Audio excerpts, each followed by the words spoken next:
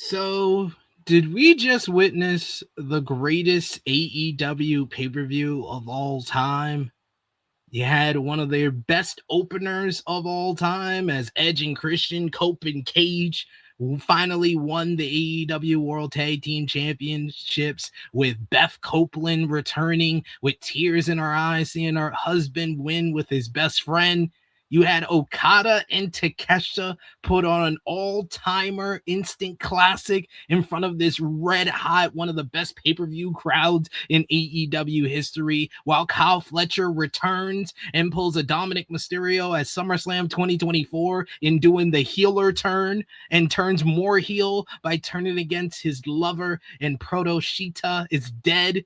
Speaking of heel turns, Kevin Knight! We called it here on True Heel Heat. We said it. He was the best disingenuous heel possible, and we called it. We were correct, and we saw it before our eyes, and it was excellent stuff as he turned heel to close the show after MJF and Darby Allin gave us one of the best AEW pay-per-view main events with the epic storytelling with the huge dive off a New York scaffolding by Darby Allin, but he held on to that throttle way too long and died out as MJF is a three-time AEW World Champion. You had Stadium Stampede with shenanigans on top of shenanigans. You had a Will Ospreay and Swerve Strickland advance in the Owen Hart men's tournament in two bona fide bangers. Athena advanced in the women's tournament. The women showed out in the four-way. This is the Illmatic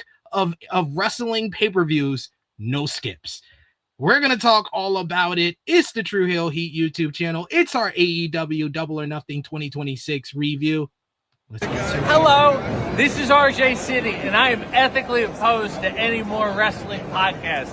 I don't know why you guys are talking about wrestling. It is a niche product. It is a very small industry. Yet, at this point, there's more wrestling podcasts than there are wrestlers. There is something wrong with society as a whole, but as you get smaller and smaller into wrestling, and then the wrestling podcast sphere, it gets even worse. And one such example, if I may turn on the microscope and look at the drudgery that happens to be True Heel Heat.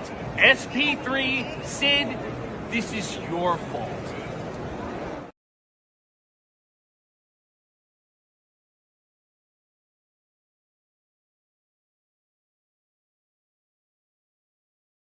All right, hello, True Heel Heat. I'm the AEW World Champion MJF. Just in case you're deaf, dumb, blind, stupid, or since you listen to this podcast poor, you're listening to True Heel Heat, and I apologize for that.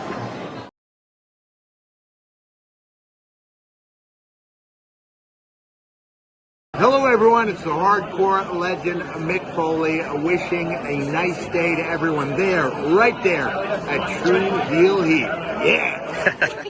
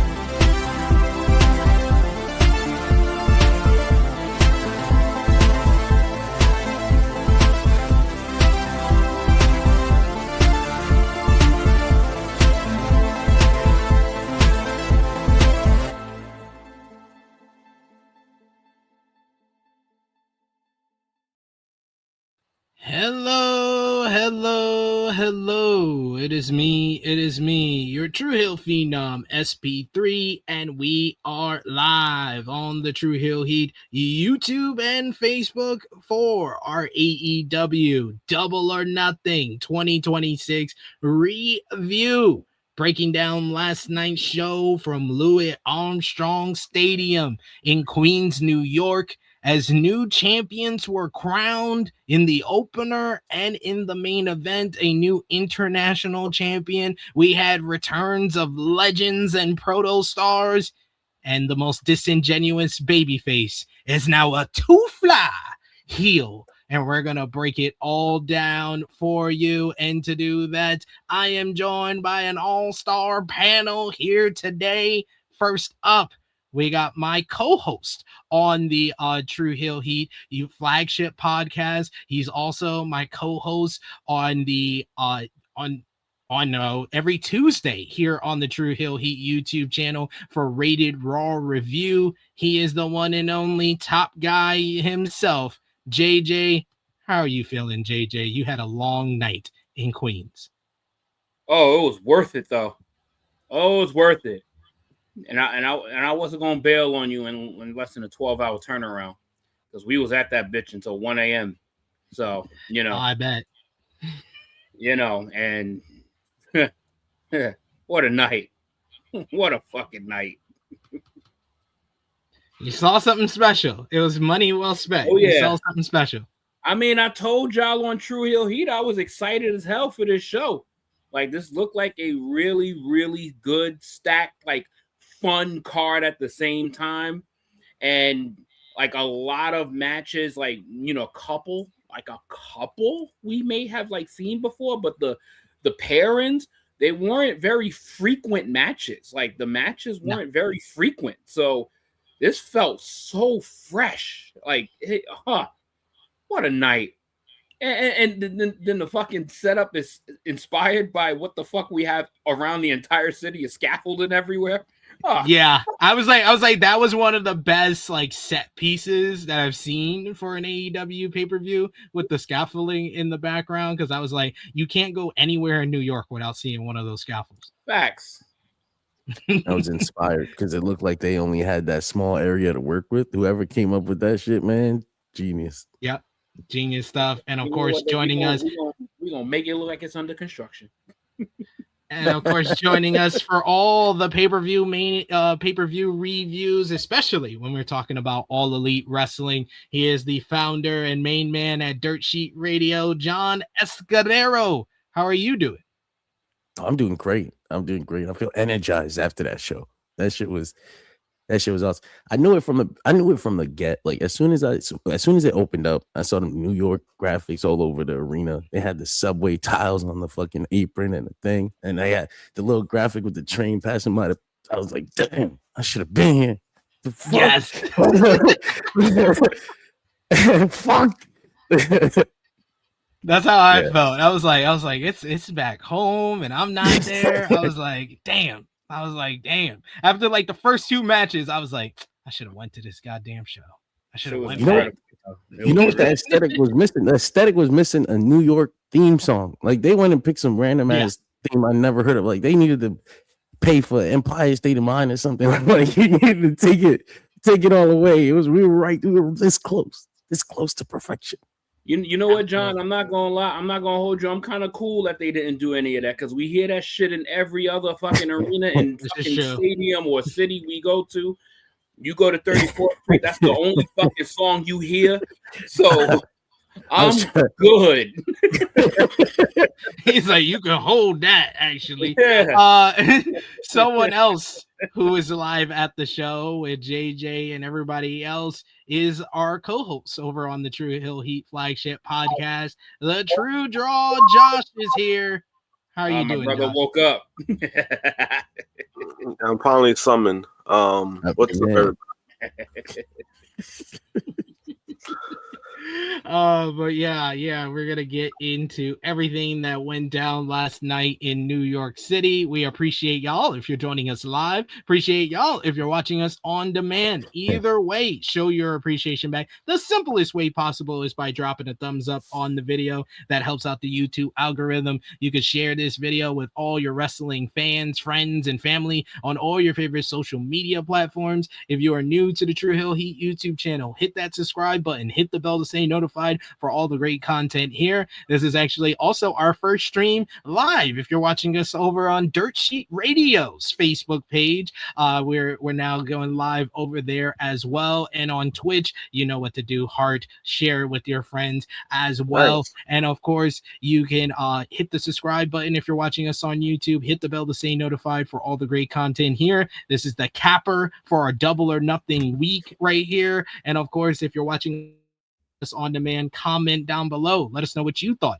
about AEW Double or Nothing 2026. And if you're with us live on Facebook, on Twitch, or on YouTube, sound off in the live chat. We love to have you interact with the rest of us. Tell us what you thought about the show last night, the crowd, the matches, the moments, everything that went down. And of course, if you're watching us on YouTube, the best way to have your comment highlighted on screen, the best way to show your support to the True Hill Heat YouTube channel is with a super chat donation. Any dollar amount matters. It goes back to the contributors that you see on screen with us here, and we always appreciate the support. Like from our main man Matthew Hooks, thank you so much, Hooks, for the support. He says this pay-per-view was awesome. Just great matches and stories. I hope they have a great follow-up Wednesday for this. 5 hours of shows this week. You have time. Yeah, I'm all 100% down. I just want, they need a great follow-up to this to keep the momentum going. Because the one issue that I had with Revolution is then they followed that show with that Fresno show, which was one of the lesser Dynamite episodes of the year. But if they can have a similar follow-up like they did following Dynasty, I think the momentum will be on fire to start off the road to All In. Will you motherfuckers relax? This shit was literally fucking 16 hours ago. You know how people always are like, what can you give me next? Bask in the moment, damn it. Sit in the glow for a second. 16 hours ago. I barely got a voice. And these niggas talking about, I hope we get a good follow-up. God damn it, that was one of the best shows we've ever been to. And you know, talking about, can we get like motherfucking wrestling fans, bro? Nah, at least I was in a super chat. You know, that's why I had to try to give it some reaction with what voice I got left. I wanted to ask y'all, since y'all were live, did y'all get trapped after the show? What the fuck was that about? There's a lot of videos of fans trapped trying to escape the building. Like they apparently closed one of the main gates to the train station, so like all thousands of people had to herd to a singular exit that nobody could find. People were like tagging the police and shit. Like, don't stop. We gonna stop all of this shit right here on live TV. All those thousands of people that say they were stuck are stupid. Let's put it like that. Like we're not even like it. Shit was easy as fuck to get out of there, to get out of the arena. It was just a shit ton of people, and a lot of people just try to go a different way, and it was not the right way. Oh yeah. Dummies. Oh, they spread that shit around like they were trapped. No, they locked us in here. Trapped. Nobody was trapped. It just obviously when there's 15,000 people, it takes a little while to get out of there, but it was fine. It was fine. There you have it, folks. Confirmed from the area. Good God, people are so dramatic, yo. Shout outs to Christy Love. She gave Wendy and I a ride. So whoever got stuck, yeah. oh well. You got stuck. Oh well. Yo, like, Josh, that's all I gotta say to that. Oh well. They're not even talking about. They talking about getting stuck, getting out of the arena. Yeah. Getting stuck out of the arena. They're even more dumber. There was like two sides to get out of from. I think what you're talking about the video was like the bridge, because I heard that some of the parts of the bridge were closed. That's not a venue thing. That's a MTA thing. You know, oh well. You got stuck.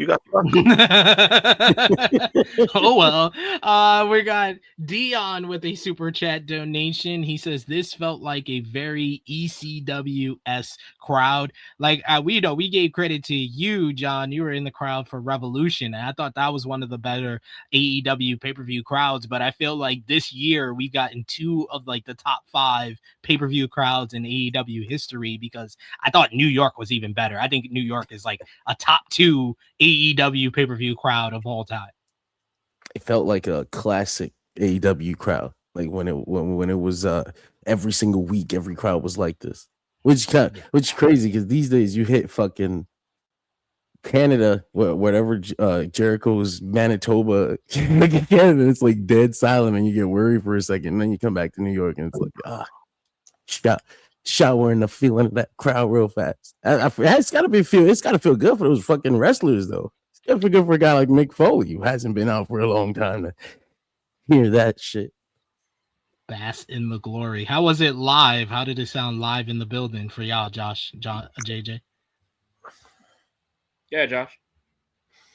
Oh, to be honest, it really didn't feel like there was a dead part of the show. People were like, they were live, they were active. The only thing I would say maybe at most was probably during the Mox and Kyle match. But even with that, people were still upbeat, like people were still active. Because that was more of a worked rate match. That was more of like, technical wrestling, right?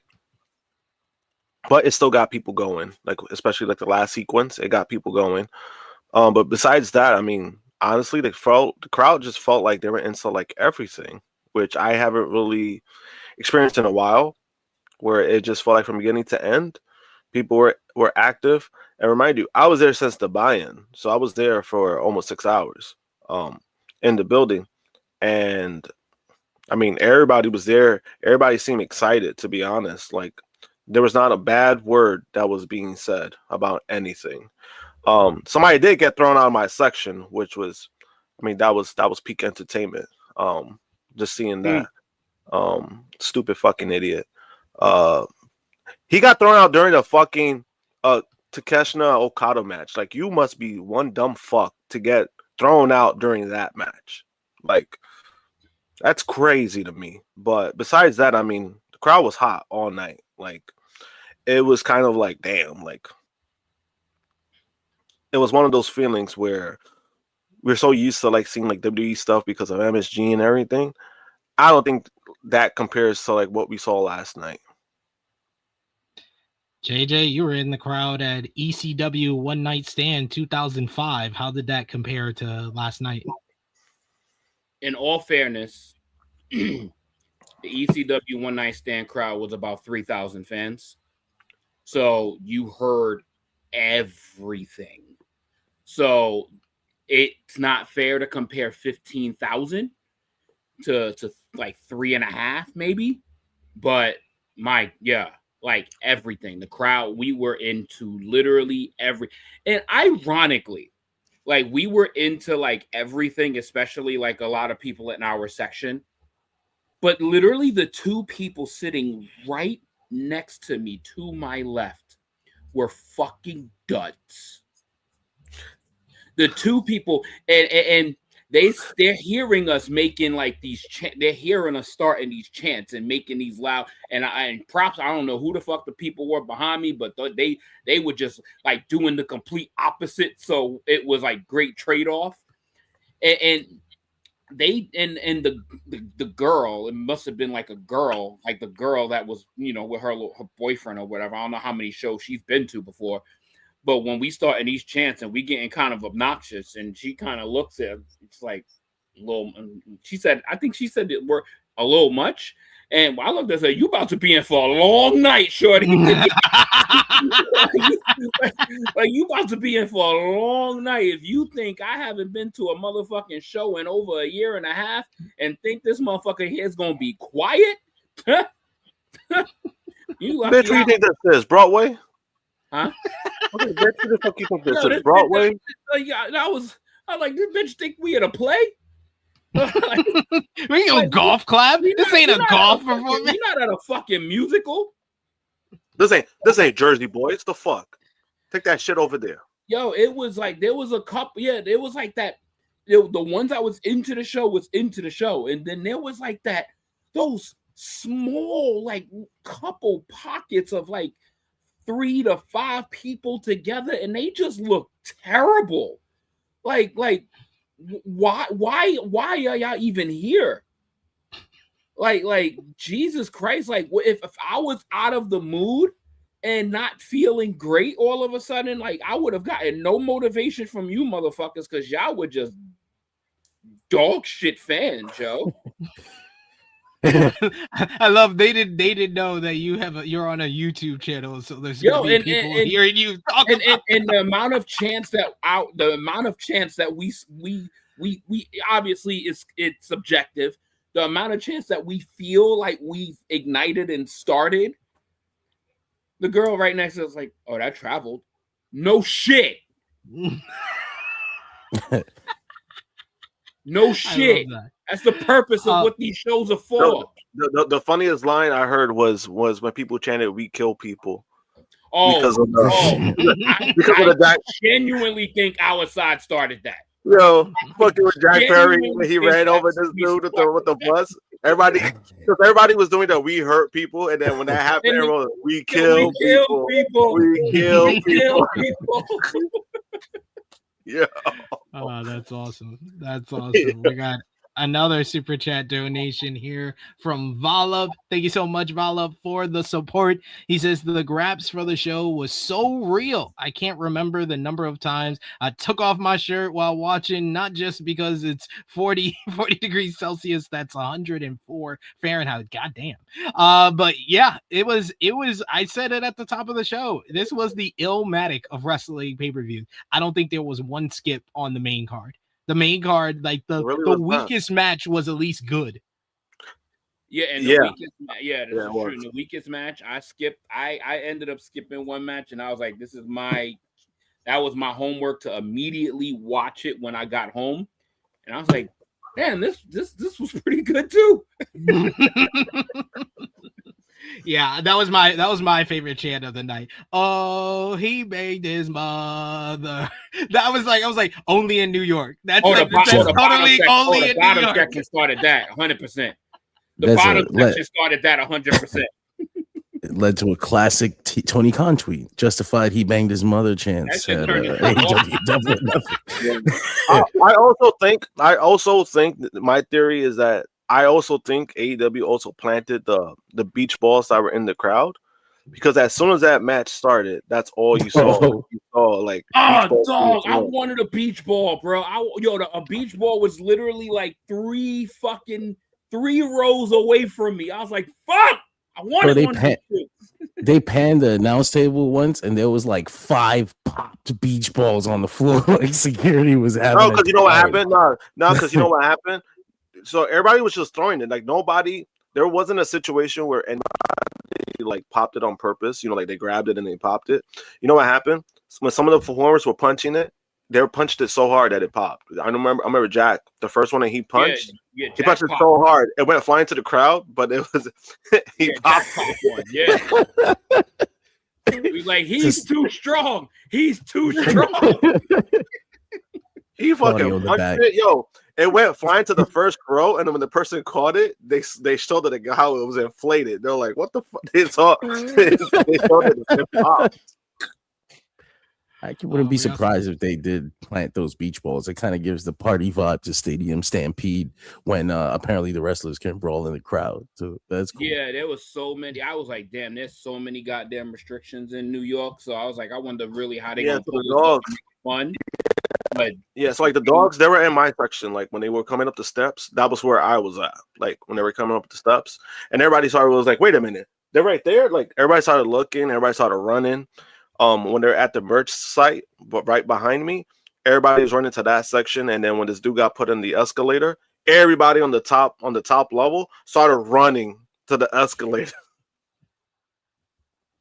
We also got a super chat donation here from Adrian, who says WWE needs to stop running Saturday night's main event and PLE on the same weekend as AEW pay-per-views because the difference in low standards and quality shows. LOL.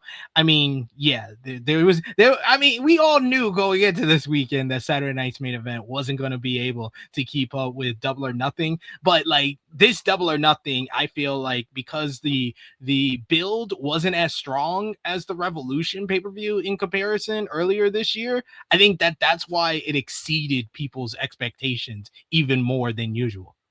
Dog, I'm just gonna put it like this. I am not letting any WWE talks fucking ruin my mood this morning. That is not happening. Like, yeah, well, listen, we saw that dog shit fest shit show of what happened on Saturday. We were all healed last night, baby. We were all healed last night. That's funny, I mean, because we kind of rated a positive show. They had, yeah, that's right. But it kind of pales in comparison to what we saw last night. It's just fact. But you know what? That's a constant though. Like every time you get a AEW pay-per-view and then you follow up with like Monday Night Raw, it's like, oh, I'm not watching Raw. I can't do that to myself. You can't do it to yourself sometimes. Like you gotta understand that. But continue, guys, sending those super chat donations, showing that love that way. As always, with our pay-per-view reviews, we always started off with giving our overall thoughts on the show. So give me one word, one phrase to give your overall thoughts on AEW Double or Nothing 2026. Top guy JJ.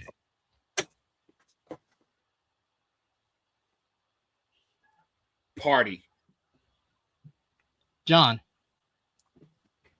Perfect. Josh. For me, it was incredible. For me, all-timer. This is like one of the best pay-per-views I think I've ever seen. So let's start it off all the way from the beginning. We're going to start off with the buy-in. The show kicked off with Renee Paquette in the ring, and she introduces for the first time in an AEW ring the WWE Hall of Famer, legendary wrestler Mick Foley, who got a good response even with the few fans that were in the building at this time. He got a huge pop. We saw his daughter, Noelle, was in the crowd. Foley says that this is one of the biggest nights of his life, and he's gotten goosebumps being in the back, seeing the talent ready to go compete in what's going to be the biggest night of their careers. Renee asks him what is the reason why he came to AEW, and he says AEW is the reason that he fell in love with pro wrestling again. He's had a long love affair with pro wrestling, and he started watching a couple of years ago, and it was this company that really reignited that love. And as 15 years ago, he had lunch with Tony Khan, who he considers a friend, and he's glad he can be part of the family.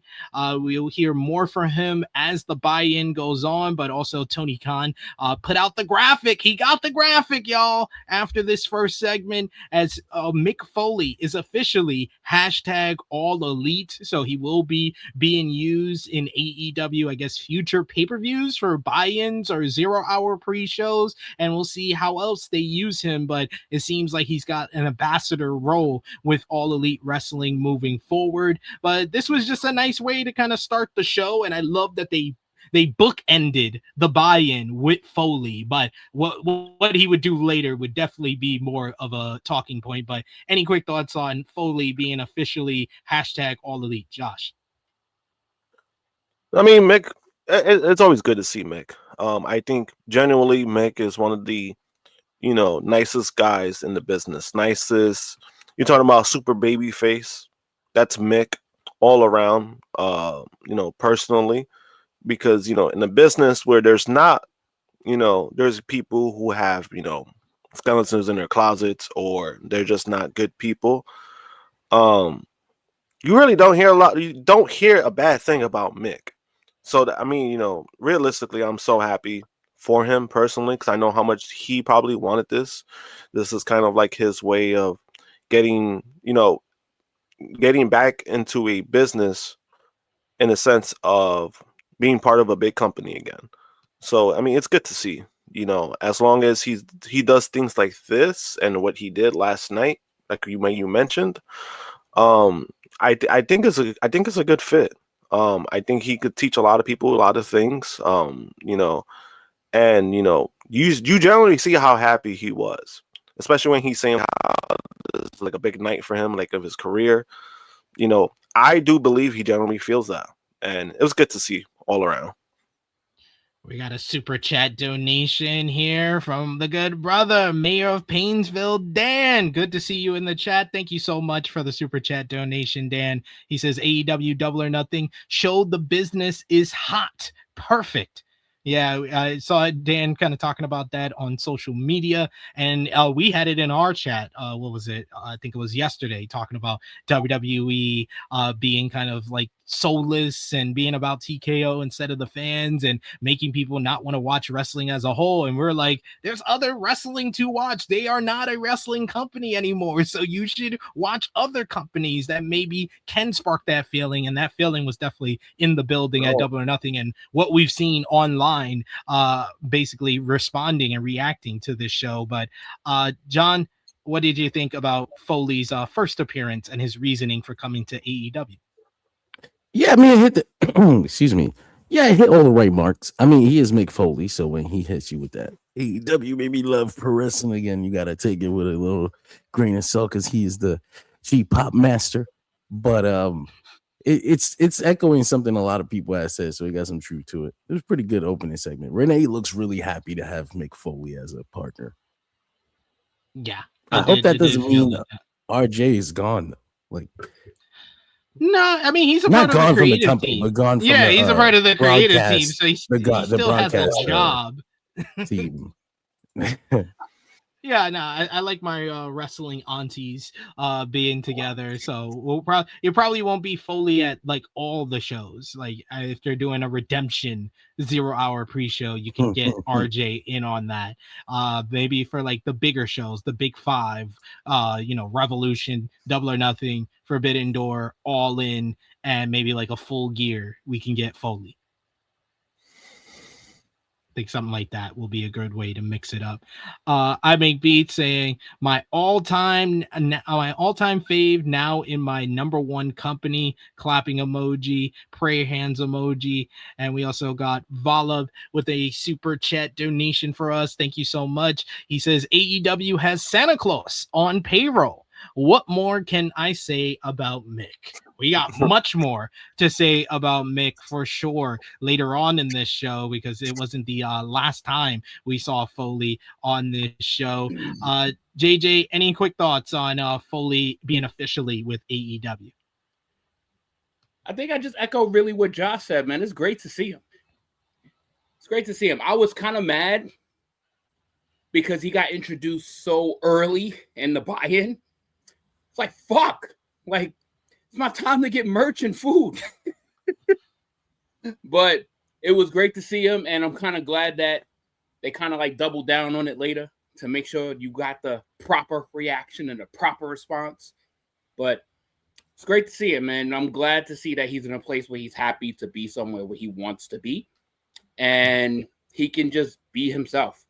He doesn't have to like follow orders. He can just say what he wants.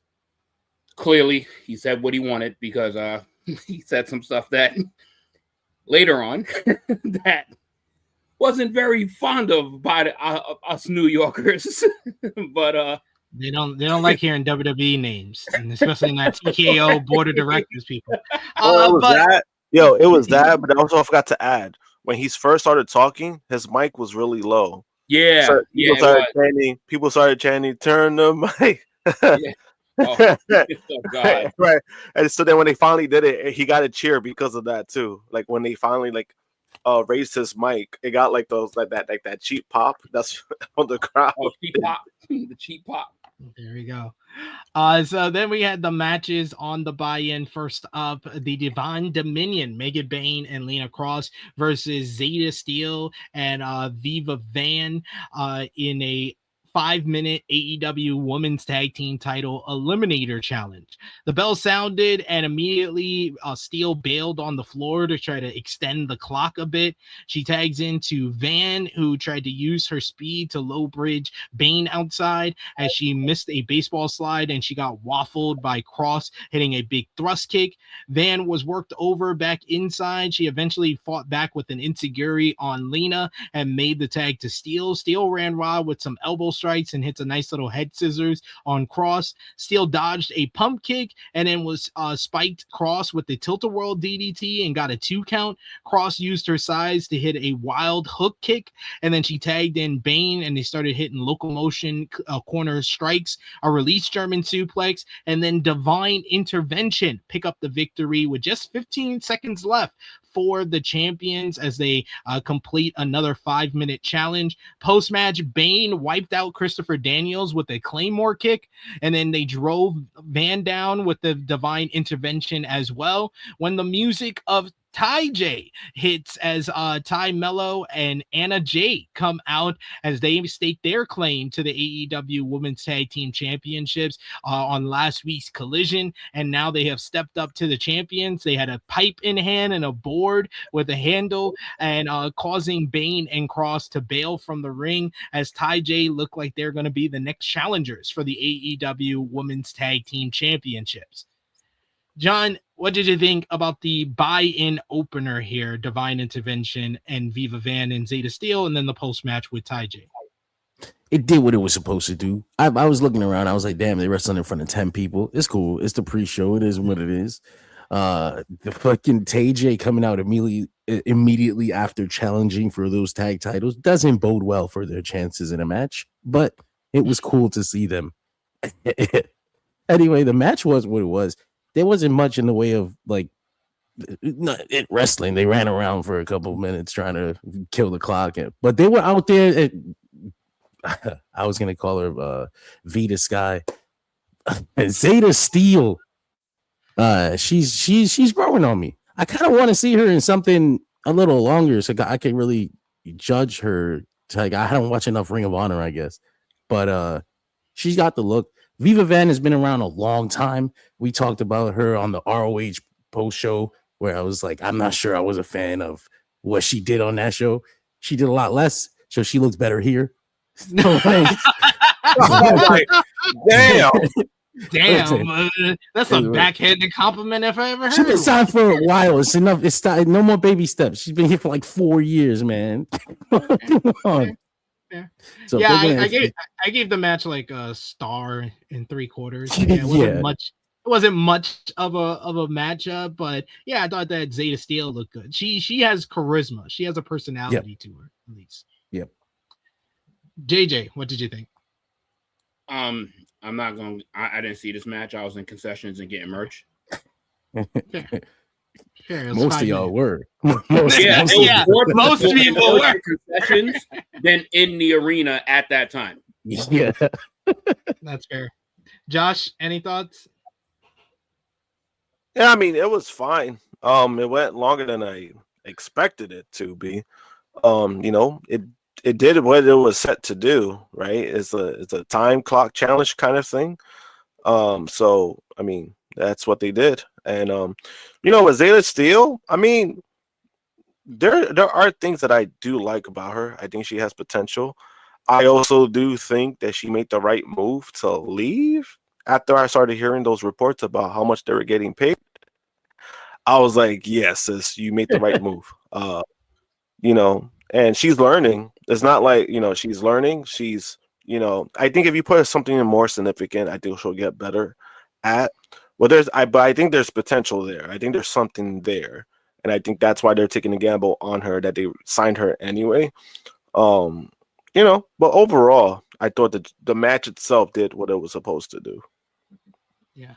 Mr. Towns mentioning some people online said so Anna Jay re-signs with AEW, and I was like, yeah, it does seem so. I said this after the promo on Collision when they put TayJay back together. I was like, oh, so I'm guessing you re-signed, because if you were just one and done, lose to Willow, comeback killer style, and then off TV, then I would think that that's what they would do if you weren't going to re-sign. Tony Khan is very known for, if someone's not re-signing, you probably ain't seeing them again.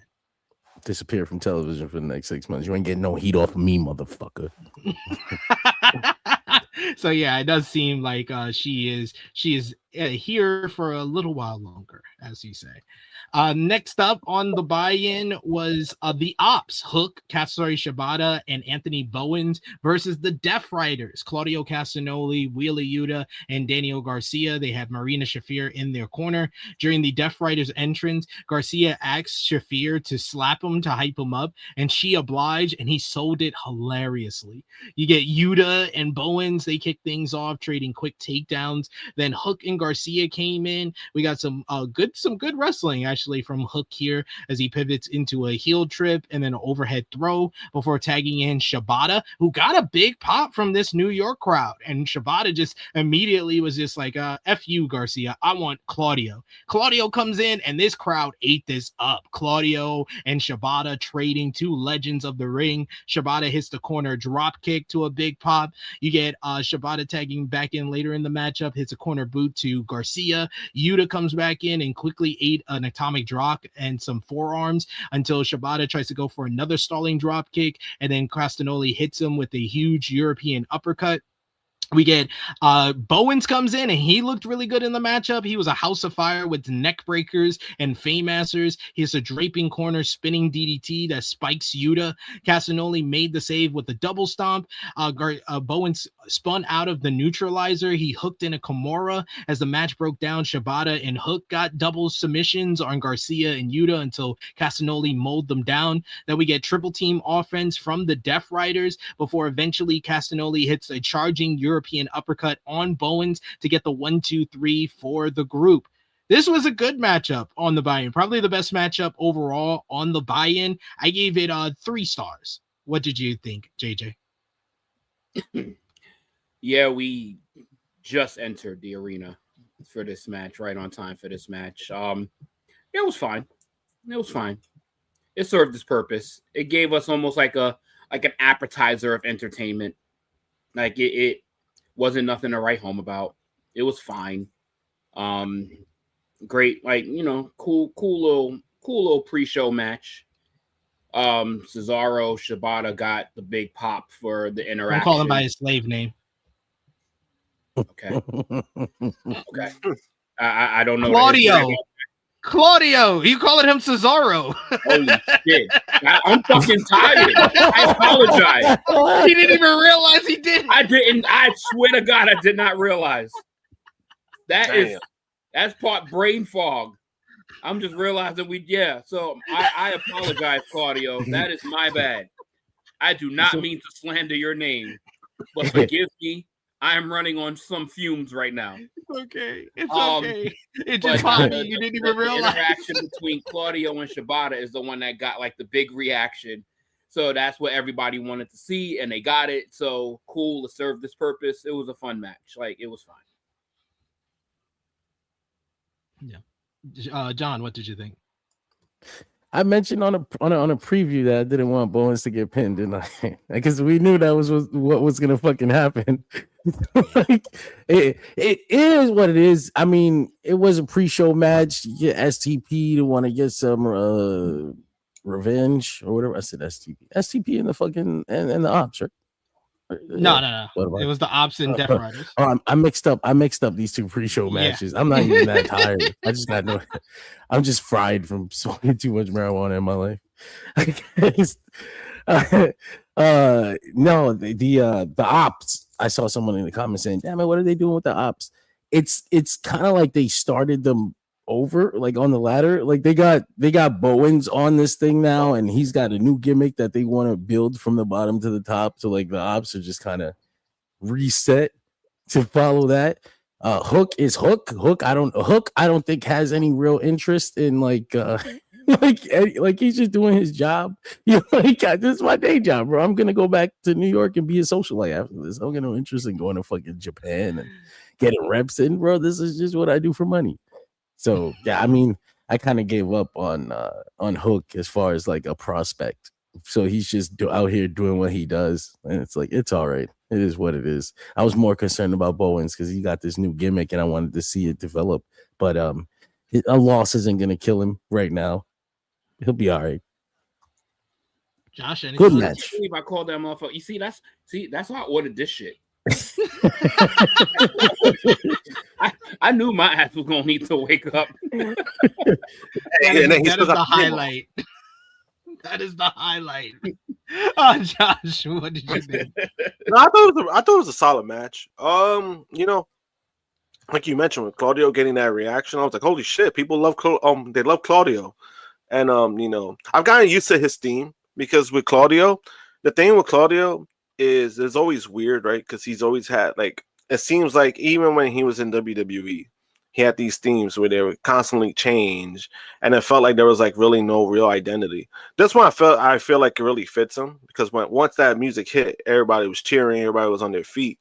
They were also coming out from my section, so every time the Death Riders were coming out, it was right next to where I was at. Nice. And you know, the crowd was into it, you know, and you know, the match itself was really solid. I started laughing the part when they all started stomping on Hook. I was like, damn, this is a fucking New York City beatdown. Like, you know, shit that you see in Brownsville and shit. You know, it's like his ass whooped on that part. I was like, oh shit. And then Bowen's taking a loss. It's like I do agree with John to an extent.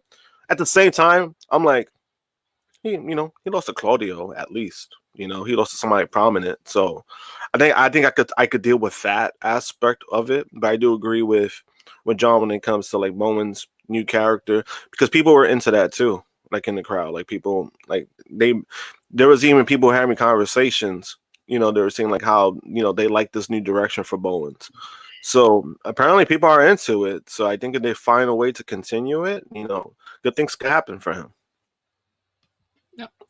Seems about right there. Yeah, I wish he didn't take the fall here because he should be one of the guys we're building up here. But you're not going to pin Hook in New York, and you're probably not going to pin Shibata. So it does make sense. You're not pinning Shibata. No, he was the most over, even more than the two New York guys. Yeah, no need for a 6-man tag team pinfall loss for that man. No. In the 100th match he's had since he came back from injury, we're gonna pin Shibata to celebrate. Yeah, no. I think the perfect guy lost the punch.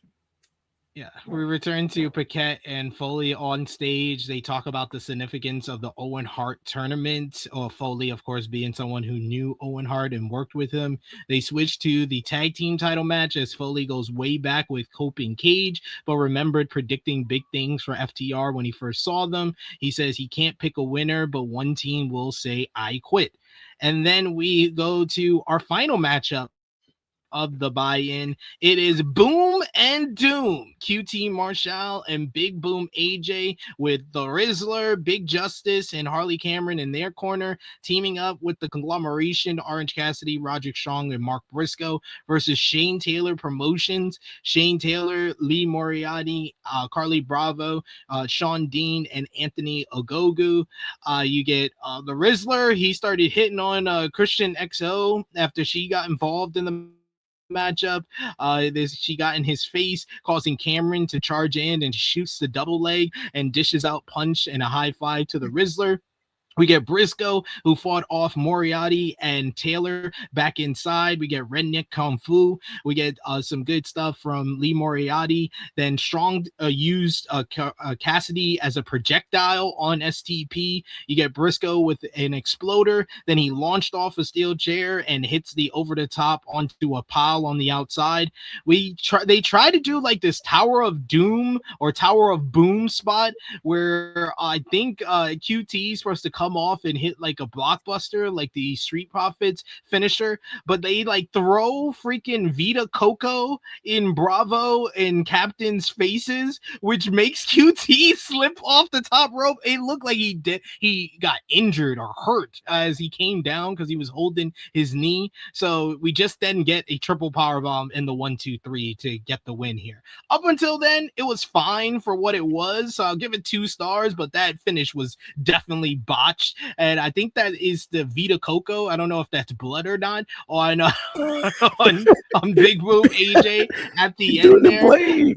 then you get STP who surround the ring as the baby faces are celebrating, and the music of Eddie Kingston hits, and Eddie gets a huge pop from this New York City crowd. He sprints out with Ortiz and Mance Warner, and they make the save as STP bails. The pop for Eddie and his crew was insane and very, very loud. And of course, they explain that Eddie has been feuding with STP in Ring of Honor, so it made sense for him to come out and make the save. And we got a great little moment where Eddie Kingston started doing the Rizzler pose to the hard camera, because what the hell, why not? So this was just a regular kind of pre-show nonsense that we get from Boom and Doom, so I was fine with it. What did you think, JJ? This match sucked. This match sucked. This match sucked. And seeing that finish live was even worse. Like, this match did suck. Awful. This match was awful, bro. Like, I was like, oh, poor Cassidy, man. Why he gotta be in this bullshit? I mean, he's born to do this type of stuff. Yeah, Mark Briscoe is the person I feel bad for. Mark Briscoe and Roderick Strong. But Roddy had like the best wrestling in the match. Yeah. Like, Roddy had, of course, he actually made it feel like, oh, this is an actual wrestling match. But I mean, all was saved when Eddie Kingston came out. All was saved when Eddie Kingston came out. When Eddie Kingston came out, I felt like our New York hero just arrived. Like, I swear to you, and I will tell everyone in our section, we had no clue that Ortiz and Mance Warner even came out until we just started looking in the ring. It's like, when the fuck did Ortiz come out? It's like, he came out with, the fuck out of here. No, he did. Yo, we were only focused on Eddie. Like, I don't even think I damn sure didn't realize that Ortiz and Mance Warner were even out there. Until like they all like got together in the ring and shit. I was like, oh shit, they're out there too. No one cared about Ortiz and Mance Warner. It was all about Eddie. Yeah. Of course, all the pop was definitely for Eddie here. John, what did you think about this 10-man tag? The thing about the Conglomeration is this: their act makes them be like, I don't really think twice when Orange Cassidy and Mark Briscoe are fucking around with this comedy bullshit, because then 7 days later they're in some wild ass compelling fucking main event hardcore thing. Like, they're really versatile. It's weird. Yeah. The Boom and Doom thing, like I said before, like on the preview show, I always kind of wonder what are we doing? Like, I didn't know they still worked here. And then they do their pre-show thing, and it's like, I get it. We put the Vita Coco thing with them. We get all this sponsorship stuff out the way. You get a pre-show pop. It's inconsequential. That's the thing that it's important to me. As long as this motherfucking Big Boom AJ is not in no main angles and fucking up any stories that are on TV, put him on a pre-show. I don't give a fuck. He's up there. He looked like he ran the blade. That was probably the Vita Coco, but the idea of Big Boom AJ running the blade was like, keep doing these pre-shows. Let's see if we can get there. Let's see if we can get Big Boom AJ in a hardcore match. He can't run the blade in front of the other kids, the Big Justice or whatever. He'd be horrified. They'll never come back. I don't like this anymore. But that should be the goal here. Let's see. Let's push it a little more and more until we get Big Boom AJ in a fucking Texas death match. Rizzler. Texas death match on the pre-show. Let's do it. Rizzler bumping on thumbtacks. Let's go. I saw a lot of people bringing this up ahead of this event because, of course, it's in New York, and you're wondering, where's Eddie Kingston at? Annika saying, why is Eddie behind the paywall? I will tell y'all, because I interviewed him, because that's where he wants to be. It's not really like it's not he disappointed when he first came back, and you could make your case and create a narrative that that's the case, but from what I talked to him, on camera and off camera, he is more comfortable in Ring of Honor right now at this stage of his career. He still does not have that much confidence coming back from that injury and being off television and being on the shelf for 18 months. He wants to be in Ring of Honor. That's why he's behind the paywall. And he's fine. Like, he looked content. He looked happy. He was happy as hell with the crowd, with the interaction out there. He showed a lot of love to, especially like the section that was fucking, because it was our section that was going, like, we went ape shit for him over there. As he was walking out, he definitely like bowed, tossed his cap, like, like he looks like he's content. So if he's content, we good. We good. Like we're not gonna try to overthink Eddie Kingston's situation. And sometimes a break from work while working is needed. Like, he probably doesn't need the pressure of being in a main angle right now and needing to have like the pressure of delivering high caliber shit on Dynamite and pay-per-views, which fine. Good with that right now, bro. Come back when you're ready. Yeah. Josh, any quick thoughts on the 10-man tag?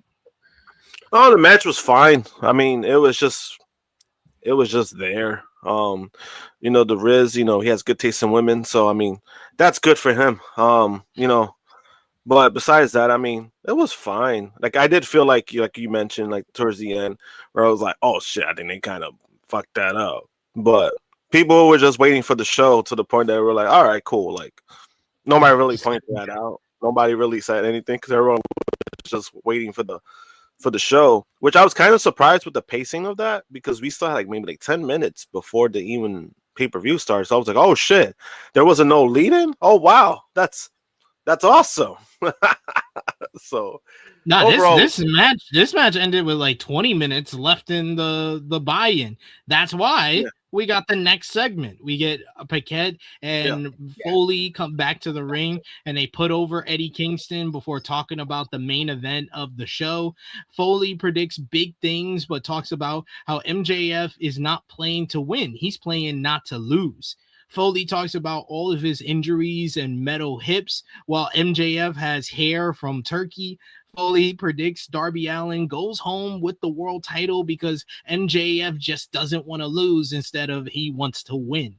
MJF immediately comes out saying, no. Paquette leaves, and we get a face-off between Mick Foley and MJF, and I was like, oh, this is going to be good here. MJF runs down the crowd saying that he doesn't care about the fans' opinion. If they are stupid enough to believe the Knicks have any shot of winning a championship, then they have no right to give me their opinion. Speaking of people who will let you down tonight, Darby Allin, who says that he's the same as Foley, underdogs who, when their backs are against the wall, they lose. Foley said that for a moment he wanted to take all of this in, because he can't believe he never thought he'd have a feeling like this again in his life. So he thanks MJF for giving him that gift. Foley says, yes, he lost a lot of matches, but he mentions that you can ask a young man named Dwayne Johnson who got big time boos, and he says that he actually won a few matches himself. But he says none of those matches did those happen in 2 minutes and 15 seconds or less. That's not a loss. That's a disgrace. Foley told MJF to put his big boy pants on if he wants to deal with Allin. Foley was content to steal the show, and Allin is not. He's willing to retain the AEW World Title by any means necessary and take MJF's hair with him. Foley says that he just noticed he's got wavy hair, and tonight he'll be waving it goodbye. MJF says, oh yeah, and low blows Foley to some big time boos from this crowd in New York City. This brings out the AEW World Champion Darby Allin, who sprints out to the ring, and MJF hightails it out of there. Foley gets back onto the mic after selling the low blow, and he says for MJF not to run away. He didn't know until a month ago that he inspired Darby's career. And he brought up how he met Allin for the first time. He says Allin was facing Jon Moxley at Six Flags in New Jersey years ago, saying that this kid, and Moxley told Foley, pulled him aside, and he says, this kid that I'm facing tonight can do anything. And Foley says, I repeated back to him, anything? And Foley stunk around and watched it, just that. You did anything in the ring. And Foley says, like himself, Allin was a weird kid.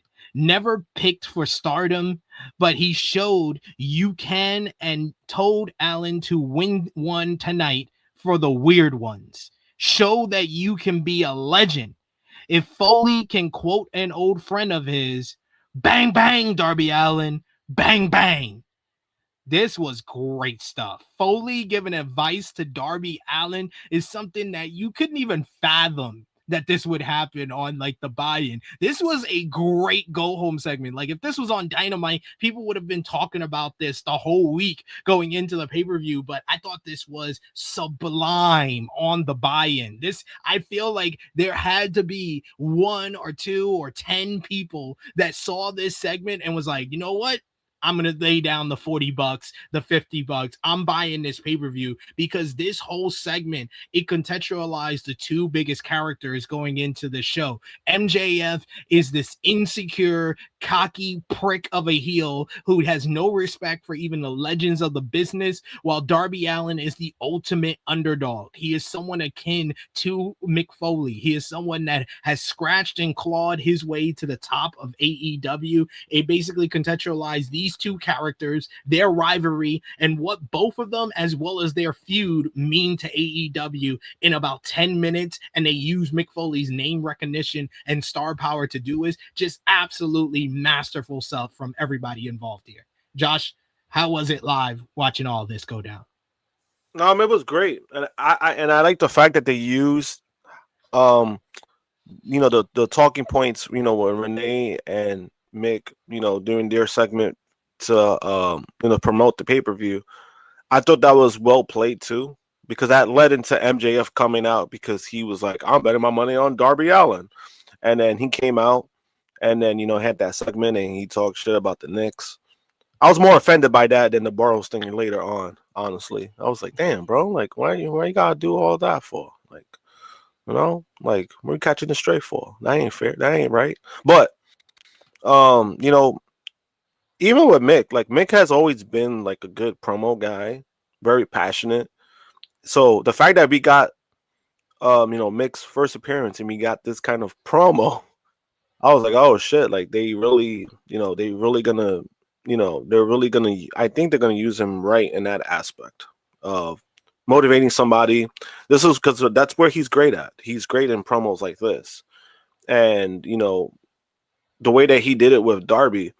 He did a great job selling not only selling the match, but making you believe like, oh shit, MJF might be a ball motherfucker by the end of the night. Overall, it was great. It was fantastic. JJ, how was it for you? Man, this was good. And part, if y'all hear some noise in the background, they just happen to be running a fucking little mini festival outside the elementary school. That's unavoidable. Just don't worry. FYI. We don't hear it that much. It's okay. Okay. That and I would bet money that it was a lot more than 5 to 10 people that clicked buy now for $50 to buy that pay-per-view, because that's a fucking trailer. That was a fucking trailer right there. Like, that was great. Like, just what. And one, it's like you got 2 people literally like living a fucking life goal at the same time. Like MJF getting to have a face off and promo exchange battle with Mick fucking Foley, and then he gets to give Mick Foley a low blow while shitting on the Knicks. like MJF is like living a dream right now. And then Darby Allin comes out and runs off MJF, and then Mick Foley gives words of inspiration to Darby Allin in the Mick Foley style, like in the way he knows how to deliver promos, which was absolutely fantastic.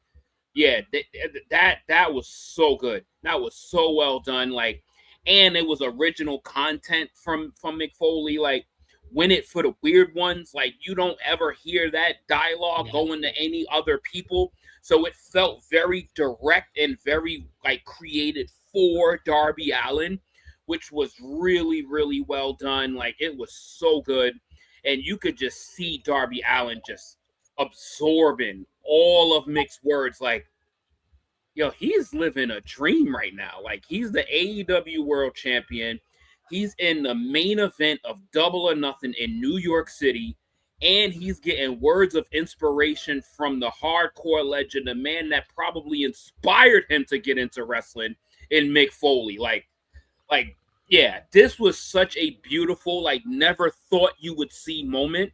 It was really, really cool to see, man. And it was like, damn, I'm ready for this show now, because this shit was like 5 to 10 minutes before the show. Was like, oh, well done. Well done. Yeah. We are fucking ready. And clearly, as soon as 8 o'clock hit, we are fucking ready. Yeah.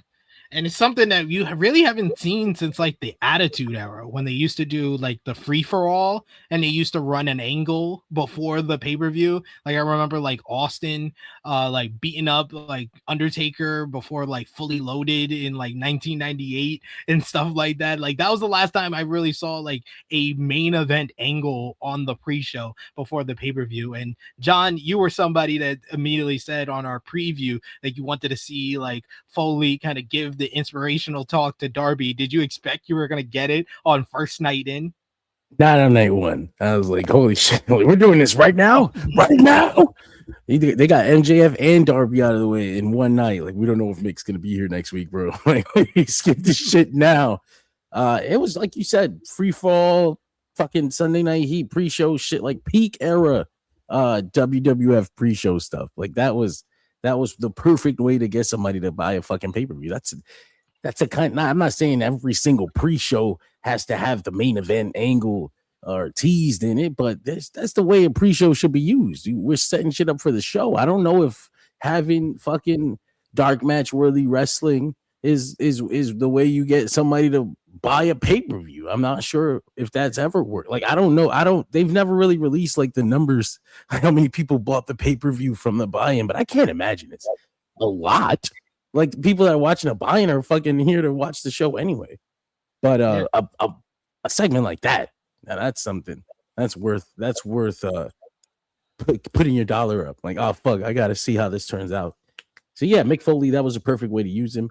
I prefer him being used like that than the broadcaster thing, but then I saw the way it led into each other. So I was like, okay, you know what you're doing. I don't know what the fuck I'm talking about. You know, it was good stuff. Great way to start the show. Absolutely. And that segued nicely into the opening of the main card for the AEW World Tag Team Championships. Adam Copeland and Christian Cage, Cage and Cope, challenge Dax Harwood, Cash Wheeler, FTR, with Stokely Hathaway in their corner in an I Quit New York City street fight for the titles. And if Cage and Cope lose, they must retire as a tag team. And by God, this Queens crowd was on fire from the moment go on the main card. They're singing the On This Day, the Mentalingus. You got Wheeler and Copeland. They start things off. They spill to the outside. Everybody's just brawling at the opening of this matchup. You get Christian, who dished out 10 corner punches. You get Harwood, who dodged a kill switch and then took down Christian with a combo until Stokely handed him barbed wire. But Christian wraps the barbed wire around the middle rope. He does a drop toe hold to Harwood and basically puts his foot on top of him, leaning him into the barbed wire. But Harwood would not quit. Get Harwood, who was hung over the top rope with Paul Turner's belt after Cage and Cope whooped him after the New York crowd were chanting, "Who's your daddy?"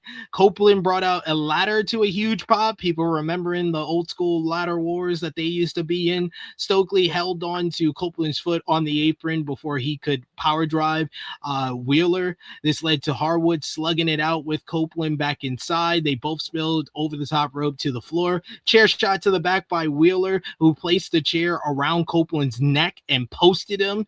Then Harwood took out a toolbox and went to use it, but he got kicked low by Christian, who pulled out the pliers and then basically wrenched at his mustache and nose.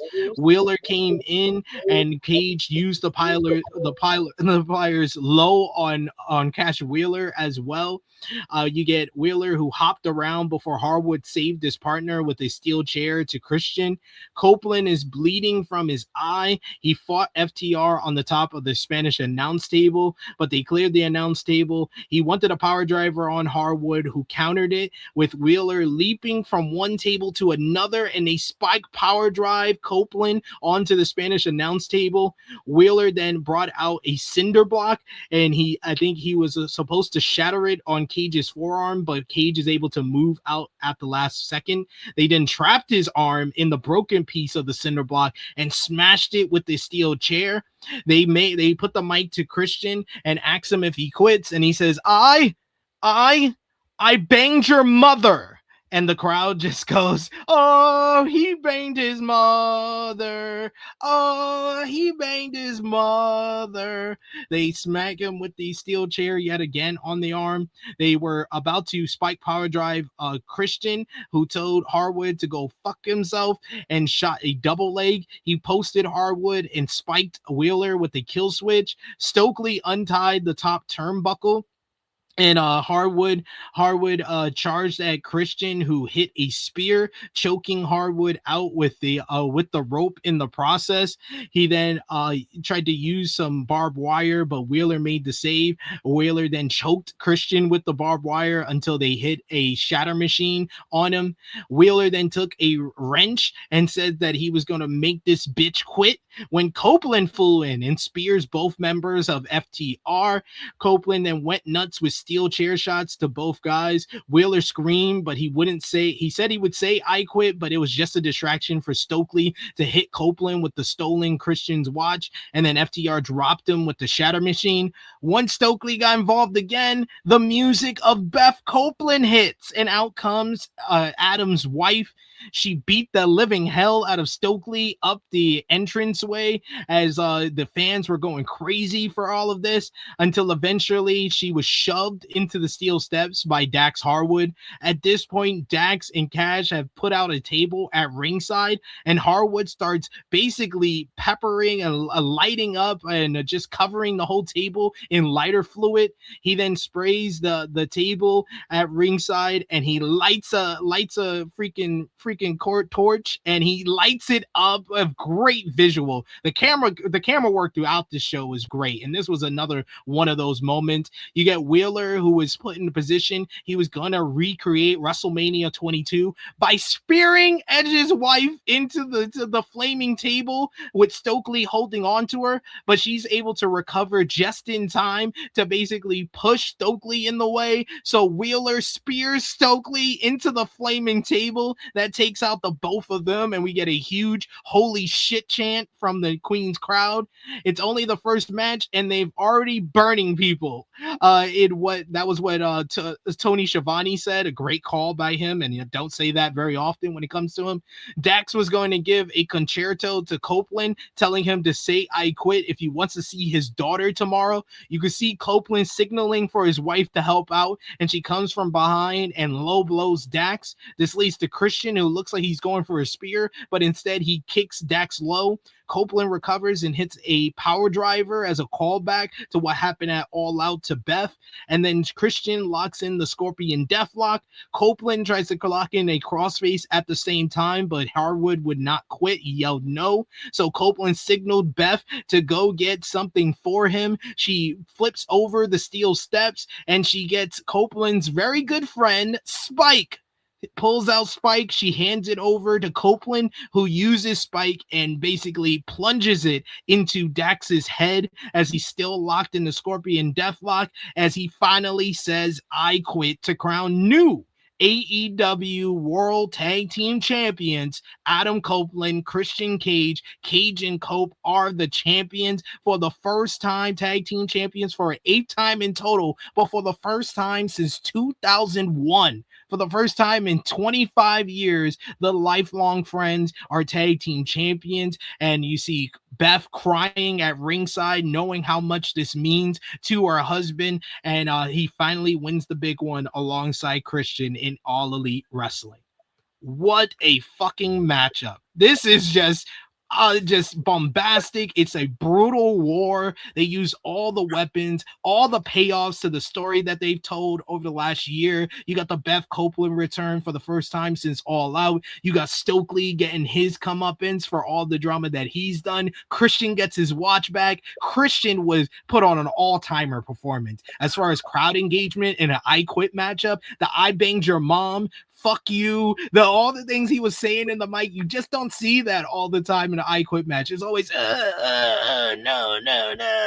He made it so much fun for the fans in live there. This is one of the best AEW pay-per-view openers of all time. I give it 4 3/4 stars. This is Cope and Cage's, I would say it's in the argument for right there with the Hardys, the first ever tag team ladder match, as the best 2-on-2 tag team match Edge and Christian has ever had. And that's how good FTR is, and that's how good the story that they told, and the crowd amped this up tremendously as well. One of the best openers, 4 3/4 stars. John, what did you think?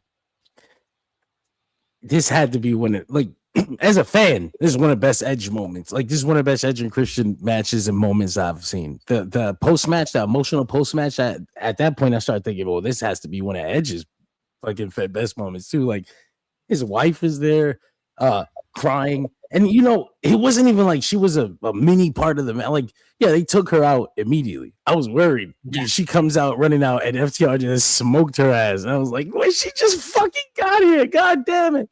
She smacked so hard into those steps. Yeah, I was worried. I was fucking worried. But everything about this match was fucking awesome. AEW with these last 3 pay-per-views, they just decided, like, how about we take one of the late card matches and just put it and just open the show with it. And that has been a perfect fucking formula, because you're just, when they say the first match sets the tone, man, that shit has been setting a fucking tone. You putting these high quality ass matches, everybody and their mother feels like they have to follow it, and then you end up with these top tier pay-per-views like this. It's, how many fucking times are we gonna come out this pay-per-view and say, God, that was the best opener they've ever done? This is the 3rd time in a fucking row. It is. This is the 3rd time in a row. 3rd time in a row we said that.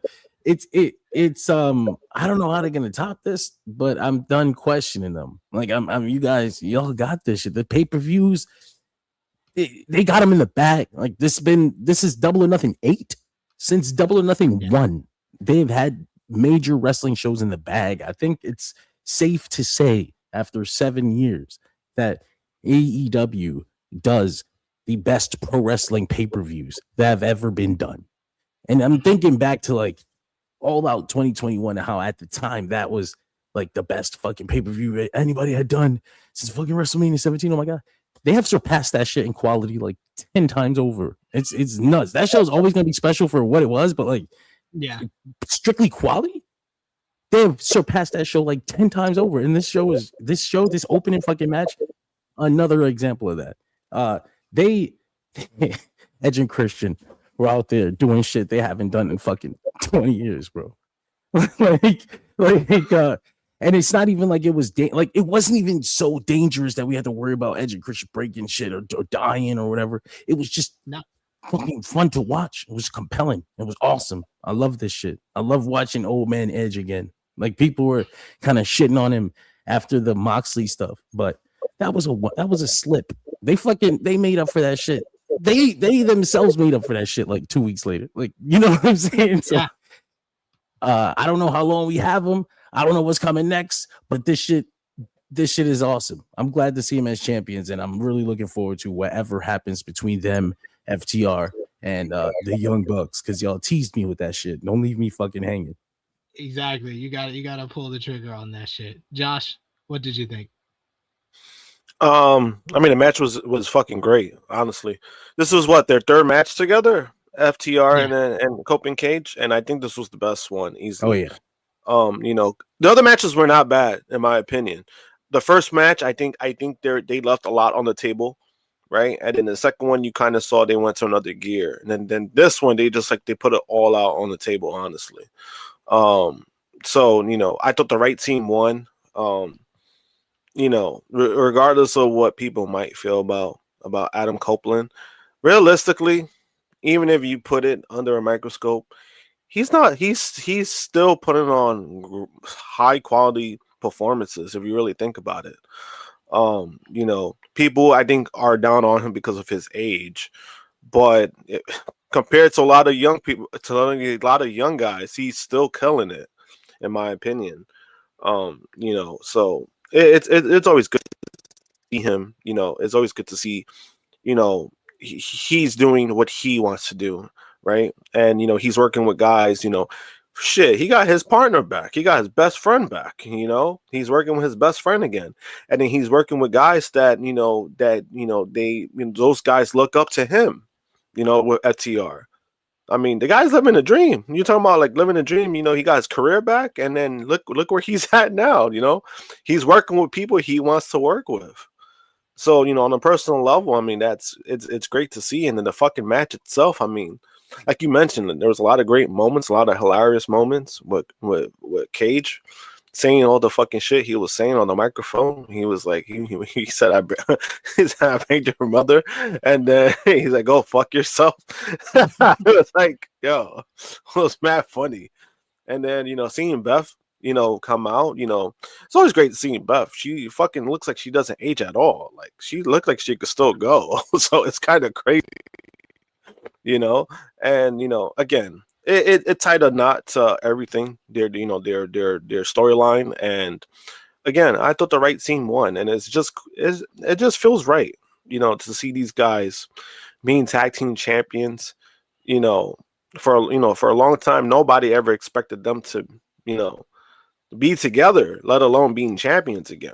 So you know, because there was a point where Christian was forced to retire on the WWE because of the concussions.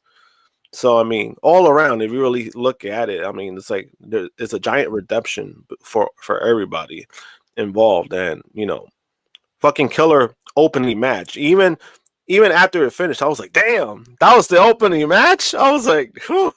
I was like, damn, man, we still got a full card to go. Holy shit! So overall, man, it was fucking killer opener.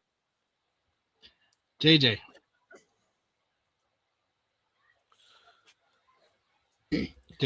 All right, timing is actually pretty good because that shit just became a fucking festival over here. But my God, what a fucking opener! Like this match had, I was like, that opener had no business being that great. Like this shit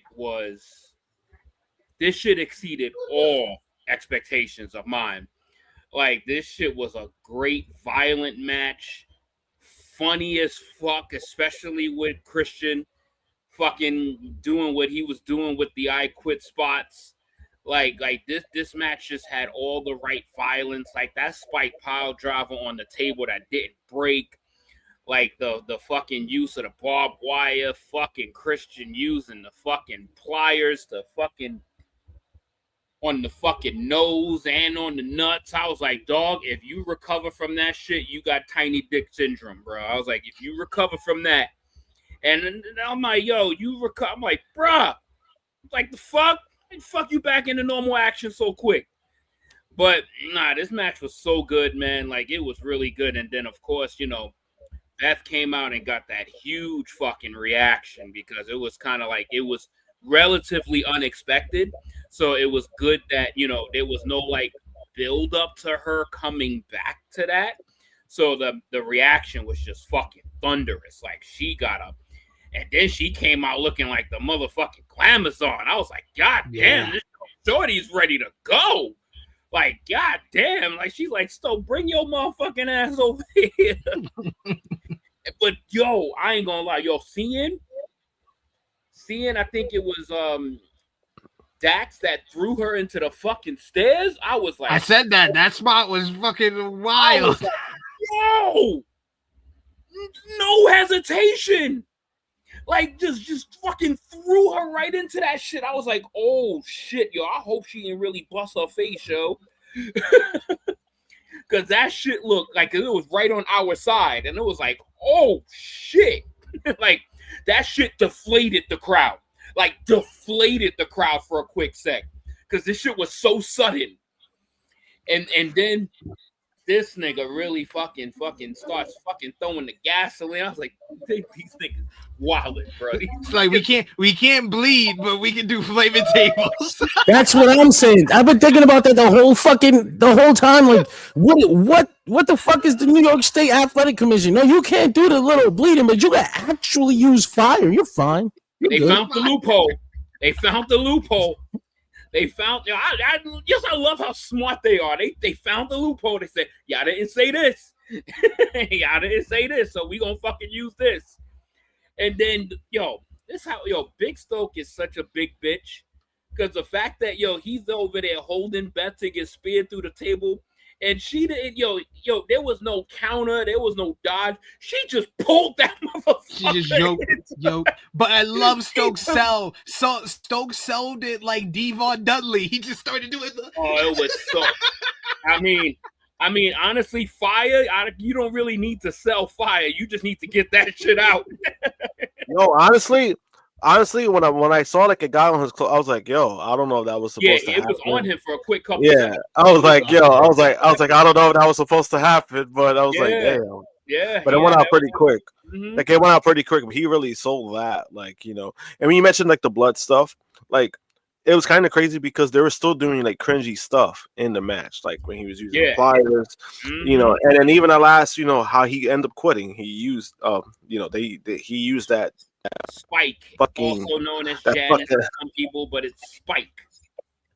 He used a fucking spike, and it was still cringe worthy, So it was it's good to see stuff like that. Like it's like, all right, AEW could still be creative without using blood, because people think like, oh yeah, that's a cop out when they use it, but it was like, no, like people forget these are still great performers. They could pull off a lot of things. So this props to them.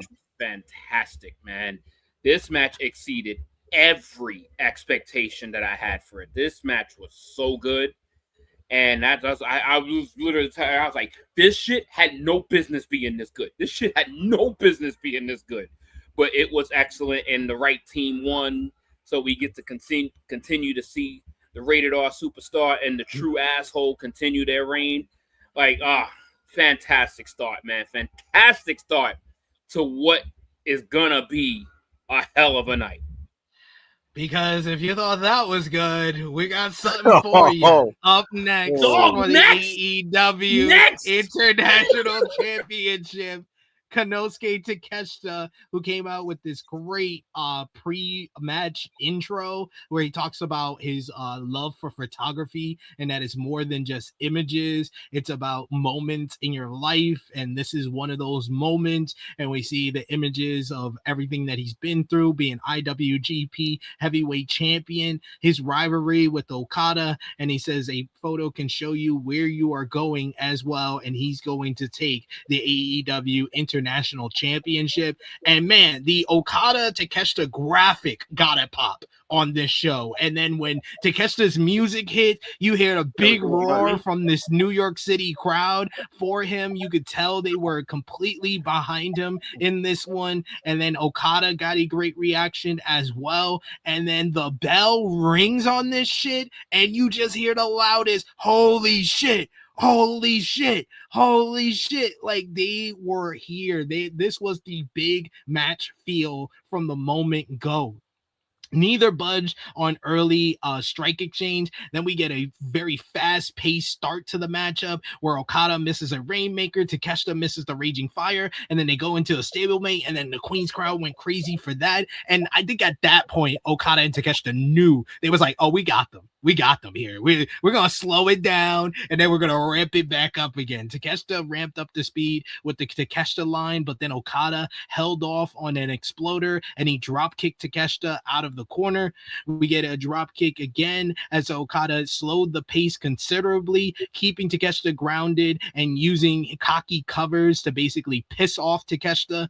Okada then snapped a uppercut that was so loud that it sounded like a fucking whip, and then he smiled so big, but he walked into 2 exploders from Takeshita that got the crowd into the matchup even louder again. Okada got the knees up on a second rope senton from Takeshita, who was ready for the charge as he hits a jumping knee that sent Okada outside to regroup, only he didn't let him up as he hits a huge tope to the outside, does Takeshita. Back inside, Okada fought back with the air raid crash neck breaker. He does a body slam and then poses and does the flip off middle finger in the process after he hits the body slam and top rope falling elbow drop. He then tries to go for the Rainmaker, but Takeshita is able to fight it off. They both counter each other's big moves. You get Okada countering the Blue Thunder Bomb. Takeshita counters Tombstone. Takeshita hits a bastard driver into the release German suplex. Big pop for that. But Okada no-sells it. He hits a shotgun dropkick. Takeshita no-sells that. And then Okada is turned inside out with Takeshita inside out with a discus lariat and a huge ovation as we get the reset. Both men come out slugging it out on the apron as Takeshita teases the Raging Fire, but Okada slips into the ring and hits a Rainmaker, sending Takeshita to the floor. He then follows up, spiking Takeshita with the DDT. Big smile on his face as he knows he's in firm control. He tries to go for a Tombstone on the floor, but Don Callis leaves commentary and begs Okada not to do it, saying that you got to save my investment here. You can't ruin my investment here. He tries to pick up Takeshita and put him back into the ring, but Takeshita instead responds, spiking Okada with a brainbuster. Callis then screamed at Takeshita, who gave it right back to Callis, showing that he was not listening to his manager anymore and says that he's doing this for him. He puts Okada back into the ring. He hits a big haluva kick and a huge superplex. He holds on, but Okada floats over on the Raging Fire. They trade strikes until Takeshita hits a high bridging German suplex where he didn't even grab the waist. He lifted him up from like the crotch area and did a German suplex for 2. Takeshita then calls for the power drive knee, but Okada responds right with a Tombstone power driver. They each rise at the same time as the crowd is going crazy at this point. Okada flips off the crowd as Takeshita hypes up, no-sells huge right hand, and then he basically hits him. He ducks a Rainmaker and hits a perfect Blue Thunder Bomb. He then charges for the knee, but he runs right into an Emerald Flosion. Takeshita then rolls through a Rainmaker into a wild close near fall on a cradle. Backslide from Okada then into the Rainmaker, and he holds on to wrist control, but he misses another, and Takeshita runs right into a drop kick. Rainmaker is countered by Takeshita, who hits one of his own, and the crowd is absolutely losing their mind at this point. Takeshita runs right into a drop kick. He no-sells that, and he hits a power drive knee, but Okada kicks out at 1, and he bites the rope as the crowd is just going nuts at this point. This is just going back and forth nonstop throughout this one.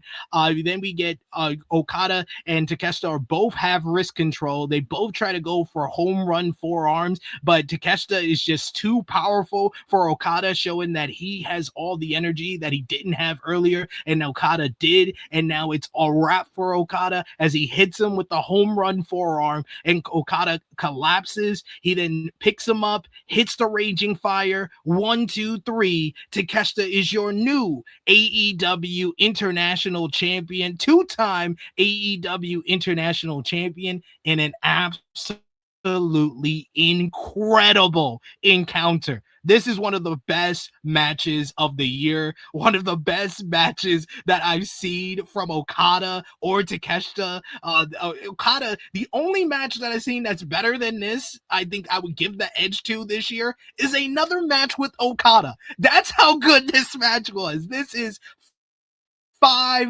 plus stars. This is amazing stuff from both guys. This was a Tokyo Dome main event, and it's the second match on this fucking card. And this crowd were just amped up like it was a G1 final. This was the Okada special. This is a matchup that started with the fast-paced stuff, slowed it down, and then escalated into a spellbinding crescendo at the end, with Takeshita showing that he was just that much better than Okada here. Mark Davis, Rocky Romero, and Don Callis joined Okada in the ring. They stood across from Takeshita, and they were basically treating him like he did something wrong, even though he won the matchup. They were basically calling out that he almost hurt Okada, but then as it looked like Takeshita was facing off with the Don Callis family, the music of Kyle Fletcher hits, and he comes out to a huge pop. The Proto Star comes out with a snazzy little suit. He dishes the jacket. Fletcher seems to be standing side by side with Takeshita as he stands by his side, and the rest of the Callis family leave out. Don Callis choosing not to lose 2 clients in one night. Fletcher hugs Takeshita. It looks like Proto Shida are back together. He hands him the AEW International Championship. He seems like he is so proud of his best friend, his lover. He raises Takeshita's hand, and then he drops him with a clothesline and turns heel, betrays Konosuke Takeshita. Proto Shida is dead. Callis comes in with a huge smile on his face. Fletcher picks up Takeshita and drops him with a brain buster. You get the rest of the Callis family come in, and both Okada and Fletcher pick up the AEW International Championship, with the crowd kind of giving a gasp like, oh, what's going on here? But Okada basically lets it go and he backs off so Fletcher can use the International Championship, and he blasts Takeshita in the face with it, laying him out as he stands tall with the rest of the Callis family. Amazing match, amazing post-match. Kyle Fletcher might be the new era John Cena, because he recovered from a meniscus tear in 2 fucking months. That's outrageous. I thought if he didn't turn on Takeshita here, because it did seem like that's what they were setting up, I was like, oh, he's not cleared yet. But then he does it, and I'm like, oh shit, he's cleared already. And this post-match, this was some of the best like angle work that they did the entire show, because another great angle was at the end of the show, but this was one of the first ones where it was like, this is something that you can follow along on the road to All In, where you can go in plenty of different directions. You could do Fletcher and Takeshita for the International Championship. You could do Fletcher, Okada, Takeshita now in a 3-way matchup, and Takeshita feels like he is now a made man. No one came in to Double or Nothing needing a win more than Takeshita, and he got it, and now he has a hot angle, and the story of the Callis family seems like it's been reignited after it's kind of been on the back burner for 6 months. So bravo to everybody involved. John, what did you think of this one? You're muted. Of course, even when I don't have a button, I fucking mute myself. This is what I watch professional wrestling for. Like, this kind of match, this spoke to me personally. This match, this angle, everything about this is what is in my wheelhouse. This is what I love. This shit fires me the fuck up. I felt that adrenaline rushing in me. I'm fucking thousands of miles away. I'm fat as fuck. I'm not athletic, but I felt that shit in my bones. I wanted to get up and scream. When they say they want to run through a wall, I wanted to run through a fucking wall. This match was Tokyo Dome quality, full on Okada. Sometimes Okada doesn't like to go full out. Tonight, that crowd, that environment, Okada was not here to fuck around. And Takeshita is one of the greatest wrestlers on the fucking planet today. Like, I know his story direction sometimes is like, oh no, I wish they were doing something else. Fuck that. Konosuke Takeshita is maybe the best wrestler on the planet. Like, this guy has instincts in that ring that are not normal. Like, the shit, that fucking apron rainmaker, Okada, I ain't never seen Okada do that before. Like, I've never seen Okada do that before. So that tells me Takeshita was the one that was like, And what if I take a rainmaker on the apron? That'd be some sick shit, right? That shit is awesome. And then, of course, they're telling the story in the match. You get the moments of Okada still trying to muted yourself again. Muted myself in excitement. You mute yourself during your chat, bro. That's crazy. Okada, He's that fired up, y'all. He's that fired up. Also, Takeshita kind of deserved getting jumped by the Don Callis family afterwards. He was kind of bugging out there. Don Callis stopped you from getting your neck broken, and the next thing you did was try to break Okada's neck. I was like, at that moment, you might have had that coming, bro. Like they also sucked me all the way in with the Kyle Fletcher thing. Like I thought, they played the music, everybody was gone. I was like, okay. I even made the post because I was doing the recap. I was like, okay, segment over. And I fucking press send, and then he just clobbers Takeshita, kills him. Everything about this was perfect. That fucking modified teardrop suplex from Takeshita, like, I've never seen it done that way. Like Shawn Michaels used to use it as a finisher before the super kick, but he would grab you from the front, like it was like a dick grab. It still was like a dick grab. It was like weird, but Takeshita did it from like the glute. From the grind area. I was like, what the fuck? He is the master of the German suplex. What are you gripping on to get that high? Like thumbs in asshole? Like what the fuck is that? I'm not gonna understand that. But yeah, top tier. I don't know how they're gonna follow this up story-wise, but that inevitable third Takeshita Okada match is gonna have a lot to live up to. There was also that moment of tension between Kyle Fletcher and Okada afterwards, which was like we didn't even have to do that. Y'all motherfuckers are killing it. Like you are killing it. You just added another layer onto this. We were already done. Like holy shit. Yeah. There's a lot. There's so much left to do with this Don Callis family story. I'm excited, and that's not even including Andrade. Or the other well, it's just Andrade who wants to be world champion like Fletcher and Okada. So like man, this shit is awesome. This is only the second match of the show. This is historically where the worst match goes, the one they don't care about. And this is wild. This is awesome. I don't even have the words. I thought all night, like, what am I gonna say about this match? There's nothing to say after you watch this. This is if you didn't like this, if you genuinely watched this and thought, I'll wait for the next one. I don't got nothing to say to you. We can't be friends. This is what the fuck wrestling's about. We are not the same if you don't got no words for this. I could give 1,001 adjectives for this matchup. This is the best. To me, this is the best AEW match of the year. Like this is that level of quality with how well the quality has been from AEW this year. This seemed to like exceed all of it. JJ, what did you think? Dog, this match was this good. I wasn't even going to interject and pause John on multiple occasions because it was that good that you get passes for a match like this to say some wild shit. You get passes because this was the only match that I made sure when I went home, because by the time I go home, I didn't go to bed until probably like 3:30, 4 o'clock in the morning. This one I had to make sure I saw again.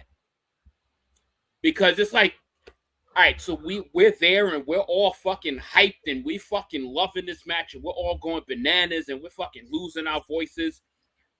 But it's like, yo, I need to actually take this in and appreciate this again.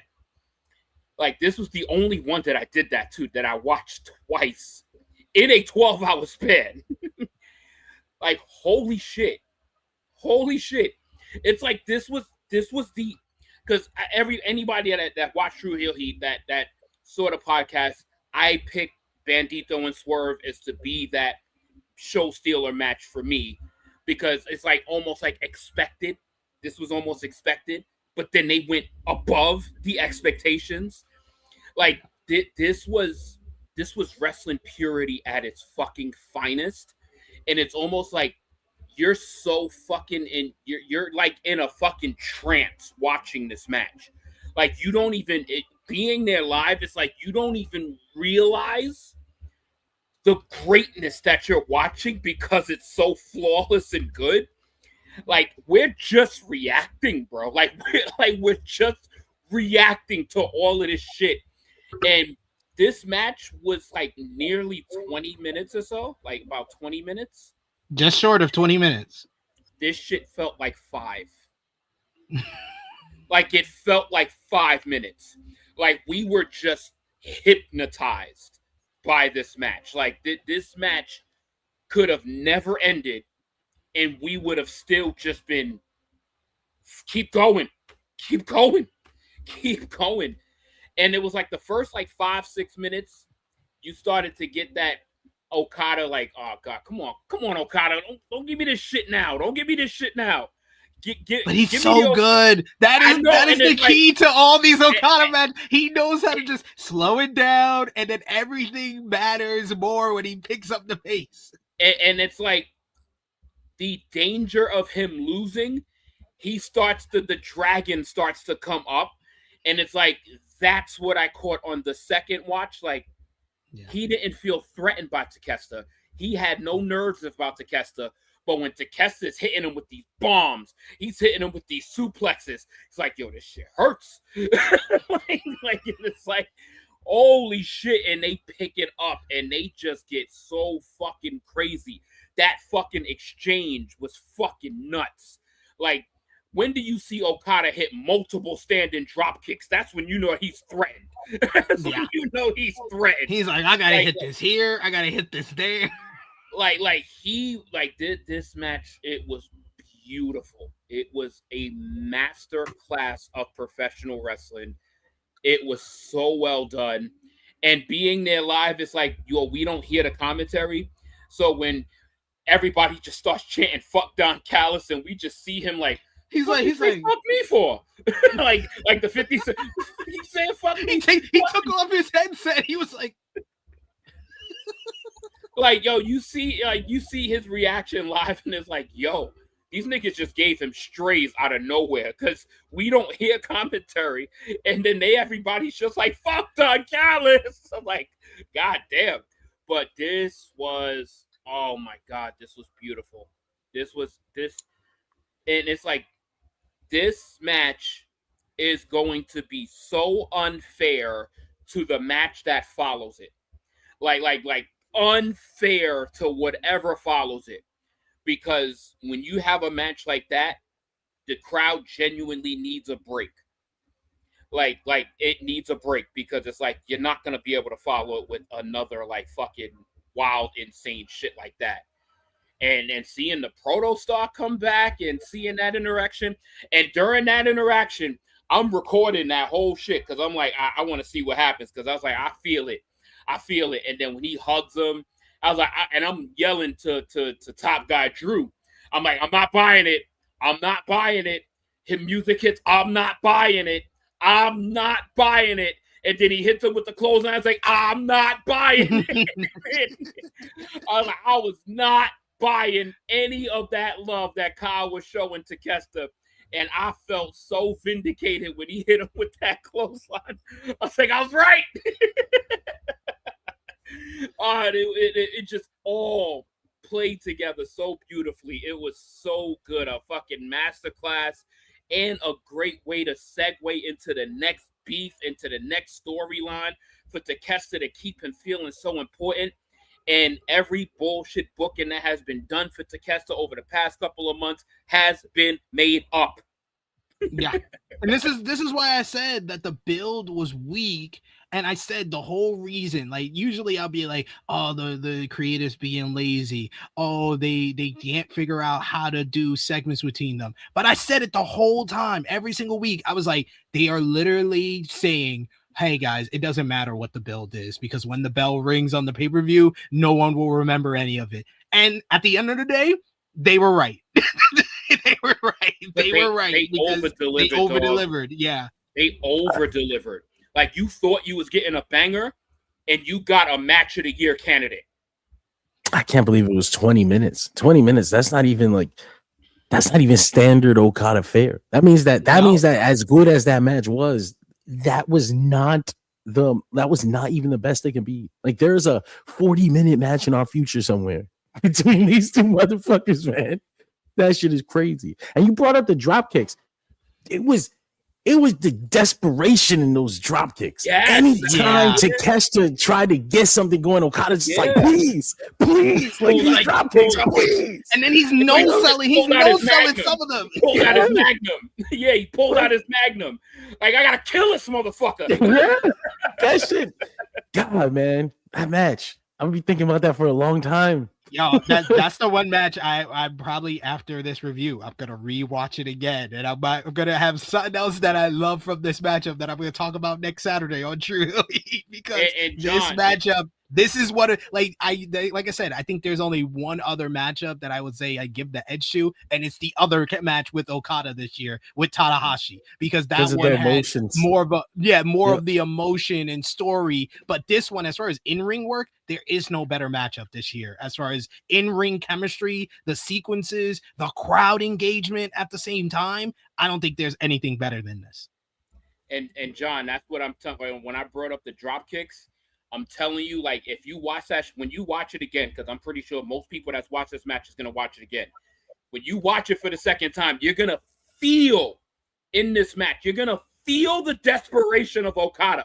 And that's what makes it so much better, because you just start to see the fucking master saying, like, oh shit, the student is like, oh shit, the student, the student's about to beat me. So I got to pull out all my shit. And it was like, oh my God. And it's like I said, that trance, you don't realize it, but when you watch it again, it's like, oh my God, the story in this match is fucking incredible. It's incredible.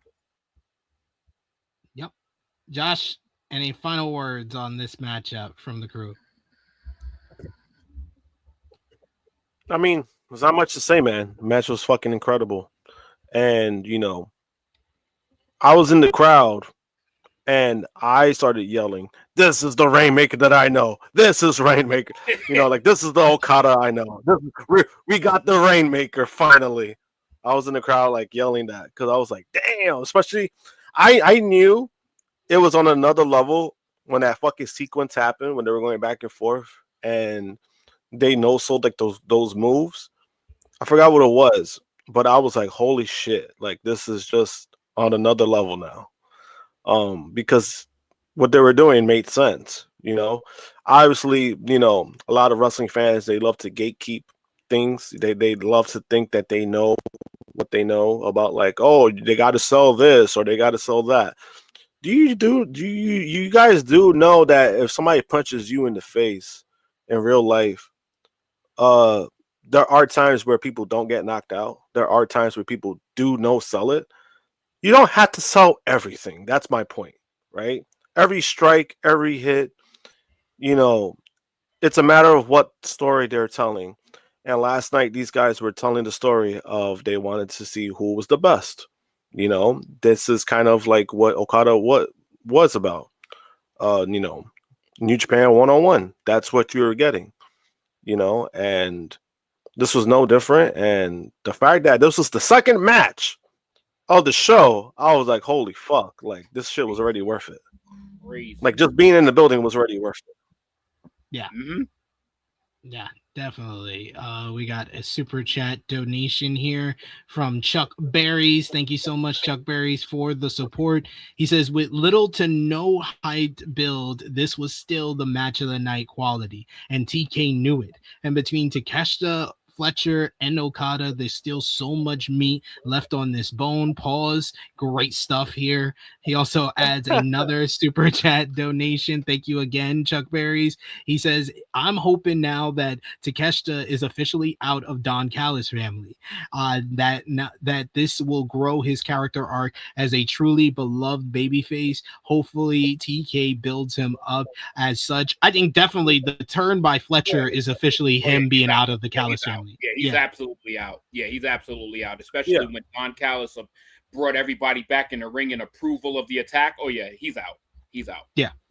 If this was just like Okada or Fletcher kind of turning on him, but it's the fact that the whole family held him up to get hit with the title. That's the whole family turning on him.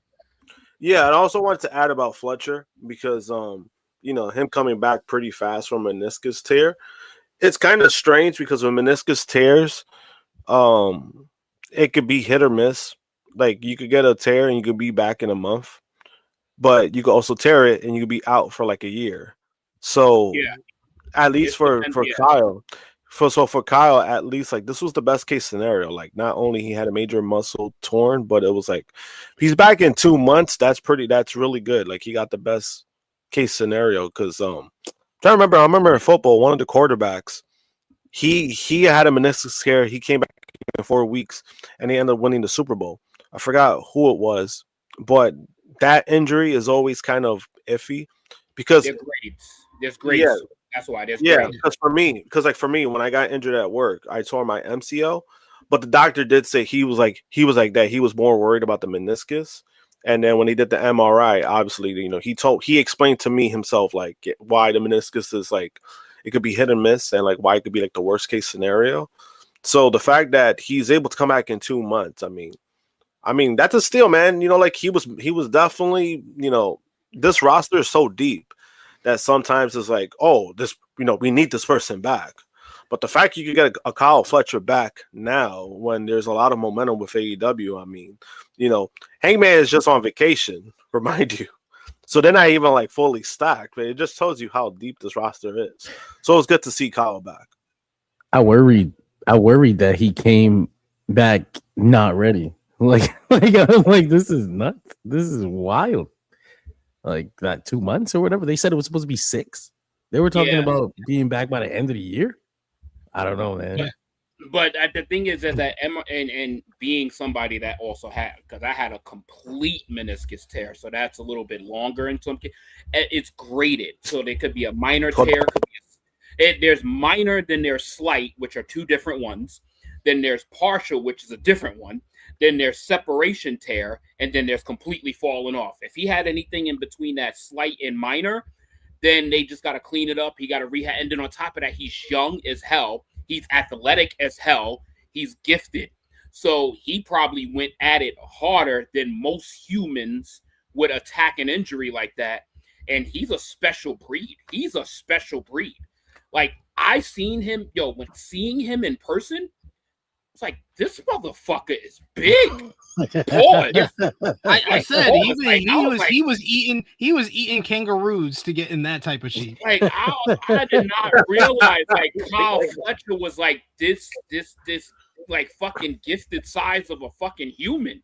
I was like, Jesus Christ, like seeing Will Ospreay and then seeing Kyle Fletcher, I was like, God damn, like Kyle Fletcher's a fucking big motherfucker. Imagine being Kyle Fletcher and you're benching and shit, and you're hitting failure, and then Sky Blue reaches over and gives you a kiss on the forehead. Like, fuck that. He cut his camera off. That good. Like Kyle Fletcher is like almost like John Cena, like when it comes to specimen, man. And I don't think people realize like he's so fucking athletically gifted. And he's also a strong dude, Joe. Like he's like the things that he was doing with Takeshita. Takeshi's a fucking 250-pound motherfucker, and he's doing that shit with ease. Yeah, and then he could have been just cleared for contact and not cleared for in-ring competition. So they might lay him off like for a couple of more weeks before they clear him for in-ring competition. But it's gonna be interesting whatever they do now, whether it's gonna be Fletcher versus Takeshita or Fletcher versus Okada versus Takeshita at All In. But that seems like that's the story to watch going into Wembley Stadium in August. But I've only given one other matchup this year 5+ stars. That's Okada and Tanahashi. I had to give this a plus. I definitely believe Dave Meltzer is giving this like 5.5, 5 3/4 when he gives his star ratings for this show. 5+ is probably accurate. Amazing, bro. Yeah, otherworldly stuff. So yeah, you felt bad for the next matchup because they had to follow the last two matchups, but you had in the women's Owen Hart Foundation tournament, you had ROH Women's World Champion Athena going up against Mina Shirakawa. But even with like just having to follow that last matchup, like it didn't even sound like the Queen's crowd was like less engaged. They were still kind of giving this matchup a response. You had Athena early on, she controlled the matchup, but Shirakawa would eventually go after the leg of Athena, trying to prep her up for the figure four deathlock. You get Athena was still able to use her power to catch Shirakawa trying a crossbody into a brutal forward fireman's carry for two. Shirakawa answered with a springboard enziguri. She hits a sling blade, and then she slips and she adjusts and then does a tornado DDT, spiking Athena. She then hits a tornillo to the outside. Back inside, she went up top for a missile drop kick. A very awkward landing for Athena off of a electric chair spinning slam, where she basically turned it into a dragon screw leg whip. She then gets in the figure four, but Athena is able to fight out of it, does a leg sweep and then a violent curb stomp to the face. Athena then misses the O-face off the second rope because she couldn't stand on the top rope due to the damage to the knee. Shirakawa countered into a roll-up and got ahead of steam and hits a tilt-a-whirl face plant, and then gets a seatbelt plan for a very close 2 count. Both trade strikes, including with Mina hitting a big back fist, and then she locks in the figure four. Athena gets to the rope. Athena ate another back fist, and she tries for the glamorous driver to Shirakawa, but Athena's able to slip through. She then hits a crazy looking pump handle tombstone, and then basically fires up. She heads to the top rope this time, and she's finally able to hit the O-face and get the 1-2-3 to pick up the victory here and advance in the women's Owen Hart Cup.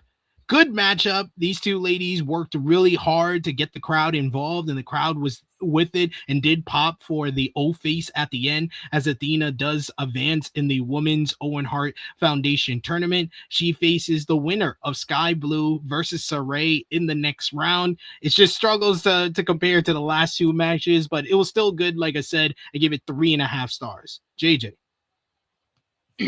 Yeah. This match was actually a bit better than people might give it credit for because of what you just watched. So like it's almost like there's levels to this. Like they went Apex A++, and then now we get this match is kind of like on the B line. But this match was still like this match was actually better than I thought it was going to be, and it was longer than I thought it was going to be.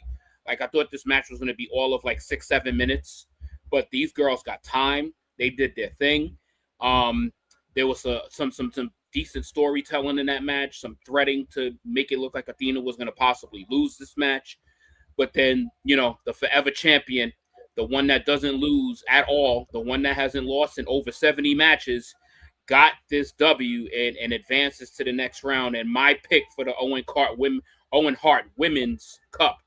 So, you know, I'm glad to get that one up on SP because he picked Mina and I picked Athena. So, you know, hey, we got one up on that one. I'm hedging my bets, sir. Same. I'm hedging my bets. I'm trying to jinx it reverse because every time I root for Athena in AEW, it goes wrong. So now I'm going to be rooting against her so she can prove me wrong. But fun match. So, yeah, so if you give it 3.5, like it's justified, but it was solid. Just unfortunate to follow greatness. Josh? The match was solid, honestly. You know, unfortunately, there was a lot of people, you know, this was their bathroom break, unfortunately. But I stayed because I'm loyal. You know, Mina sang happy birthday to me 2 months ago. So I'm like, you know what? I'm like, you know, I'm going to stay. I mean, I wasn't getting up anyway. But you know what I mean? The match was solid. You know, and then the thing is that we weren't even supposed to get this match. It was supposed to be the Willow match. And, you know, unfortunately, she got injured and she's out of the tournament. You know, so the fact that we even got this match, I mean, both ladies did what they did, you know, honestly. You know, given the circumstances, you know, like, you know, this is kind of like last minute in a sense. So the fact that they were able to perform, on the pay-per-view. You know, if this was years ago, TK would have outright just taken this out and not even put a women's match to replace it. So, you know, he baby steps, I guess, right? But the right person won. The right person won. I thought Athena, you know, she's probably the strongest one in the tournament right now currently. So depending on who they had on that wild card spot. But, you know, again, overall it was a solid match, and the crowd was really behind her too. They were behind both women, honestly, the ones that were watching and the ones that were there. Like, you know, Athena did get a good reaction. People have been wanting her to see more action in the main roster. So, I mean, to use her like this, you know, it's a matter of time. I want to say a matter of time because she's a forever champion at this point. But, you know, she's good, you know, and I just wish they would use her more on Dynamite or Collision TV. Only we can only just hope that eventually he gets a clue and realizes what he has with her. John, what did you think about this one? Yeah, this match suffered from having to come after the last two, but it was still really good. Like in a vacuum, if you watched it by itself a couple weeks from now, you'd be like, "Damn, that shit was actually really fucking good." What was I thinking? So this wasn't supposed to be on the card though, right? This was originally Willow. No. This was originally Willow and Windsor. Match. That's right. I guess I was trying to think, like, would Willow and Windsor have been able to do something? I don't think anybody could have gotten a better crowd reaction in this spot. Like, it just was what it was. Athena winning the Owen Cup would basically guarantee her onto television. So that's like my path. That's my path in my brain. Like, we're gonna get this. We're gonna make this happen. Athena versus Monè at All In. That's the money. That's the money match right there, baby. Saray versus Athena is gonna slap. You know, like, I'm getting ready for that. I'm excited for that. Although, could you imagine Saray loses to like Sky Blue or some shit? That'd be fucking wild. But yeah, can't put it past Cody. Can't put it past him. Sorry, no, I'm more worried Saray just won't be able to like perform, like, because they're banking on the fact. Yeah, they're banking on the fact that she's going to be ready in a couple of weeks. Like, well, and what if she's fucking not, bro? What are you doing? So we'll see. But I don't want to be like too critical of this match or anything, because, like I said, it was really good. They just had the bad luck of being number 3, which on this strange card felt like the second match of the show type thing. That's like the spot. That's usually what happens. Big first match, second match, everybody cools down. Fortunately, they did double dose, so they had double the fucking dead crowd. Well, that's cool. It is what it is. Yeah. I'm glad to see Mina on pay-per-view, and I hope that gets Willow's vacated TBS title, because otherwise I'm worried about what the fuck is going to happen next. It is true, and especially if they want her to be like someone important with Tony Storm being out and whatever the story they're trying to tell with the Tony murder and everything. Like, you gotta put her in a decent position. So maybe it is like TBS championship. That would be the decent position for her, but we shall see. We shall see. But next up, we do have another super chat donation. Two more actually. We got Chuck Berry's first about the last matchup. He says, question, fellas, thank you so much, Chuck Berry's again. He says, could Okada versus Takeshita become one of AEW's best rivalries, like say Swerve versus Hangman? No, not like Swerve versus Hangman, because Swerve versus Hangman has something that Okada and Takeshita don't have. That's a story that actually, like, a concrete story from like point A to B to C to D. Like, you saw the beginning of the story, you saw the middle, you saw the end of the story, you saw what happened at All In Texas last year. Okada and Takeshita have an amazing matchup. 8 months ago, they were the hottest story in AEW, and then they took their foot off the gas for a good 4 or 5 months. So I don't know if it can be like on that level, but if they say this matchup and then they start from here, and then the second half of this rivalry can be something of its own, and it can be one of the best AEW rivalries, but it won't be anything like a Swerve versus Hangman. Yeah, I think in ring, you might end up getting some of the best AEW action you've ever seen. But I don't see it. Takeshita flying to Japan and like scaring Okada's wife in his house or whatever the fuck. You know, like, yeah. We're not gonna. It's harder. Blood feud. It's a little harder too because of the language barrier. And that's not to say they can't just do the segments in Japanese or whatever. You can just fucking shoot them in Japanese and give them subtitles. It's just I don't even think Okada and Takeshita come from that type of storytelling. You know, like they would need someone else to completely drive that vehicle. And the thing about Swerve and Hangman is that both of those guys are collaborative creatives. Like both of those guys go to Tony Khan with ideas and they come up with their own story shit and they work together and collaborate and do something, push you forward. Okada and Takeshita are wrestling. They're going to take their story orders from the top, and it is what it is. So if they're not going to be able to help drive that vehicle, then it's not going to have the same. It's not going to be as compelling. It just isn't. Unfortunately, you've seen what the fucking company does when they did it by themselves. They were just like, "Oh, these guys wrestle good. You'll be all right." It's fine. We don't need to do anything. You guys are gonna do it at the pay-per-view. So yeah, I think we're in agreement there. Then we got another super chat donation from a new name in the chat. Good to see you, Grabiella Gent 20. Appreciate you for the super chat donation. Where are you visiting us from? Because I'm seeing a different donation amount, so I think this is equivalent to wherever you're from. So I like those. Let us know. Awesome. Let us know in the chat where you're from. Saying since Tony's been out, that women's division sorely needs Mercedes back. But it seems Monè might be pregnant. Otherwise, she would have been back by now. I don't know. Yeah, I don't know. I don't know if we should jump to that conclusion. Like, here we go, starting these rumors. I would never speculate on something like that. First of all, I just want to get that out of the way. I'm never gonna be like, is she pregnant? Is she not?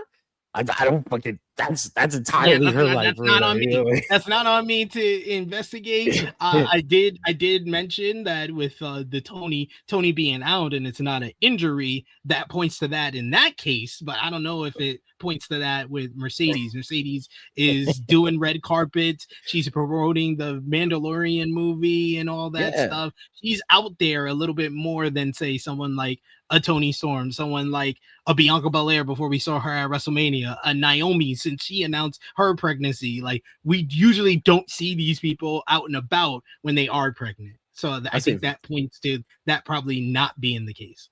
A better speculate if you want to do like some out there speculation. It was announced that her boyfriend Beast Mortos had visa issues. Yes. She could just be chilling with him, you know. They could just be together in Mexico or something, you know. It's like that's a more innocent speculation, something cool. And then just seeing the end of this Athena and Mina match, it just screams finals needs to be Mercedes and Athena. Like it just screams it. Like just give it to us. It'd be cool. Yeah. If she's ready to go, if she's the wild card, I just don't think she is the wild card because it's like then that match should have been on the show if she's the wild card. Yep. Yeah, so, I still think she's coming in as champion. I think she's coming in all in as champion. I would say if you didn't want to put it on this show, I totally understand that. Then she should come back on Dynamite this week. If you want to say something big for Dynamite this week, have Mercedes come back on that show. Do like a Thekla and Triangle of Madness, celebrate her win, and Mercedes interrupts. Yeah, I guess I could see a world where they were like, oh God, we got all these plans for this show and they're all so stacked. We don't want to overwhelm them. Maybe we can save something for Wednesday since we didn't have this planned anyway. But I don't know. I just don't feel. I don't feel it. We'll see though. we shall see. So then we get the fourth match on the card for this one. We got good old JR joining the commentary team, and we're gonna have to start having conversations about this, guys. I love JR, man. It's all gonna come from a place of love, but we need to stop. He was like, who is this guy? Bro, that's Kyle O'Reilly. Yo, this man did not know Kyle O'Reilly from a hole in the wall. And then he announced there's a new champion. Bro, it's like, it's like a grandpa. Grandpa's just saying shit, and I try to ignore grandpa. We love grandpa. We just give him a hug. He's just talking his shit. Go to bed, grandpa. But why are we flying him? Like, why are we flying Jim Ross out and taking him all the way to fucking New York so that he could fucking babble on commentary?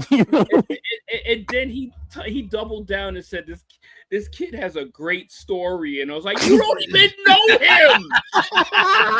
You don't know him, you dog. Don't even what you know about? him. How do you know his story? This young whippersnapper, Kyle O'Reilly, new kid, never heard of him. Good future. You know who was more pissed off with JR than anybody of us talking about it, us fans?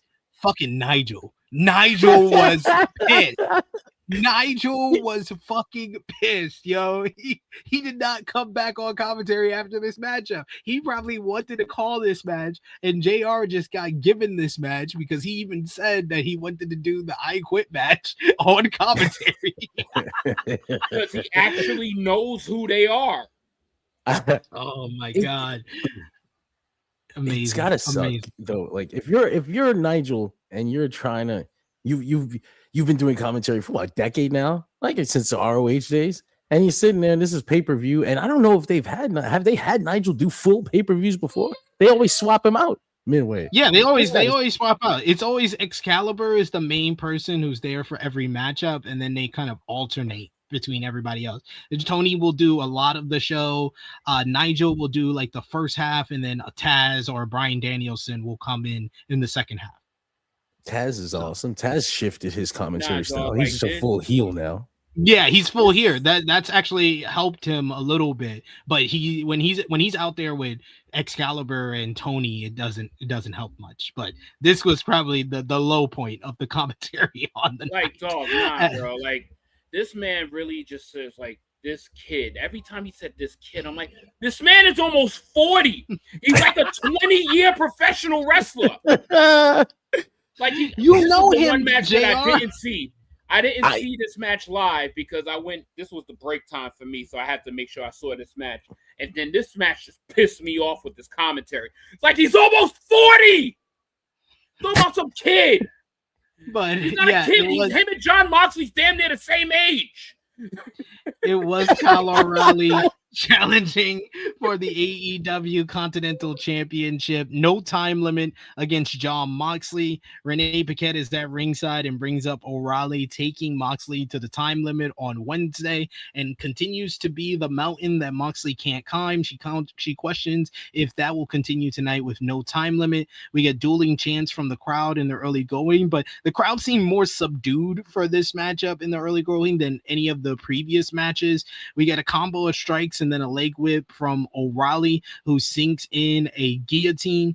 Moxley then slides out into a power slam before pouring down some forearms. We get Moxley, who tries to look for different chokes and submissions until eventually we get O'Reilly, who slams Moxley into the steel steps, which only pissed Moxley off. He flipped him off and then dodged a kick, basically goading O'Reilly in to punting the ring post. He collapsed, and then that would become kind of the deadly thing for him throughout this matchup. You see Moxley, he smells blood in the water. He zones in on the bad knee, on the bad ankle. He keeps grounding O'Reilly with different submissions and wearing into the leg. Then O'Reilly threw everything he had behind a jumping knee to the ribs, which was with his good leg, and then he sank in a standing guillotine, just waffling Moxley in the sternum with his knee. And then O'Reilly tried running, but he pulled up short because of the bad leg, giving Moxley a chance to boot him in the bad leg, and then a guillotine in the ropes, and then breaking at 4 until O'Reilly wrenched at his arm and Moxley face planted into the mat out of the corner. You get O'Reilly, who got a rope break off of half crab, and then he tries to get a dragon screw into an ankle lock. Then you get Moxley, who gets the PK, where Moxley tries to hype himself up. He rolled back inside where O'Reilly meets him with a curb stomp, but Moxley explodes up and he hits a gutter, and the crowd was definitely into the matchup at this point. You get both men trading shots until O'Reilly stumbles back into the bounce back jawbreaker lariat, Nigel style, for a double clothesline spot. We get a striking battle while on their knees, and then they both got more and more intense. They got to their feet and kept going. Moxley then was able to hit a home run shot and planted O'Reilly with a Death Rider. Briefly got in a rear naked choke, which O'Reilly then slid into an ankle lock. Moxley was able to pick at his bad ankle, and both had submissions at the same time until O'Reilly got a roll up for 2. But then Moxley kicks out and never lets go of the ankle. He locks in the ankle lock. You get this great sense of like urgency and desperation from O'Reilly, who starts like crawling around the ring trying to get to the ropes. He grabs the ropes, but he's pulled off of it. He can't get to the ropes as he's in the center of the ring with Moxley basically posting him there, and Moxley eventually gets O'Reilly to tap out, and he retains the AEW Continental Championship. Really damn good matchup, and I love the fact that this was so different from everything else on the card. This was more of your like technical wrestling clinic, where it was more a procedural, and it told the right story, with the bad leg being the death nail for O'Reilly as he wasn't able to escape the ankle lock. I love the double ankle lock spot in this matchup, and it was just graps. It was just straight up graps between these two guys, and like I said, the crowd was a little bit more subdued at the beginning of the matchup, but by the end they were definitely into this one and popped big for Moxley retaining. Post-match, you get the Conglomeration and the Death Riders come out to tend to their stablemates. Moxley gets to his feet and he offers a handshake to O'Reilly, and the two longtime rivals show respect to one another as Moxley tosses the title to Marina, who stood tall with him and holds it up as he retains his title. I'm going to give this one 4 stars. Just a really strong matchup. Like, not, I wouldn't mind it. I wouldn't argue with anybody who thinks that this is the best match on the show, because it was completely different from all the previous matches. And this might be more of your bag, more of the submissions, more slow pace, and all about kind of the psychology and the story to it all. And I thought that was what made it great. What did you think, John? Yeah, I got to agree with you there. I saw some people saying, oh, this was the worst match on the show. Oh, God. It was, it's not just style. Honestly, in a show like this with the variety of wrestling matches, this was for the sickos that enjoy technical shit. And they went out there and they had a technical fucking match. You know what my problem was with this match? we got this no time limit stip, and the match was 18 minutes long. Yeah, it didn't even go 20 minutes. It should have been 20 minutes. What the fuck is the point? Like, I get the idea. Oh, well, just because there's no time limit doesn't mean that it's going to go past the time limit.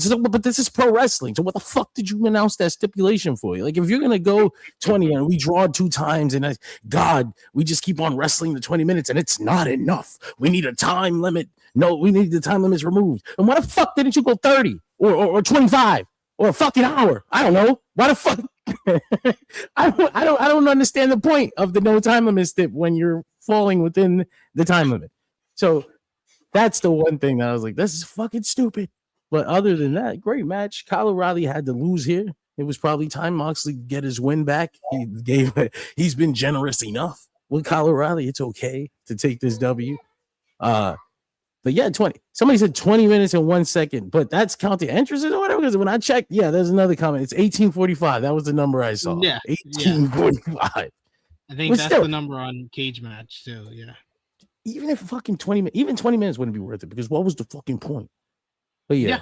Other than that, we said the same thing. We said the same thing about the Moxley Takeshita match, because that only went like 24 minutes. And he's like, you already established that the pay-per-views is 60-minute time limit. So why did you need to make it a no time limit matchup if it's only going 24? Yeah, you know what? But now that this one went 18, I'll take the fucking 24. At least they crossed it. Yeah. Josh, what did you think about this one? I thought that match was fine. And this was the match that I was talking about where, I would say like maybe the crowd was a little bit, I want to say down on it, but it took them a while to get into it. And, you know, once it started going. It's a technical match between, you know, two great performers, you know, and then, but part of it too is that, you know, Moxley and Kyle O'Reilly was telling their story. You know, Moxley was trying to find ways to beat Kyle, you know, and, you know, there's a kind of redemption that he needed because he couldn't beat him multiple times. So, you know, they were telling that story, and then, you know, the way that Mox ended up winning was kind of like, you know, tied a bow to that, you know, and, you know, with how everything went, I thought it was a fine matchup. Honestly, in my opinion, the funniest part though in the crowd where Mox is on top of Kyle, he starts throwing those strikes, and then you see Kyle like working around it. People started chanting defense. Yeah. Yeah. And then I said to somebody, I told somebody, I was like, damn, that's more defense than James Harden has been playing. And everybody in that section started laughing when I said that. So it was great. Once I did that, I guess it got the crowd going like on my section, because it was mad funny when that dude started doing that chant. I was like, damn, that's true. I was like, yo, he's playing way more defense. But overall, I thought it was a great match, and I did like the handshake towards the end, where, you know, the two stables, you know, they came out, there's a face off, but there's mutual respect. Like they don't gotta like each other, but they respect each other, and I think, you know, I you know, I've been liking the stuff they've been doing with Mox. You know, there's people who don't like it, but I'm like, he's showing why. You know, Mox he's basically AEW's Batman, and he's been showing it. He's been showing why he is. I remember that quote. JJ, what did you think? This was the match that I missed. So this was the match that I said I'm going on break. I'm gonna refuel, but I watched it when I came back home, and that's what. So the match was fine. Like the match was actually pretty good. Like the story of the match was nice. This was like an old school match, so this is more old school. So if this wasn't your style, then, you know, that's on you. That's fine. I enjoyed the slower technical style, because this is literally the wrestling I grew up on. Is the storytelling, the body part, the weakness, you fighting through it. And then that becomes your downfall later in the match. And that's exactly how Kyle O'Reilly lost, is to his downfall and to his own mistake for kicking the fucking ring post. So, like, that was great. But I just could not get past this fucking commentary from Jim Ross. Like, the level of pissed off I was getting during this match, just hearing him talk like this, I was like, man, I've been listening to you since like 1994, bro. Like, I've been listening to you pretty much my entire adult life and a fraction of my childhood. And I'm just hearing this rhetoric, and I'm just like, oh my God. And they were correcting him during commentary when they kept saying this. He kept saying this kid. You mean Kyle O'Reilly? This kid. And he kept saying Kyle O'Reilly. So then he tried to correct himself, and he was just saying the name O'Reilly. And I'm like, for fuck's sakes, him and John Moxley are the same fucking age. They're the same age. Like, how the fuck is one a kid and then Moxley's a wildly veteran? Like, what are we doing here? They've been wrestling for the same amount of time in their lives. like, this was just a bad match to put Jim Ross in commentary on. Like, he should have not been involved in this match. He should have been in the opener to two teams that he knows every single. He should have either done the opener or the next match. Yeah, like he should have been involved in something that he knew they put him in a bad spot, and he made the spot worse because I had to hear it. And that shit, I'm sorry, it was wholeheartedly pissing me off, because I'm like, yo, why are we disrespecting Kyle O'Reilly this much? Like, this is too much. Like, so I wish I would have saw this live, because that means I wouldn't have had to watch this back and then hear that bullshit. Like, unfortunately, Jim Ross is the Lil Wayne of wrestling right now, because he should hang it up. There's anybody that should hang it up, unfortunately. Jim Ross, and it's been like this for a while. Like, obviously he's had his health problems, and I'm glad that he's gotten past that. But I'm like, yeah, bro, like this ain't it anymore, unfortunately. We got a super chat donation here from Chuck Berries. Thank you so much, Chuck Berries, for the support. He says Moxley seemed very intentional on making O'Reilly tap out or submit, in my opinion. Thus why I made the suggestion I made on AE Ramble this past Thursday after Mox's promo. I think this match would have made more sense, not no time limit, but a submission match because of their rivalry and how it's been built up and then how the match ended. It would have also created the expectation for a technical match, and maybe people wouldn't have been so surprised when it was hold for hold. Even though Moxley's been having these kind of matches as Continental Champion for a while now, I'm not sure. It is what it is. It was good. I just love Mox's reaction, like the way he fucking felt vindicated and the way he felt like he finally got the monkey off his back. Like that was nice to see, because he actually, because Moxley usually kind of, he has this little kind of like, I gotcha, told you so, he ain't worth it. But he felt like he won a championship when he won that match. That's why Jim Ross thought there was a new champion. Because he got the monkey off his back. He finally was able to beat O'Reilly. Then we got the start of the men's Owen Hart Foundation tournament. And this is when I was just like, all right, we about to go on the heater now, because it's time for Will Ospreay on pay-per-view. And what a superstar reaction for Will Ospreay. This crowd was chanting that Ospreay for Will in this one. You get Samoa Joe, who comes out to a great reaction as well. And then immediately upon Joe posing in the ring, you get Will Ospreay out of nowhere. He explodes with an Oz cutter right off the rip, right at the bell. He tried to mock Joe with boot scrapes in the corner, doing the Joe face wash, causing Joe to pop up and mow him down with the uppercut. We get loud chops ringing out as Ospreay is so fast to recover and sent Joe outside with a slingshot crossbody. He quickly back inside. He hits a springboard 450 and gets a 2 count before trying for death ground, only for Joe to get to the ropes. Joe gets outside and Ospreay attempts for the Sasuke special, but Joe backsteps and sinks in a Kikina clutch. He basically holds on to the Kikina clutch as Ospreay's trying to run him into the LED boards, but Joe violently smashes Ospreay to back of his head into the LED boards. He gets him back inside, and Ospreay's able to get back in at the count of 7. Joe gets some boot scrapes of his own this time, and then he followed up with Mongolian chops targeting the neck. He get Kawada kicks that led to a chop that folded Ospreay. He then hits the chop boot combo and then led into an attempted senton, but Ospreay gets his knees up. Joe was there with the corner enziguri. He wants the muscle buster, but Ospreay escaped into a double stomp to the left arm.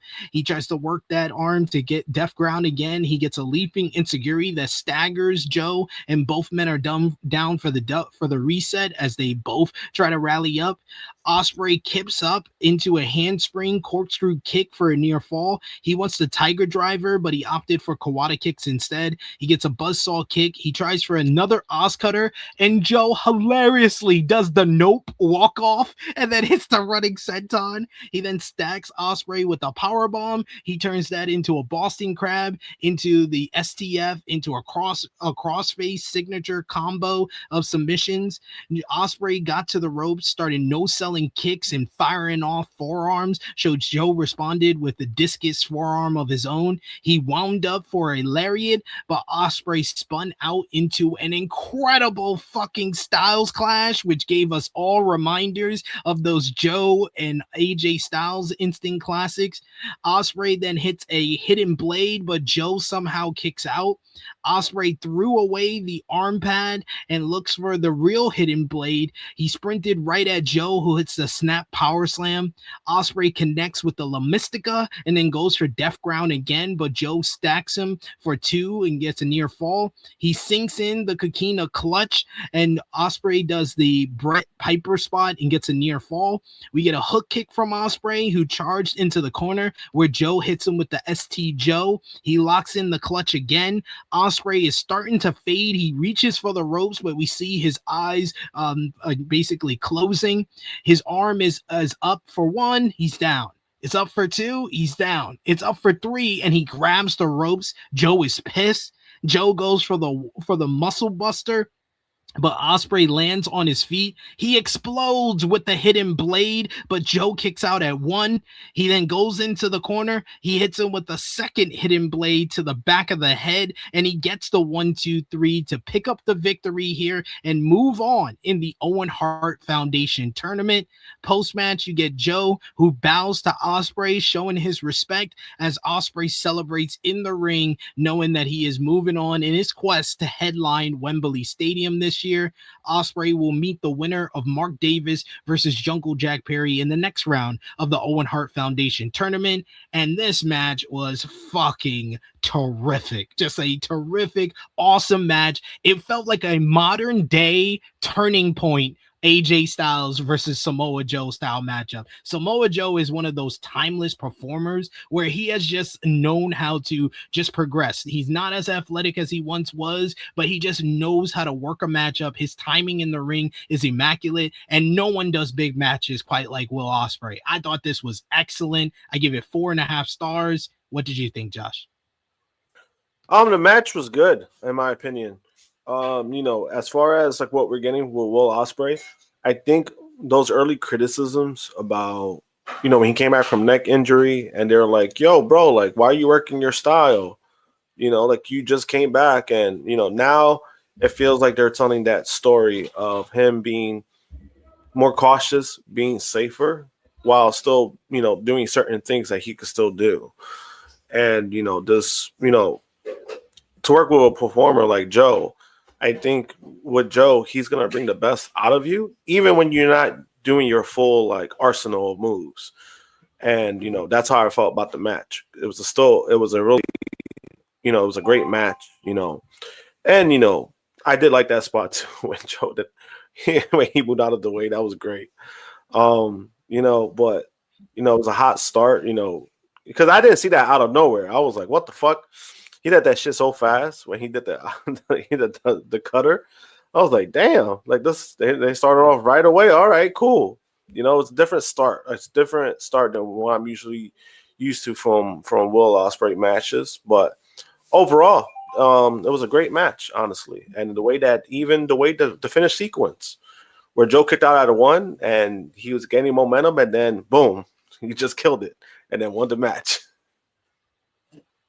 John? Yeah, this was phenomenal, unintended. Ospreay had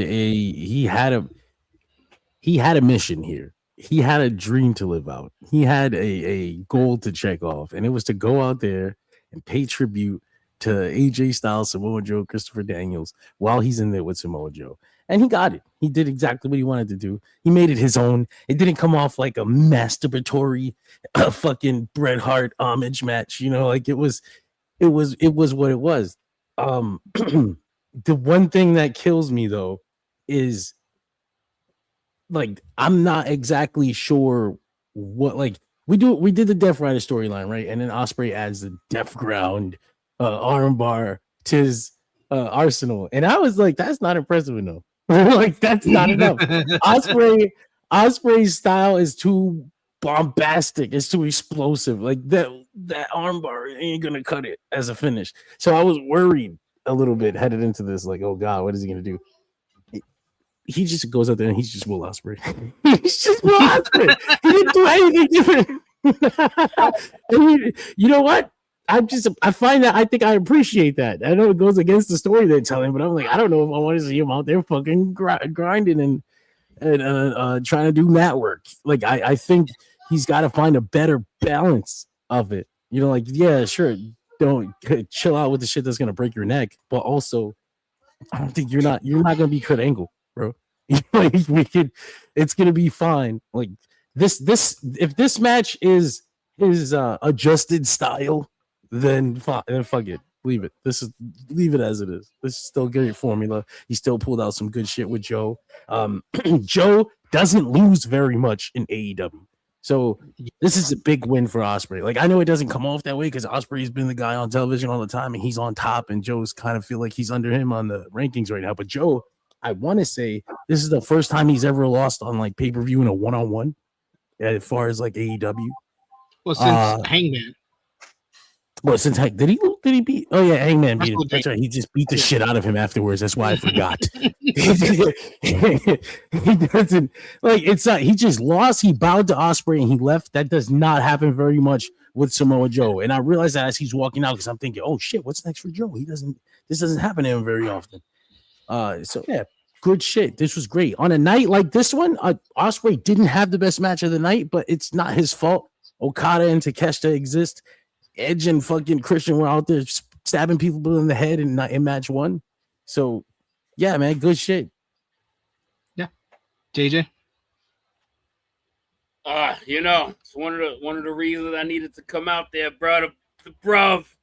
The feeling was like, once I saw that graphic, I was like, oh shit, we about to be cooking now.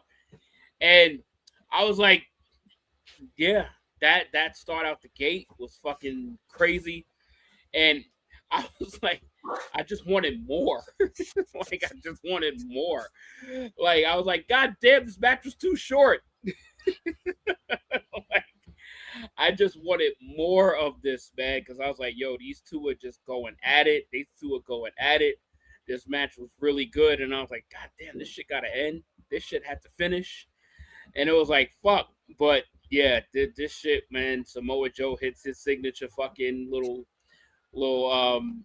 fucking taunt shit with the fucking just moving out the way, and then this shit was physical as fuck.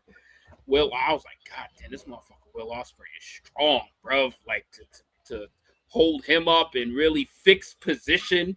He fixed position, kept him up to still do the Styles Clash. I was like, God damn, these motherfuckers are built different, man. And just like he hit him with like 3 hidden blades in this match to fucking pull the shit off. I was like, damn, like fucking ending just felt I was like when he kicked out of that first one and then he fucking hit him with another one. I was like, God damn. Like I ain't want that shit to end. I ain't want this match to end no time soon. But man, this shit was fun. I know for a fact, like us we were on fire for this entire match. Like we fucking ate everything up. Like the crowd was fucking insane, especially for his entrance. Like it was like, yeah, it's like the pay-per-view just started all over again. Exactly. It was like we needed those breathers so we could get up for this match and then the next match in the men's Owen Hart Foundation tournament, as it was Bandito versus Swerve Strickland. Swerve Strickland comes out in Michael Jackson themed attire. You get Swerve, who wastes no time going after the neck and the back of the ROH World Champion. Bandito answered with a drop kick to the knee, double foot stomp before punting Strickland between the shoulder blades. We get a snap Hurricane Rana delivered, but Swerve popped up and turned Bandito inside out with a big lariat. Bandito then taunted Strickland, causing him to charge in and take a one-arm gorilla press to the outside. We get a leaping drop kick connects as Bandito sends Strickland into multiple barricades before hitting a thrust kick that sat Strickland on a chair. Bandito then went to the apron and he channeled his tag team partner Brody King with a somersault senton, flattening Swerve and the chair. Back inside, Bandito took too long signaling for a home run shot. He charged at no one in the corner as rolled through into a nasty looking German suplex into the corner by Swerve. Bandito clutching his neck as Swerve zoned in. Bandito battled back with the tornillo out of the corner. He series of Superman punches before hitting a corner super kick and then a release German suplex of his own. Springing up to the top, he hits a big frog splash and gets a 2 count. He signals for the 21 plex, but Swerve is able to flatten him with a rolling flatliner. Bandito then floated over a suplex. Swerve charged, stood on fucking Bandito's shoulders in the spot of the fucking night, and he hits a house call off his shoulders. What? Yo, dog, I fucking lost it, dude. Oh my god, this is unreal. That was one of the most unreal spots I have seen in a matchup in a very long time. He goes up top, he hits the swerve stomp, somehow, some way Bandito kicks out. This crowd goes crazy for all of that.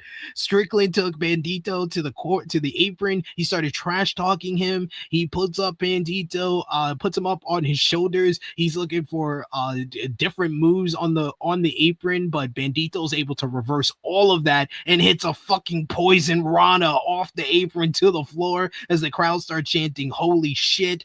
Back inside, Bandito hits the deadlift 21 plex, but the damage to the neck, he was unable to hold the bridge, so he's unable to cover Swerve. Swerve, realizing all the work paid off, he's smiling at this point. Both trade roll through sunset flips until Bandito somehow hits a code red into a snap Hurricane Rana, putting Strickland right in position for another 21 plex, but in another crazy spot in this fucking matchup is as Bandito goes for the 21 plex, fucking Strickland reverses that into a fucking vertebraker. Oh my god, I thought he was gonna break his fucking neck on that spot. He then goes to the corner, he cracks him with another house call. 1, 2, 3. Swerve Strickland pulls off the victory here to move on in the Owen Hart Foundation tournament. He will now face the winner of Bandito's partner Brody King and Claudio Castagnoli of the Death Riders. Banger. This was a straight up banger in every way possible. Bandito might be the most underrated guy on this roster because in these big matches he loses, but he does so much to make his opponent look like $1,000,000. Like Andrade came out of Revolution looking like he could be AEW World Champion, but this matchup made me appreciate how fucking good not only Bandito is, but Swerve. Even at the increased size, the muscle that he's put on, he is just so smooth and flawless in his execution, in his timing in the ring, and their chemistry was absolutely fantastic in this matchup. Like on any other night, this is the match of the night. I gave this 4 3/4 stars. This was out of this world. It somehow overdid what Ospreay and Joe were able to do. A completely different matchup, but I think it was just a little bit better. JJ, what did you think about Bandito and Swerve? I mean, this was my pick on True Hill Heat for the match of the night, and it came damn close. It came damn close because this shit cooked. Like, this shit was amazing. Like, my God, from get, like, the chemistry that these two fucking showed was top notch, like off rip. Like this match was, man, this is why we love wrestling. Like the amount of flavors, the amount of variety that you got just from these first handful of matches is just like, yo, pick your cup, pick your flavor. You can't go wrong. You can't go wrong. Like this was so fun. This was so badass. Yo, I fucking lost it on that fucking shoulder stand house call, bro. I fucking that's the spot of the night. That's the spot of the night. I was like, this shit is cooking. And then that fucking reverse fucking from the fucking 21 to the vertebrae. I was like, there's no way. There's no way they just pulled that off that smoothly. Like this shit was good, man, and the fucking crowd was eating this shit up too. Like it was just hot from start to finish, man. Like we had the fucking Bandito section right behind me, fucking screaming in our fucking ears, Bandito, like the fucking Bandito fucking chants right behind us, and then we all like, whose house? Swerve's house. Like this shit went, and then as soon as the house call got hit, we just looked back. How y'all doing? How y'all doing? Quiet as a motherfucker. But that match slapped, man. I was like, yo, I am not disappointed at all. This match was amazing. Like, Jesus, man. Like, what else could happen in this fucking nighter, right? Like, it's like, I think we're like halfway through at this point. No, we got 3 matches to go, and after this matchup, I was like, yo, this might be the greatest pay-per-view in AEW history. They just got to stick the landing with these last 3 matches. What did you think about Swerve and Bandito, John? I don't know. Like I don't know why I didn't doubt this match. I was just like, I was so high off the other matches already. I was like, oh my God, like what else can you do on this show? And then they fucking go out there and but I think by the time he did the house call standing on Bandito's shoulders, I was already taken by this match. Yeah. But that fucking vertebrae, like that 21 plex into a vertebrae is gonna stay with me forever because it was so obvious. Yeah. Like, how did I not yes. How did I not see this? Swerve Strickland is a fuck. Like, first of all, Bandito protected the shit out of himself too. Like, he went out there, he did everything great, but also I hit my finisher and I couldn't get the pin with it. I would have beat your ass if my shoulder wasn't fucked up. So that's good. That's great fucking thinking. Like, that's awesome. That's smart wrestling right there. I really need Bandito to get something significant in 2026. Like, I can't have him losing for the whole fucking year. Like, I feel like he's done enough. He's helped you put enough guys over. Like, we should really start to push him towards something of his own. He's in fucking Mexico representing every goddamn other week. He just had that match on Friday. He had Volador 2 Jr., ridiculous bangers this week with Volador Jr. The one on last weekend was amazing, and then this Friday was even better than that one. And then they go out on Sunday and do that with Swerve. Come on, man. That shit is insane. What are we gonna do with Swerve Strickland after the tournament is the thing I'm still concerned about. I look at him and I get this scary feeling like he also feels that way. like what the fuck are we doing with Swerve? But every time he goes out there, he shows why it would be a mistake not to have significant creative in the plans for him already beyond this fucking tournament. Not just thinking like, oh, he's gonna look good in the finals. Like, no, fuck that. We should have his all-in shit done right now. So yeah, great shit. 4.5, 4.75. I would even go. I think. Yeah, I went 4 3/4. This is one of the best matches on the show. If it wasn't for like 2 others that probably hit the 5. Josh, what did you think? Swerve and Bandito. I mean, the match was incredible. Both guys, you know what you're getting with both guys. So, there was no way this was going to be a bad match. And then, they showed why. When Swerve did that house call from this guy's shoulders, oh my God. I think from the crowd, you should see my reaction because I was like in legit shock, right? So Wendy originally thought that I missed it, right? Because of my reaction. And I told her, I had to explain to her, I was like, no. I was like, I saw it. I was like, I'm just in shock. That just happened. Because I'm like, how did he do that? That was freaking incredible. I think, I felt like each match had like a point. Like when they hit a certain stride or a certain point, that's when it's like, yeah, it's gonna really be hard to like match this, and then they always found a way to match it anyway. This was the point for me in this match where it was like, all right, this shit's on another level. And then Bandito doing the stuff that he's doing, but also credit to Bandito, like he does a lot of great selling in the match because he was convincing me that I'm like, damn, this guy fucked up his neck. Because remember that time when he came back for what was it, Final Battle, and he got that concussion when he just came back. It gave me PTSD seeing that because I'm like, oh no, don't tell me but then I saw he was fine and I was like, all right, cool, he just sell it. So he's really good at that. Like I think he's super underrated when it comes to the selling, because he was just doing stuff that it was like, every time he does that German, like especially when he did it when Swerve was on the ground and he was able to pick him up, like, no, I was like, oh my God, like, yo. Man, like even in the loss, I do agree. Like something.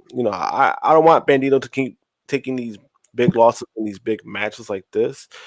But man, if this is what you're gonna give me and these big losses, I mean, it's kind of hard to tell me otherwise because it's like, man, he always shows the fuck out, and it's like, man, I mean, I can't say words about Bandito because man. Ooh, like they got something special there, man. They really got something special there that definitely, something more should be like, I think I don't like using the terms deserving a lot in wrestling, but he's definitely somebody who's deserving, like, even like a AEW World Championship at some point. He's one of those guys, I believe. You were talking about selling, bro. That dude was out there fucking. He was doing this like Twitch sell, like that shit. I was like, "Are you okay, bro?" I love how that was like the after effect of the first house call. Yeah. Like so well done. Like so well done. Like you pick between Swerve, Bandito, Joe Ospreay, Okada, Takeshita. So different, all three of them. Yeah. And they just appreciate how well done all three matches were. You got the fucking buffet. You got this G1 Tokyo Dome main event. Then you got this kind of like PWG style banger singles match with Bandito and Swerve. Then you got a TNA X Division callback with Joe and Ospreay. Like those are three singles matches that are completely three different styles. So beautiful. Such a beautiful thing to be a part of. Oh, God. We got a super chat donation from our main man, Meet Normus. Thank you so much, Meet Normus, for the super chat donation. He says, here's a small sack of monies for the Pork Chop Fund. Enjoy the rest of the holiday weekend. Brisket, burnt ends on deck, and some brown liquor partners. Enjoy, good sir, and I hope you're enjoying the review. We got another super chat donation from you, but we're waiting until we get to that matchup here. After this one, for the AEW Women's World Championship, you had Thekla defending against Hikaru Shida, Jamie Hayter, and Chris Statlander. Love the reaction. This was like for the first time in quite a number of pay-per-views. This finally found they finally found a pay-per-view crowd that was into the women's match. I was so happy to hear the reaction for all three ladies. Thekla got a good response. Jamie Hayter got a good reaction. Chris Statlander, of course, being from New York, she got a big pop from the fans. And then even Hikaru Shida got a decent reaction as well. All the challengers took turns getting shots on Thekla in the early going. Shida hits a running knee lift on the floor before going back inside to double team Hayter with Statlander. Hayter escaped a double suplex and mowed down both ladies with lariats before Thekla returned and went to the eyes. We get a tilt-a-whirl head scissors on Statlander as Thekla followed up with a running boot before Shida made the save, popping her with with stiff right hands. Hayter sent Shida and Statlander into one another before two trucks went into each other with Hayter and Statlander colliding, neither giving ground. Thekla tried flying off the top rope with a crossbody but got caught, and then Shida flew in with a drop kick to take out the pile. Shida covered everyone, even going for Statlander, which pissed her off. We get a merry-go-round of schoolgirl attempts until Hayter was clotheslined to the floor. Statlander was going to do a dive, but Thekla cut her off with a boot and then does a big crossbody off the top rope onto all of her challengers. Thekla sent Hayter and Shida into the barricades before taking Statlander back inside. She tried for somewhat of a lockjaw, only for Statlander to bite her at the hands. We get Statlander and Hayter hit dueling buzzsaw kicks before slugging it out with one another. They both collided with cross bodies, leaving Shida to try to hit a Falcon Arrow on Thekla, who rolled through and got a cradle for two. Thekla did her spider pose, basically taunting Shida as she was in control. But Statlander comes out of nowhere and she tries for the Saturday Night Fever, but Hayter broke it up with an exploder. Hayter whipped Statlander in, and Shida decked her buddy with a running knee strike, which Shida kind of shrugged off and said, "Oh well." Hayter tossed Shida outside as she spiked Thekla with the hate breaker. Thekla then ducked Haterade and sank in a Black Widow submission. Hayter powered up into a backbreaker and waffled Thekla with Haterade, but got a 2 count as Shida flew in with the big knee.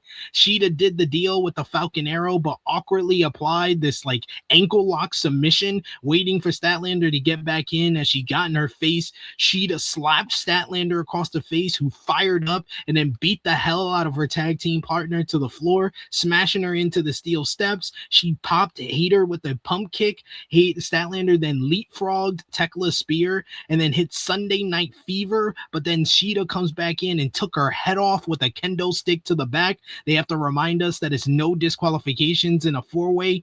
Hayter pulled the kendo stick from Shida, and they both collided into one another with the double clothesline. Basically, seeing that all of her other challengers were down, Thekla then followed up and hit Statlander with the curb stomp and got the 1-2-3 to pick up the victory here. I thought this was a lot of fun. This was just nonstop action. They kept the action going with all 4 ladies involved. I like Thekla being the heel who just takes advantage of everybody else just fighting amongst one another. And she kind of talked about that in the video package before the match, say that you all dumb bitches, you all hate each other, so I'm just going to take advantage of that. And she did it. I love a heel who talks her shit and proves to be right at the end. And this one will not get as much credit as everything else, but I thought this was really damn good. This had the crowd involved for the first time on an AEW pay-per-view and I don't know how long, because I was at Full Gear. The crowd wasn't into Statlander and Mercedes when that first started. They weren't into Statlander and Hayter at World's End. They weren't into Statlander and Thekla at Revolution, or Thekla and Hayter at Dynasty. But here, the crowd was actually into the action. They responded accordingly, and Thekla just feels like a superstar coming out of this. I give this 4 stars. I thought this was great. JJ, what did you think? I echo pretty much all of that. Like, this match was actually really fun. Like, this match was really fun. Like, especially, and I think I told the fellas even when we were outside, I was like, yo, Chris Statlander showed the fuck out in this match. Like, Chris Statlander was so good in this match. Like, she was awesome. Jamie Hayter did her thing in this match too in a lot of parts, and I was like, God damn, I didn't realize Thekla was so small. Like Thekla is tiny, bro. Like it's just like she's so like smooth with what she does in the ring. But I was like, she's a little whippersnapper. Like, but I'm like, yo, Chris Statlander is a fucking like, and you know, you gotta be careful with the terms that you use to the ladies, but Statlander is a thick fucking, she's a brawling chick, yo. I was like, yo, this girl is like, damn, she is built. like, cause I'm seeing them two together. It's like literally, it's like complete opposites, and it's like, yeah, and they just all worked so well together. Even Hikaru Shida was doing her thing. It's like she's getting that rust like off. Like you could see her really getting like fully back involved into these matches. Like they were a great nucleus together. Like this was really fun. Like I wasn't expecting shit out of this match. And the fact that like this match just kept me invested, and I just kept fucking having like random chants here and there. I was like, this match was good, like really good. And of course, you know, Thekla proves all these dumb bitches right. Like, it's like Tekla's, and that's why I picked Thekla during the fucking preview. Like, I was like, Tekla's gonna beat them because she's gonna prove that they're all stupid at the end because they're gonna hate each other enough, and she's just gonna beat them all. Yep. It worked. It worked so well. And I like the story that they did with Shida and Statlander. Hopefully they follow up with that on TV. It seems like now they can go in the direction of Shida just being a heel instead of the disingenuous babyface that she's been. Josh, what did you think? I thought it was a really good match. I was actually surprised that the crowd was into it. And not because of the performance, but because usually when the history, but is also like where the placement is usually for the women. Usually when it's like later in the card, people are just waiting for like the main event. So in this instance, it was like it was like third to last, right? Like it was like the third to last match. So I thought it was in a good spot, and people were into it. But then also, even within the match, people were building up to that tension between Statlander and Shida to see where that goes. And then certain things started happening, and then Shida just went full blown heel, like in this matchup. So I thought that was great that they finally did it in that aspect. Because I thought Shida has been doing well as far as like being disingenuous, right? But it was getting to a point where I was like, all right, I don't think I could deal with this maybe like the next 3 weeks. I thought it was time to pull the trigger. So I thought they did well when it came to that. Like, it made sense. She basically cost Statlander the match. So, I mean, it does make sense in that aspect. But then, like you mentioned, like Thekla, she's fucking, I always knew she was good since Stardom, but I didn't know she was like this good. Once they gave her the ball and, once they made her champion, I felt like she's been one of the women that benefited the most from being a champion. Because sometimes you never know what you're gonna get when somebody becomes champion. Like, people talk about the Mariah May and Toni Storm storyline a lot, right? But what people don't really talk about is Mariah May's title reign wasn't that great itself. Like, it wasn't a good title reign. That's what I was kind of fearing for Thekla, but she proved me wrong, and I like it. I like the fact that it's been working. They've been using her in a sense of like cutting promos, because I didn't know she had it in her when it comes to promos. So it's been good to see, and overall, it was a solid match. John? Yeah, man. Like you mentioned earlier, this was one of the first pay-per-view matches for the women's title that finally had the women go, that finally had heat immediately. So that really helped enjoyment of the match. They didn't have to fight to get the crowd.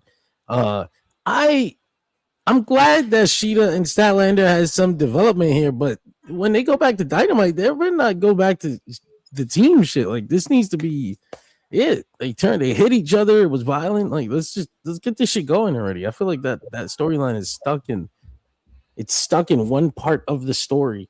Like, I'm ready to see that next chapter already. See if Shida, what is she gonna turn heel or whatever the fuck they're doing? I just want to see that happen already. But other than that, this is great. I'm glad Thekla kept the title. I was worried they would shift it over to Shida Statlander.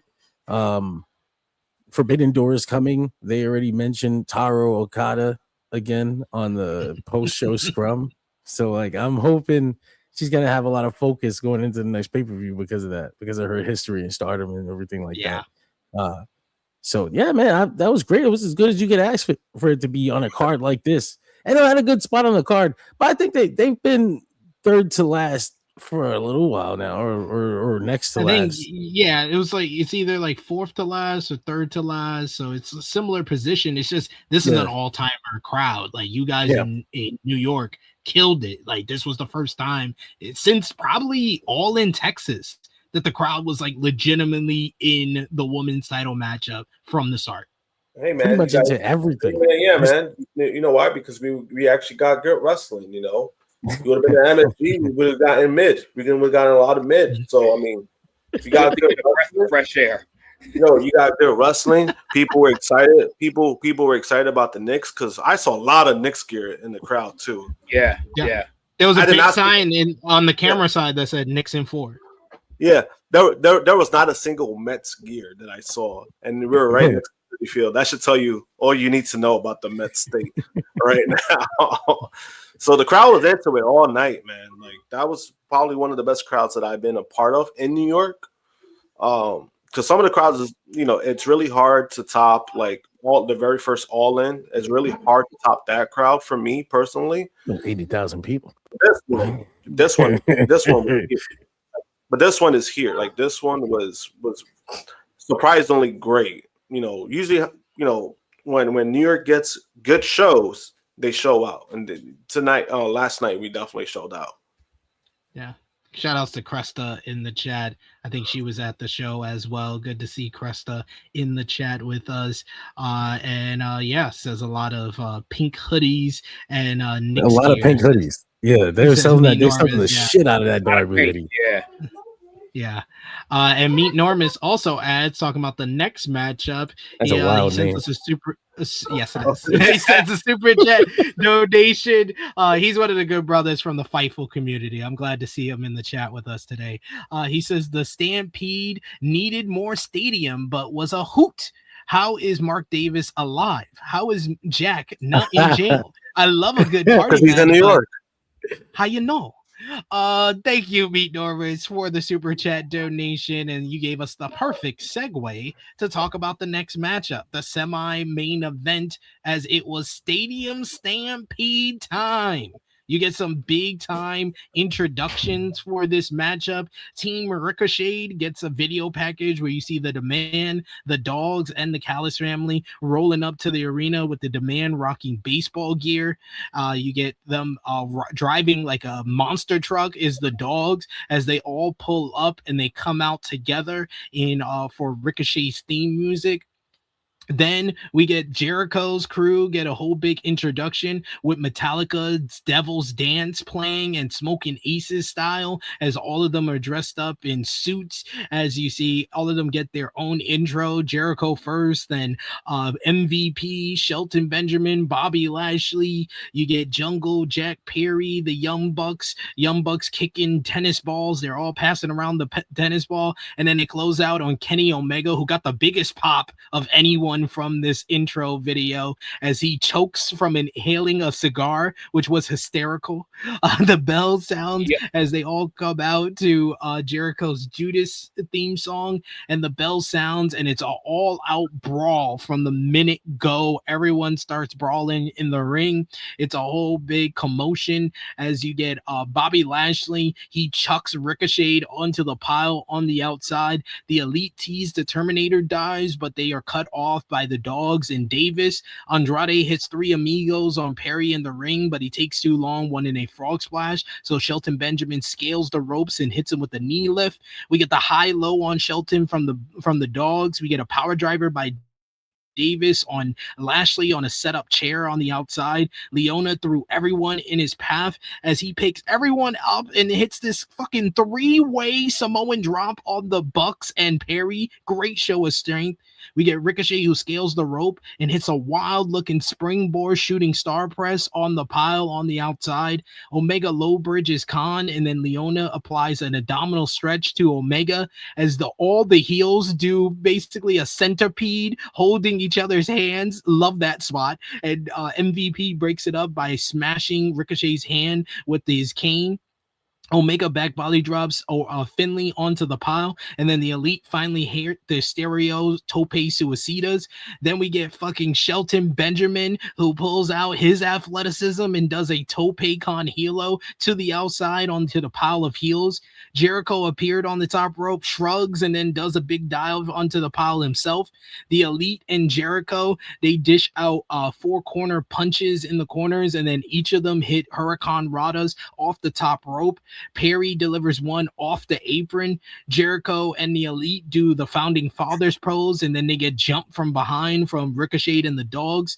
The Elite shot double legs, and then all of them do a freaking 4-way submission spot with Jericho doing the Walls of Jericho on Andrade, while Omega's doing the Texas Cloverleaf and the Bucks are doing the Scorpion Deathlock. Perry waffled Davis with a freaking vacuum cleaner and did a moonsault off the top to the floor. The Bucks and Perry set up tables at ringside and position the Dogs from them. Matt and Nick climb up, but then the Dogs bail. This leads to them fighting in the freaking concession area. We get the split screen as everything is going on. The Bucks hit a super kick to Clark Connors as he falls back into the escalator and then goes up, and the Bucks basically go around the other side and hit him with a super kick the other way. Meanwhile, you got Andrade, who's doing his selfie cam but then Luchasaurus with a blonde wig poses as one of the hotties in the crowd. We get backstage and Lashley and Leona are brawling. Then all of a sudden, a wild Black Heart, Leo Rush, who gets a big pop from the fans in attendance as he bites Leona on the hand and then jumps on his back after doing his catch your free a dog run on the floor in the backstage area. When we get back, we get Andrade, who takes out Jericho and Omega with double spinning back elbows. He then poses again, and then we get Jericho, who brought out a bag of tennis balls and he lays them all in the ring. He does a suplex to Ricochet on them. Then Ricochet responds with a DVD on the tennis balls. We go backstage where there's a whole big fight and we see Tommy Invincible is here and he says, you got to be invincible, as Perry is fighting with Davis and they bump into him and then he gets taken out by Davis. Davis then gets a drop toe hold onto the opposite side of the chair and I think it goes into his eye legit. Then we get basically Andrade gets pushed into Satam Singh, who's eating, which causes a whole big food fight backstage. The Dogs and the Bucks fight back up the aisle where Matt smashes the Dogs with hard trash can spots. Connors was placed in a shopping cart and they put freaking garbage can over his head as the Bucks hit freaking super kick from Nick to the trash can as he rolls it down the shopping cart. We get Leona, who reappears and mows down the Bucks and almost Rick Knox as well, as he loaded Matt into the shopping cart and Khan flew in with a shotgun drop kick to it. We get Leona then lifted the cart over his head and threw it at Nick like it was nothing. Benjamin ran back out and was instantly cracked by Finlay Shillelagh. Lashley suffered the same fate. We go backstage to Chris Jericho, who's brawling with Ricochet with the tennis racket. Then out of nowhere, Luther, playing the role of Jim Cornette, gives him an oversized racket and hands it to Jericho, and he uses to lay waste to Ricochet and then starts throwing tennis balls from a tennis ball machine at him. Jericho then goes for the cover and nearly got smacked by one of the tennis balls. We get back in the ring, stereo Northern Light suplex and German suplex from Shelton and Matt Jackson to the Dogs. Finlay took a trash can shot and another Northern Lights and double German suplex from Benjamin for good measure. Super kick party leads to a big spear by Lashley. We go back outside where Mark Davis is wandering around. His eye is patched up. He sees a knife stabbed with a note saying, "Wait here, asshole." And then the Jurassic Express bus pulls up and it smashes into the golf cart, hopefully, and it seems like Davis was able to get out of the way. Perry got out of the bus and looked bummed that he didn't murder anyone. The Dogs avoided being put through tables once again at ringside, as Omega was there with the Snapdragons to everyone, including Andrade. Lashley fought with Leona. He hits a big German suplex on Leona through a table. Davis is back ringside where Lashley hit multiple throws and then a final one through a table to him. Perry then flew off the top rope to put someone through a table. The Bucks then took out the Dogs with an elbow drop, stereo, senton bomb at the same time. Then Omega takes out Andrade with the one-wing angel through the last table at ringside. Benjamin hits a pump knee to Ricochet. Lashley hits a spear. We get an assisted sacrifice knee by Perry to Ricochet. Then the BTE trigger. Nearly a Judas effect by Jericho, but Khan moves Ricochet out of the way and he takes the bullet for him. He takes a V trigger and then a 7-way super kick, and then Jericho ends things off with the Lion Salt and gets the 1-2-3 for his team to get the victory in Stadium Stampede. This was batshit insane. It was a spectacle. It was a clusterfuck, but I loved every minute of it. This was awesome. This was just so much fun to watch, and I just had a big smile on my face by the end of it. There was some great wrestling. There was some shenanigans, but it was pro wrestling at its finest. And once again, I'm going to say the biggest compliment to this card is this was not the same as anything else on the rest of the card. It was definitely a matchup you're going to remember because it was different from everything else. I give it 4.5 stars, and a great moment after the matchup. Jericho sets up a final table that wasn't broken, and he does the sad boo pose, and he puts himself through the table as a tribute to his former rival. Great stuff there. Taz even got emotional on commentary. JJ, what did you think about Stadium Stampede? Yo, I'm glad you recapped a lot of it because watching it in so many different places, there's stuff that's going to be missed during this fucking wild, crazy, batshit, crazy fucking mess of a match. Like this, like you gotta look up the stairs, you gotta look down the fucking ramp, you gotta look in the ring. It's like you gotta fucking pay it. You look up, and I look down. I see Luchasaurus posing as a hottie, and then I got Drew. He over there like, where the fuck did the Luchasaurus come from? I was like, because everybody looked up to see what was going on. And then when we looked down, this motherfucker was there. And then this motherfucker comes down rolling in the shopping cart. It gets super kicked into it. And then the motherfucker gets thrown into the fucking apron in the cart. I'm like, yo, what is happening right now? Like, this shit is just all over the place. I'm like, yo, when the fuck is Jericho gonna take off this tuxedo? Like these motherfuckers wrestling this whole match in the tuxedo, like with the jacket included. I'm like, this shit had shit going every fucking where. Then we look back up and we see fucking Jack Perry damn near trying to kill somebody, which inspired the "We Kill People" chants. Like, we kill people. We kill people. Like this was the epitome. Like, I tell you, and I mean this like with full fucking everything. There was never a dull moment in this match. No. Because everywhere you look, some shit is happening. So it's like you're gonna hear a different take from Josh because he might have been looking somewhere else. like everywhere we looked, there was something happening. And then this match was just crazy. And then when they got back in the ring, and then you see the 7 super kick, and you see the fucking quadruple Hurricane Rana spot. And then the match fucking finally comes to an end after we're all exhausted. And then I see what Chris Jericho is doing. I was like, this motherfucker just make a table. He made the table that he didn't break to break it. But I was like, oh shit, it's this. I was like, I didn't think about the tribute thing. I was like, yo, he really just he just made the table back to break it. So with our eyes, we're just everywhere. Did I catch him doing that at the end? And I'm like, I'm tired. And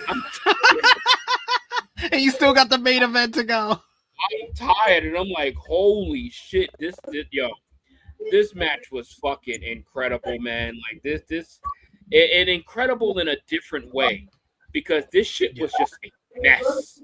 Like, this shit was a mess. Like, the fucking Tonga line of 7 people pulling on a motherfucker.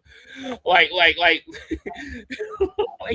you ain't making this shit up, bro. Like, this motherfucker pulls out golf balls out of a bag and we chant, "You sick fuck." like this shit was just nuts. Not a dull moment in this match. Yeah, it was just nonstop the entire time. John, what did you think about the Stadium Stampede? Before the show came on yesterday on a preview, I said it's 14 people in this fucking match. This is either going to be the greatest thing ever or it's going to be the worst thing ever. I hope that production is ready. Yeah. Production was fucking ready, and it was one of the greatest things ever. The kudos to everybody who had a hand in putting this shit and putting this match together. The wrestlers, the fucking agents, because it was like controlled chaos. It was perfect. It was insane. It seemed like it was out of control, but they not only was it controlled chaos, they were working with handcuffs on. They couldn't go in the crowd. Yeah. They couldn't bleed. So, like, kudos to everybody who put this together. Bobby Lashley finally, to me, feels like he belongs in AEW. You felt like Bobby Lashley finally realized what AEW is about. Like, he was out there having fun. You know, like, it's like, oh, you know, like, maybe I don't gotta take myself so seriously all the time. You know, like, Bobby Lashley, that Leo Rush moment was one of my favorite moments of the match, because I never expected Bobby Lashley of all people to be involved in a moment like that. When he's just looking up, I'm like, what the fuck is he looking at? And it's just Leo Rush. He's just randomly it's there. Fine. It's fine. He said it's fine. But it's funny, but it's also like a touching callback. Like, oh man, I used to be his manager or whatever. And so like Leo Rush gets attacked, and then fucking Bobby saves him. And then Leo Rush like runs off like a dog and attacks the thing, and immediately I'm like, Bobby needs to Leo Rush as a pet. Like, he needs to keep. They need to be together forever. He needs to stick Leo Rush up. The Hurt Business should take him in like as he is. Like God, that was so fucking great. They had no explanation, and they didn't even address it. And I was like, that's perfect. The motherfucker did a damn super kick. Bobby Lashley did a damn super kick. He looked ridiculous just doing the motion of a super kick. But damn, he let himself go, and that was great. That was so fun to see. The catering spot. The fucking catering spot. Like, that's comedy, man. That's wrestling comedy. That's a fucking funny ass moment. Andrade runs into Satnam Singh by accident and he just stands up and calls for a food fight. It's fucking ridiculous. It's the stupid shit, but it's the funniest shit because it's like wrestling, man. They're in catering. Those are all the jobbers. Like, that's funny as fuck. You know, like Tommy Invincible. That's the stupidest fucking shit. Like, it was so funny. Such a deep cut with Tommy Invincible too. It's ridiculous. Where you have to be terminally online to even get the fucking thing, and it still got a huge pop. Like he still got a huge pop. Everybody in that fucking crowd, a lot of people in that crowd knew who the fuck that fool was, and it was funny as fuck. I loved it. It was violent too. Like it was the variety that AEW is, but like pure, like melted down into a single match. Like the fucking Jack Perry bus spot. They didn't need to do that live. What the fuck?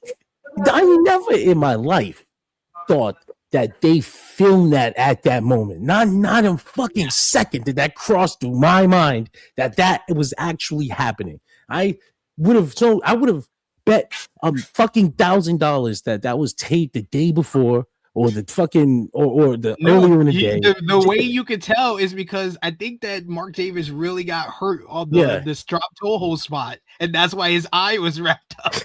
And I was so secure that I was like, nah, man, that's cool because I really thought Mark Davis got hurt. It's like they pre-taped that shit and he had the bandage on already. So that's cool. But they fucking had this film. Some dude in the audience turned his camera around to like behind him, and the whole thing is live. For the love of the fucking game. They do this shit for the love of the game. That's what makes me love this fucking company so much. That was so unnecessary. But somebody thought, how cool would it be to just do this shit, right? It happened so fast. Like, there was such a small error. There was such a small room for error. Like, it could have happened. Like, he could have fucking died, bro. He didn't. It was perfect. Everything about this was perfect. Chris Jericho has the crowd behind him again. 2 pay-per-views in a row. Everybody loves Chris Jericho again. It's wonderful to see. I love this. I love that he's involved himself in all the right situation so far. I hope that they can keep this calculated maneuvering of Jericho on the card before people start to turn on him again or something. This was the best Stadium Stampede to me, I think, so far. Like, this was what it was about. Obviously, the first one was special because of the COVID and everything. And they used the actual football field, like a stadium. But they made it because the second one was in front of like that kind of like one of their smaller crowds in Daly's place, but they made it work for a big crowd. Yeah. That was the key to this. That's the first time they've done the Stadium Stampede and it really worked for the live crowd because it was a really good matchup, a great match at the first All In, but I don't think they used the shenanigans of it all like this one. Yeah. But it also gave me it evoked the feeling of the first Stadium Stampede. Yeah. Like, there were things about this that felt as like things that I thought they could only do like during the COVID era, but they made it work, like you said, in front of a live crowd, in front of a big crowd. Like I said, that fucking bus moment. That's ridiculous, bro. That's so fucking stupid. I love it. Oh, wait, Mark Davis didn't get no more camera time after the bus?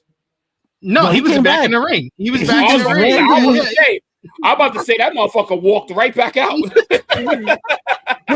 and even the crowd video, even the dude's crowd video, like you would think he died because it was so fast. Like you saw him there, then you didn't, then he was dead. Like then it was crap. Like holy shit, what direction did he jump in? Like how did they pull that off? I don't even want to know. I don't want to see no BTE video about how we made the bus work. Like don't ever fucking tell me how you made that work because it was so fucking ridiculous. I love that. Let it live in kayfabe. Let it live in kayfabe. Josh, what did you think about Stadium Stampede? Man, it was insane. I mean, you know what was crazy too about the match itself, right? That they were still doing like work moves, right? So that kind of made it feel weird. I was like, oh shit, you know, they're still working, like especially Kenny Omega, and you know, he was out there. He looked like a freaking like a restaurant manager because like the clothes that he was wearing. You know, I was kind of skeptical of how they were going to pull off because obviously, like I do know about the damn that's just man loud. What the fuck? So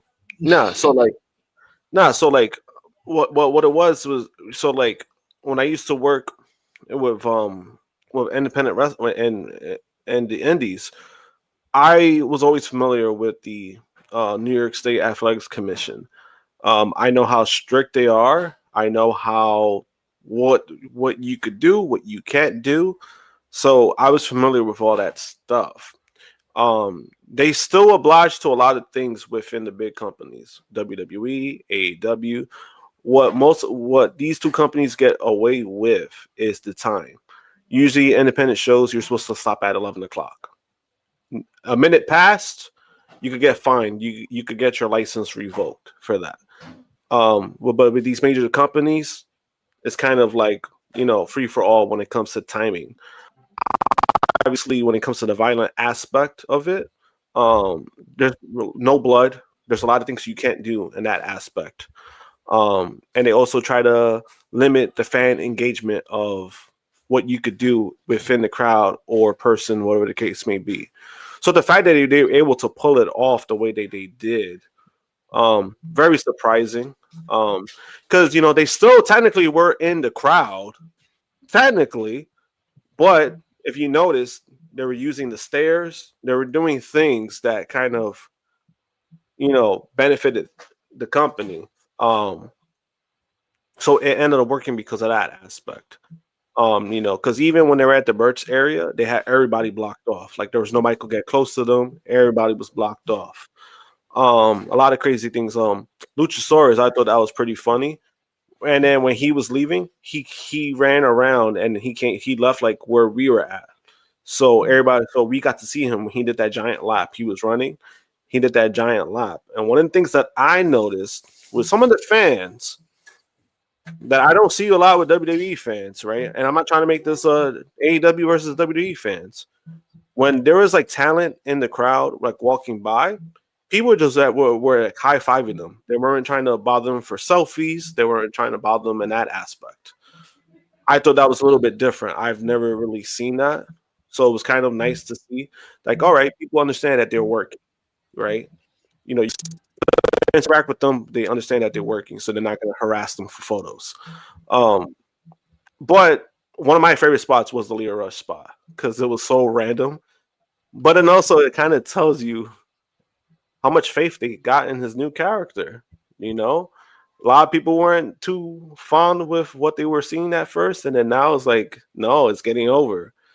They didn't need to do that spot, and then the fact that they implemented that kind of tells you, you know, it tells you a lot, you know. And it within that segment it worked because it was Bobby Lashley. The way the Bobby Lashley reacted was kind of like, you're used to seeing almighty Bobby Lashley, right? Like he's not scared of anything. He was fucking freaked out when he saw Leo. But then if you notice, right, now Leo was saying it's fine. He tells him to go. Like he was trying to like help him in the moment. He was telling him like, go. Like he was trying to have Lashley run. And that's when the guy stopped him and he fucking bit him in the hand.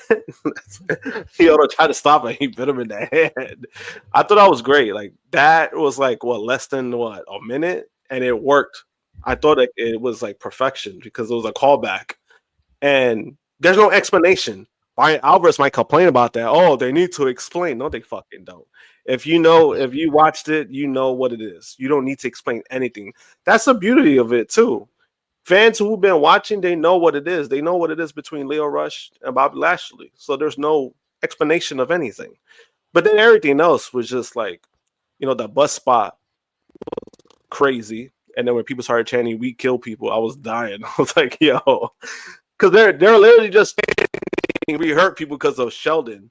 And everybody was like, yo, everybody was going crazy for Sheldon Benjamin. Yo, like, this man is close to 50 years old and he's still is 50. He's 50. He's 50. And he's still like doing the things that he's doing, and the way that he's doing it, like he looks dominant while he's doing these things. It's very nice to see, but it's like, wow, like this dude is still a fucking top tier performer, and even some of the Jericho stuff worked too. Like, as goofy as the tennis balls are, it fits Jericho if you really think about it, because it's like the tennis balls are not gonna fucking do nothing, but it's just the thought of it is hilarious. And then even when they're in the back, he's using the machine on Ricochet, that to the point that he forgot he turned off the machine, so the ball just kept flying, even it almost hit Jericho when he went for the pin. So that was great.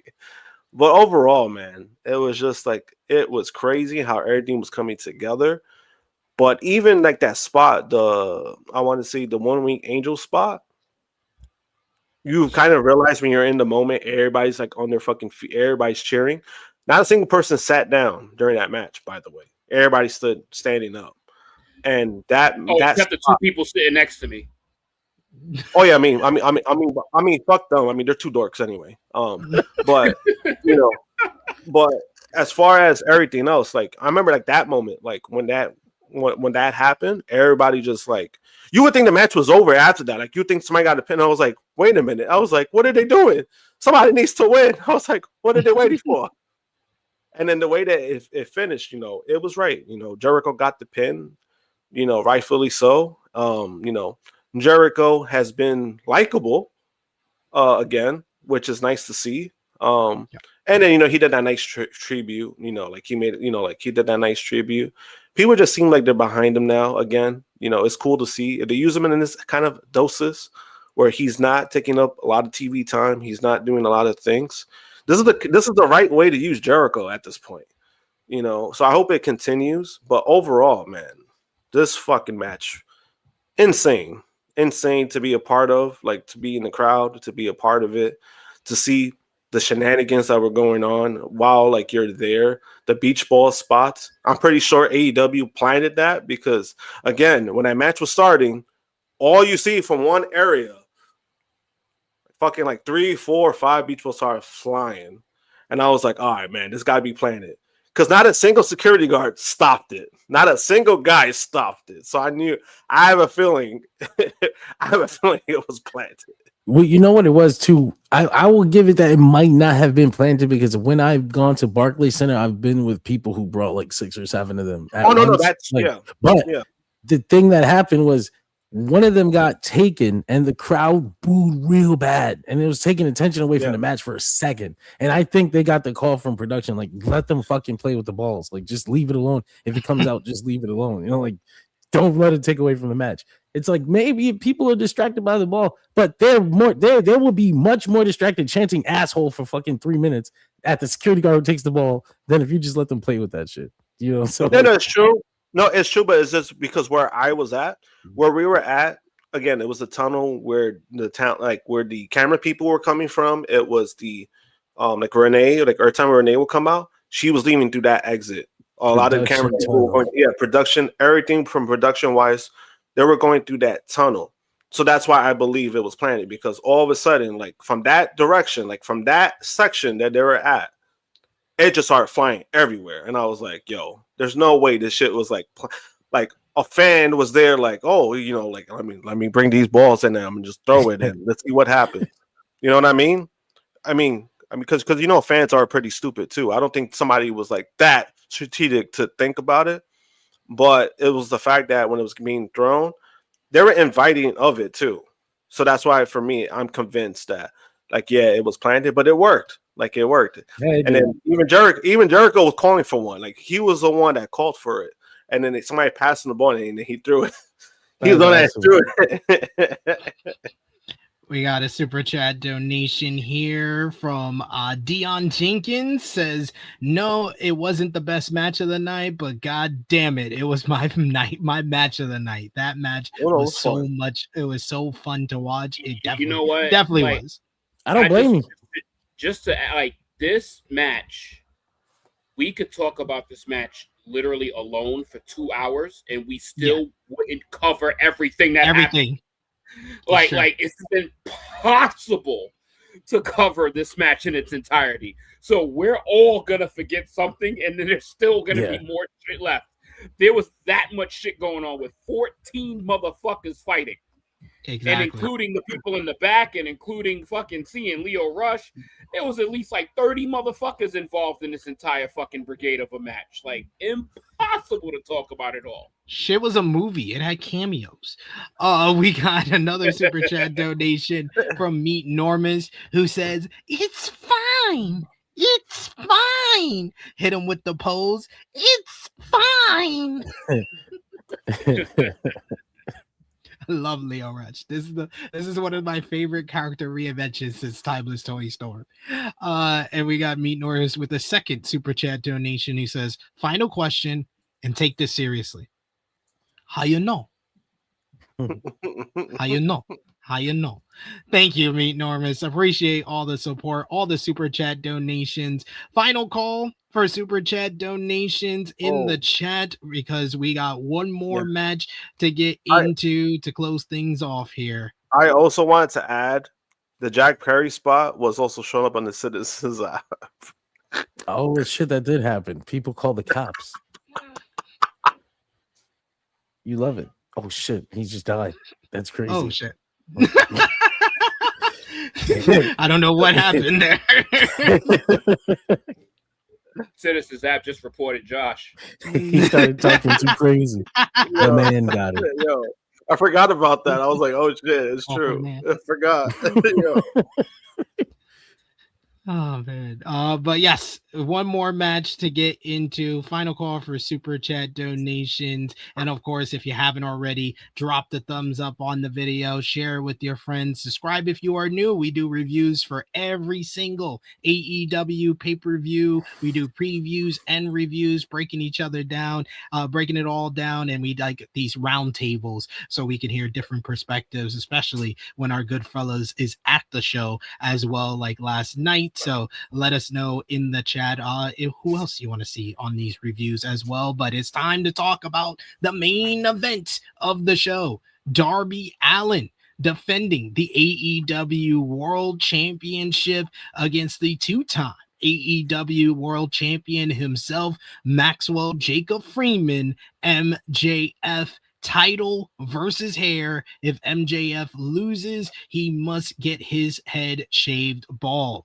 We get Darby with this great entrance video where this motherfucker was fucking riding his skateboard in the fucking undergrounds of New York City. He's a fucking Ninja Turtle. I was like, this is awesome. This is awesome. What are we doing here?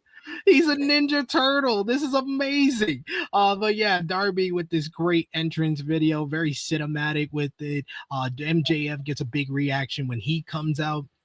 We get the camera, we get Justin Roberts, who gives a great big match intros for both men, saying MJF says he doesn't hail from any of the 5 bullshit boroughs. Instead, he lives in a mansion no one of you can afford. And Roberts introduced Allin as simply batshit crazy. He is the AEW World Champion, Darby Allin. And right from the minute go, we get Allin, who fires off 3 quick headlock takeovers for near falls. He then hits a drop kick that sends MJF to the floor. And oh my God, Darby Allin nearly killed himself like 2 seconds into the matchup. He does a tope. And of course, MJF has been scouting him, where he's showing that he's more prepared than the last time they fought. And he completely moves out the way. And Allin takes this crazy bump on the outside and scary neck bump in the process. Thankfully, he's moving afterwards. MJF starts trash talking him, plants Allin with the power bomb onto the apron. He then misses the heat seeker, but he hits a slingshot cutter for 2.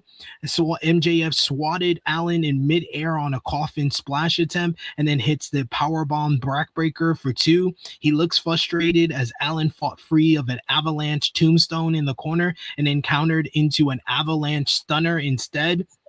We get a combo of strikes, and then he fires off a headbutt. Darby wants a coffin drop, but MJF bails outside, where Darby does hit him with the tope this time. MJF flew over the announce table, placing himself on the edge of the ring frame, where Darby goes for the coffin drop, but once again, MJF shows that he's prepared, and Darby crashes and burns in the process.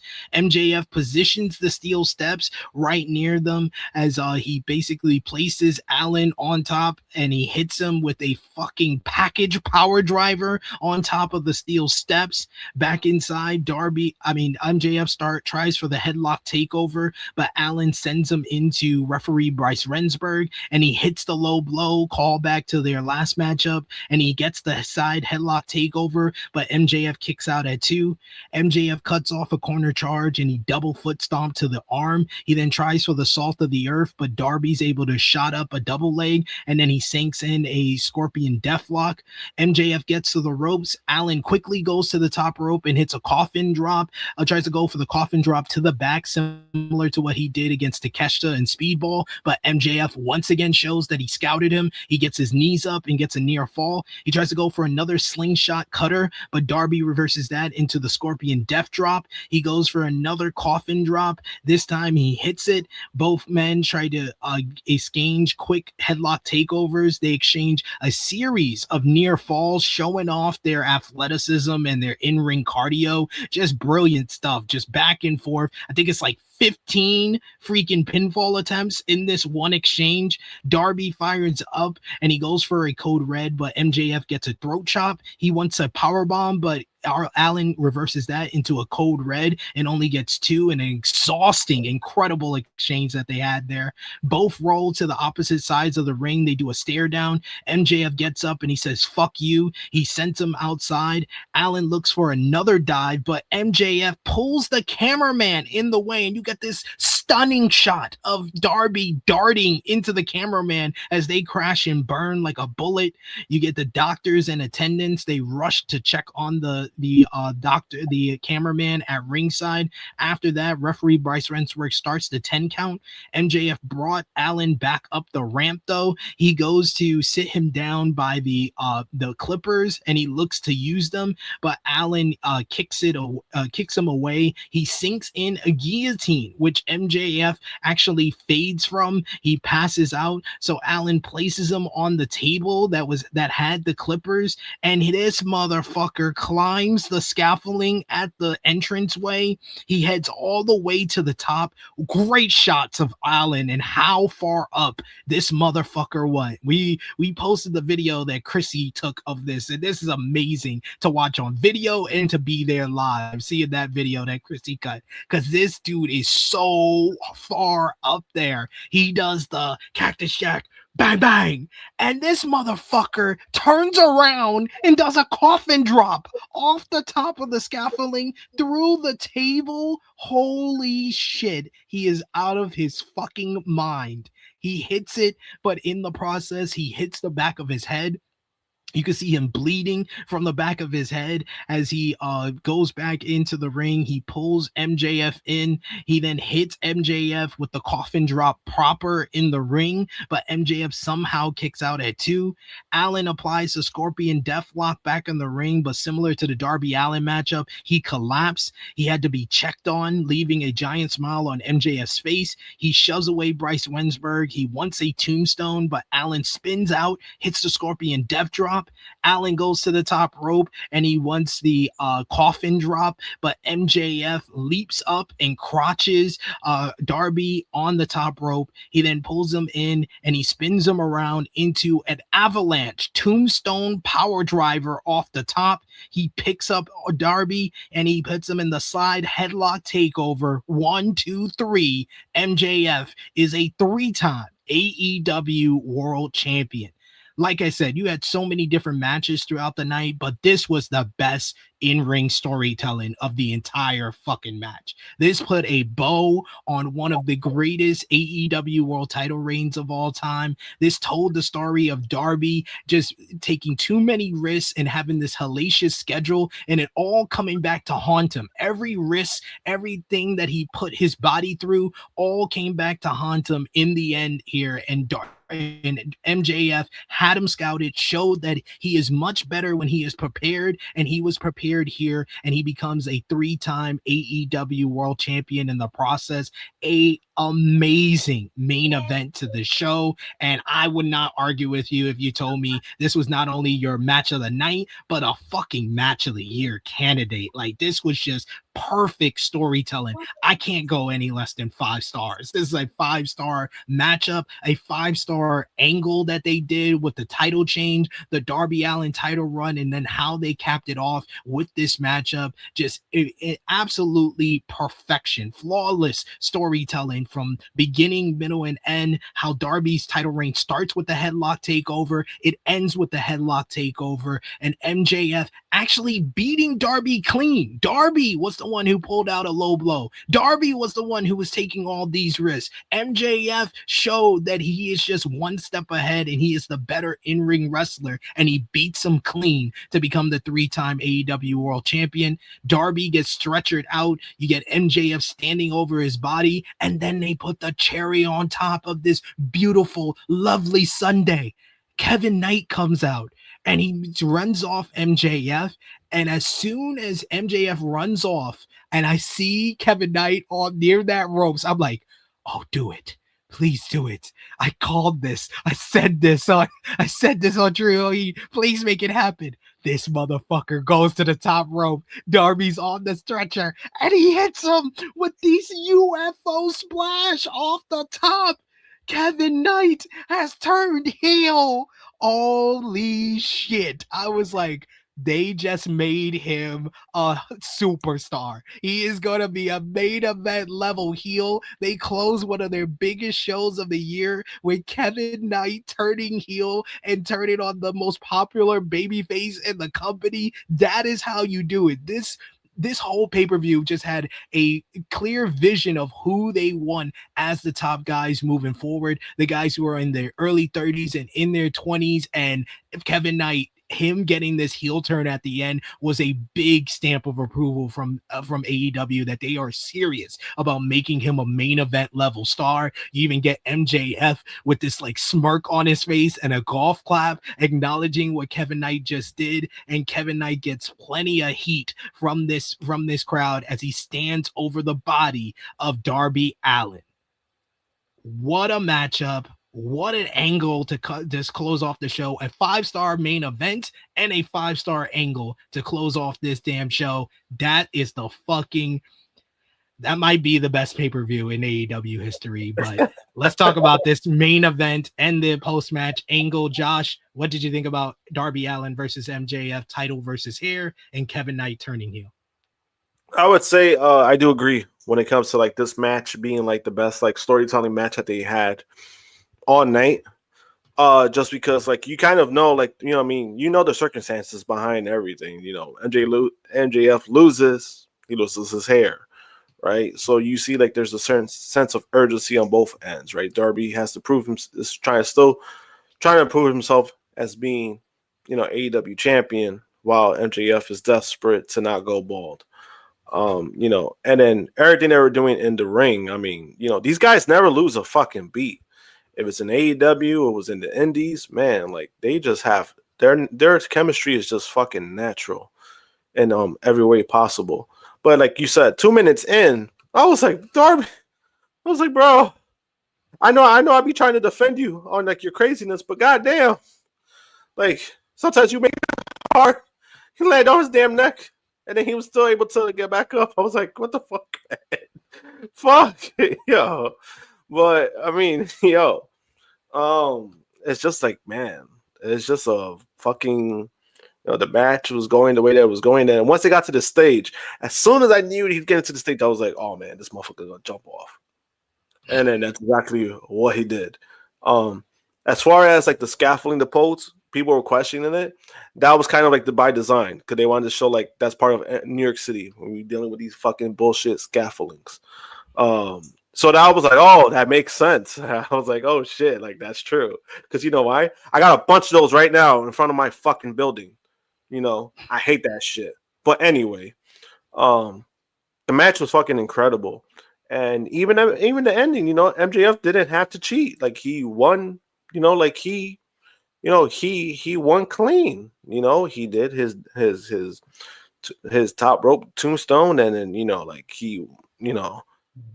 was great. I thought the finish was great. The match was fucking great.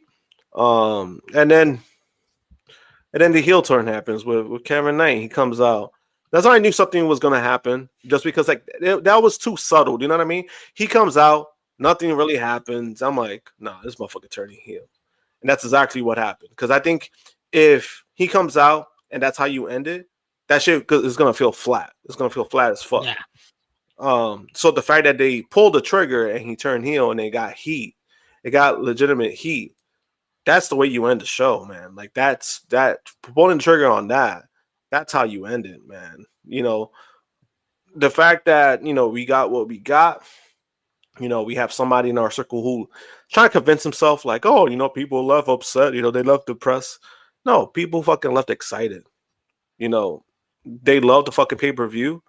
That's all you hear with people. People are like, yo, that was a fucking banger show, right? Yeah. And then they end up getting stuck waiting for the train. Unfortunately, for Miss Chrissy Love, I wasn't one of those people, so I really thank her again. But that's what people were more worried about when it comes to like, hey, let me get out of this dumping Queens. I gotta get out of here. But overall, it was a great match. Great closing segment. Fucking fantastic pay-per-view. JJ. So having a half a night to sleep on it, because I'll tell you, like I was kind of honest. Like, I mean, let's get into the match. I literally just looked at my boys and everybody I'm sitting with, like, this match just started and Darby almost died. Like, it just started. That's like, how a Darby Allin match should be. Like, I'm like, yo, that tattoo might as well be like a real look at his spine just to make sure that it's still aligned. Because, like, Jesus Christ. Like, they went all out. They went batshit crazy with this. Even the introductions was like, Justin Roberts. He's like, he does not represent any of the 5 bullshit boroughs. So it's like, you fucking fuckface. You fuckface. Are you from that dump of Long Island? And you over here talking about you don't represent any of the boroughs. All right, motherfucker. But yeah, it was literally, it was a big fight feel.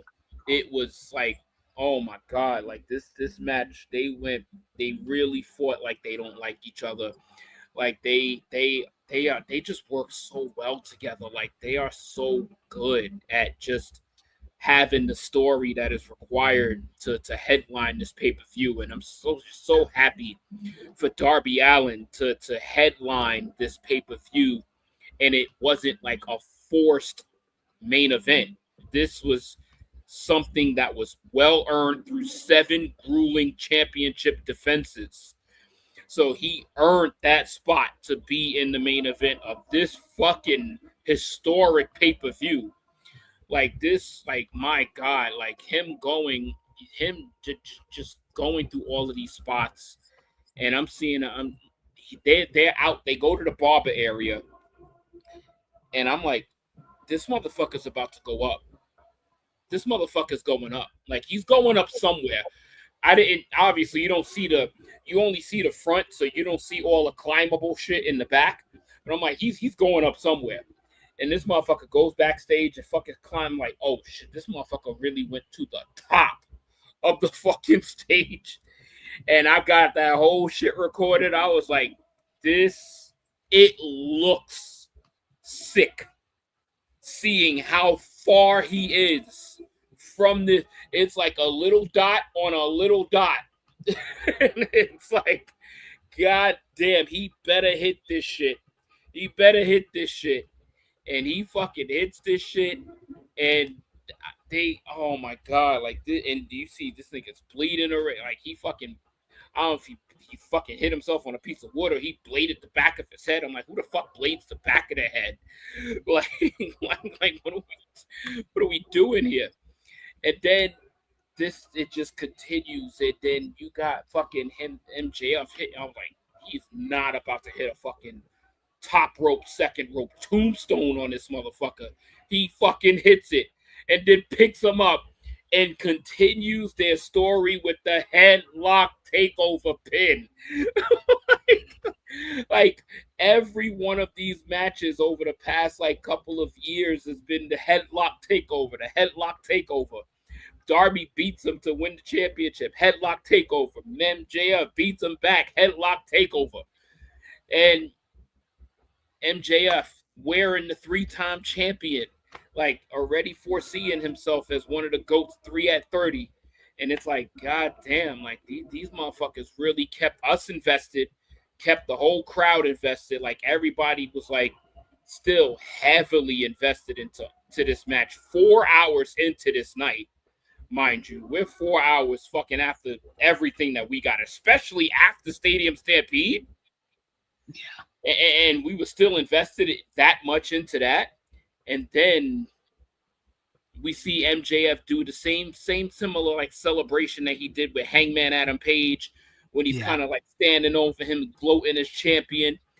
And then Kevin Knight comes on. I'm like, this don't make sense. Like, why is he out here? Like why is he out here? And I was like, this nigga is not about to do anything in these fucking Timbs. Like, he's in fucking Timbs, bro. Like, what are you doing? And then, he climbs to the fucking second and third turnbuckle, and I'm like, he's not gonna jump off this shit. He's not. He's gonna jump off this shit. And that motherfucker, I'm like, and then I see the way they start to position the fucking stretcher a little bit. I'm like, this nigga's about to jump off the fucking top rope. Y'all need to understand that this man jumped off the top rope in Timbs. Like, y'all gotta understand the gravity of that. Like, the fucking soles on them shits, the way that fucking bottom could easily get stuck on the fucking chain of the fucking turnbuckle, the rope, like, them shits are fucking, the fucking holes in the soles are fucking deep in the traction. Like, I was like, this doesn't make any sense. And then I get the night to sleep, and I'm like, because I was like, if Kenny the Jet is gonna do this, it was gonna be to cost him. But it was like, no, he literally said, don't let him down. And in his mind, he let him down. So it's like, you motherfucker, this motherfucker is now the champion again before you get to defend it against me. Nah, fuck you. Now I gotta go after this piece of shit that's going to do everything to win, and we could have had a clean fight, and you took that opportunity away from me. He said, don't let the Jet down. You don't let the Jet down. I can't believe the height that he got from that. Like, he got so fucking high off that fucking rope, and the perfection of this fucking landing. And, oh, mind you, when these people left, like, that is the perfect heel ending, because people literally left. No, people were quiet when they left. People were not happy when they left. But that is how you end a fucking night with a heel winning. Like, usually there's energy and people, niggas just left. Like, niggas just left. And then you got people all set, we might see some interesting content from one of our fellow brethren later on in the week, probably if he releases it.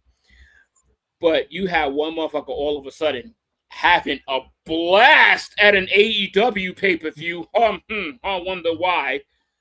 One of the greatest shows ever. Motherfucker having a blast there. He was having a blast in his own mind, to be fair, because nobody was reacting to him. No. So in his mind, he did his job, and his circle and his circle of people. I don't know. Well, that was kind of like, all right, cool, but whatever he thought he was doing, he definitely was not doing. So, I mean, with Kennedy the Jet doing what he did, and then the fucking Darby Allin losing his championship and getting turned on and getting dragged out of the arena, and the way Justin Roberts said, "Good night, everyone. Get home safe." Like it was like the sad ending to a perfect pay-per-view. Absolutely. It was so beautiful. It was really, I was like, God damn. I was like, and you always in your mind when you fresh seeing shit, like, damn, I wish this would. And it's like, damn, you think about that shit over, and it's like they really. How the fuck did they pull this off? How the fuck did they pull this night off? Like, This is insane. Like, it's almost impossible to follow this up with something as high quality. And that's why I'm like, you motherfuckers that watch this shit, like, enjoy this, because high chances are you're not going to get as good of a show on Wednesday as we got last night, because last night was as almost close to perfect as you're going to get. Yep. John, what did you think? This was the perfect ending to the greatest AEW World Championship run they've ever had. And I mean that just from personal enjoyment.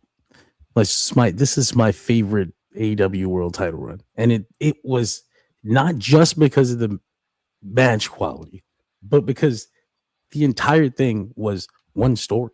Like, it was a story from beginning to end.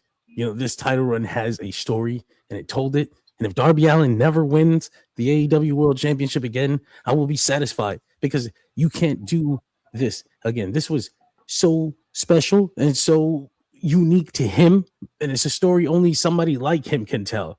And it went through every single match. Like, the idea that he's going to go out there and put his body on the line until he can't anymore, and he literally fucking did. Is the last match, he tries it again and he takes it too fucking far, and it ends because of his own willingness to die for this belt. That is so perfect. That is so fucking beautiful. That is so Darby Allin. That's so AEW. That was awesome. This is what we love from fucking wrestling. This is the kind of stories that I love in pro wrestling. They want to say, "Oh, AEW doesn't tell stories." Like, you suck my dick. AEW doesn't tell stories. This is fucking storytelling right here. This is fucking This is wrestling storytelling. I love that shit. The other stuff is cool, man. Soap opera stuff is cool sometimes too, like, oh, well, you fucked my wife or whatever, the stuff, whatever, it works. But this right here, this is wrestling right here. I love that shit. The callbacks in this match from their previous encounters, fucking headlock takeovers, the tombstone finish itself was a callback to a moment earlier in the feud. Like that shit is perfect. And the callbacks to all of Darby's title defenses. He does the coffin drop to the back, but they told the story that MJF was so prepared this time in comparison to the last time. He watched all those matches. That's why he was ready for the dive to the outside. That's why he was ready for the coffin drop on the apron. That's why he was ready for the coffin drop to the back, because he did that against Takeshita in Speedball. He was ready for everything. The callbacks were some of the best callbacks in a matchup I've ever seen. That's crazy, yo. All I'm gonna say is, for all those burner accounts that are watching, this man just told y'all to suck his own beef. So all the way to the bottom. The tombstone. I saw somebody complaining about it. He called it a super basic tombstone pile driver to end the match. Why did it end with a basic super tombstone? Who the fuck kicks out of a tombstone off the turnbuckle in the first place? And then secondly, if you're paying attention, he just almost died of his own stupidity, jumping off the fucking scaffold like that. The story's right there. And he killed him with that fucking tombstone. It's a super basic basic tombstone. Super basic. How the fuck is it super basic? Like, I never seen super basic. Did you want him to do a spin from the top rope on the tombstone to like? They wanted him to do a fucking 360 off the top rope tombstone with the tombstone holding on through a table into barbed wire. Yeah, y'all want to see that shit generated in AI, not here. Yeah, as soon as I saw the scaffolding, I was like, Darby's jumping off that shit or falling or getting thrown off of it. And then when they come out and they had the table right in the center of the thing with the spotlight on the Clippers, I was like, there it is. That's Darby's death. Like that's what he's gonna die on tonight. I fucking knew it. I didn't think it would be so. It was much better than I imagined it could be, though. Like it wasn't that he got thrown off it and died or whatever. He successfully did it, but he'd done so much. So this was the beginning of the end of his title run because of that move. That is awesome. It's also both AEW main guys. Like we've had a streak of these matches now where they're main eventing with no WWE involved, no ex-WWE involvement. Like we built these dudes ourselves. This is AEW is hitting a stride right now. Like that. So as somebody has been watching since day one, I'm trying to feel like a little pride. Like wow, like look at this shit, man. Like look at y'all. Like you really fucking got it. You got this shit in the face of whatever's going on the other side. You know, and like this is a match. The match ends. It's perfect. MJF is champion again. We all saw this coming. Some people have a problem with that. The fact that they knew it was gonna happen. You know that the reason that you knew it was going to happen is because you knew this was the right way for that story to be told. Exactly. A surprise for the sake of a surprise is fucking garbage. A swerve for the sake of a swerve is some Vince Russo shit that we don't fucking need. You want these stories to end this way. I wanted MJF to take the belt from Darby in this way. I needed that story to end that way because it was perfect. It's a perfect little fucking, like I said, it's a perfect little core memory. I'm going to take that little ball. I'm going to hold on to that shit. That shit was awesome.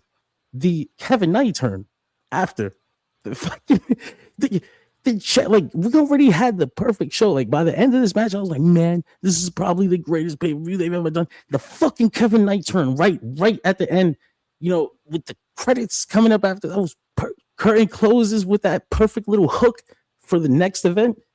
That was fucking master. That was a master class of a pay-per-view. That was perfection. Yeah. Kevin Knight immediately getting involved with the top of the card like that.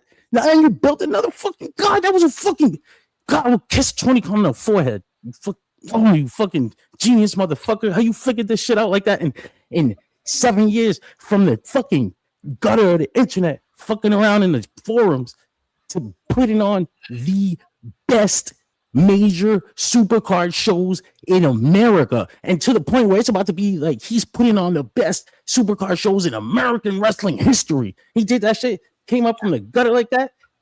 I love that shit. I feel so much pride in this company right now. Like this is, I paid fucking $800 for this damn belt, and every cent is worth it. I love these motherfuckers, man.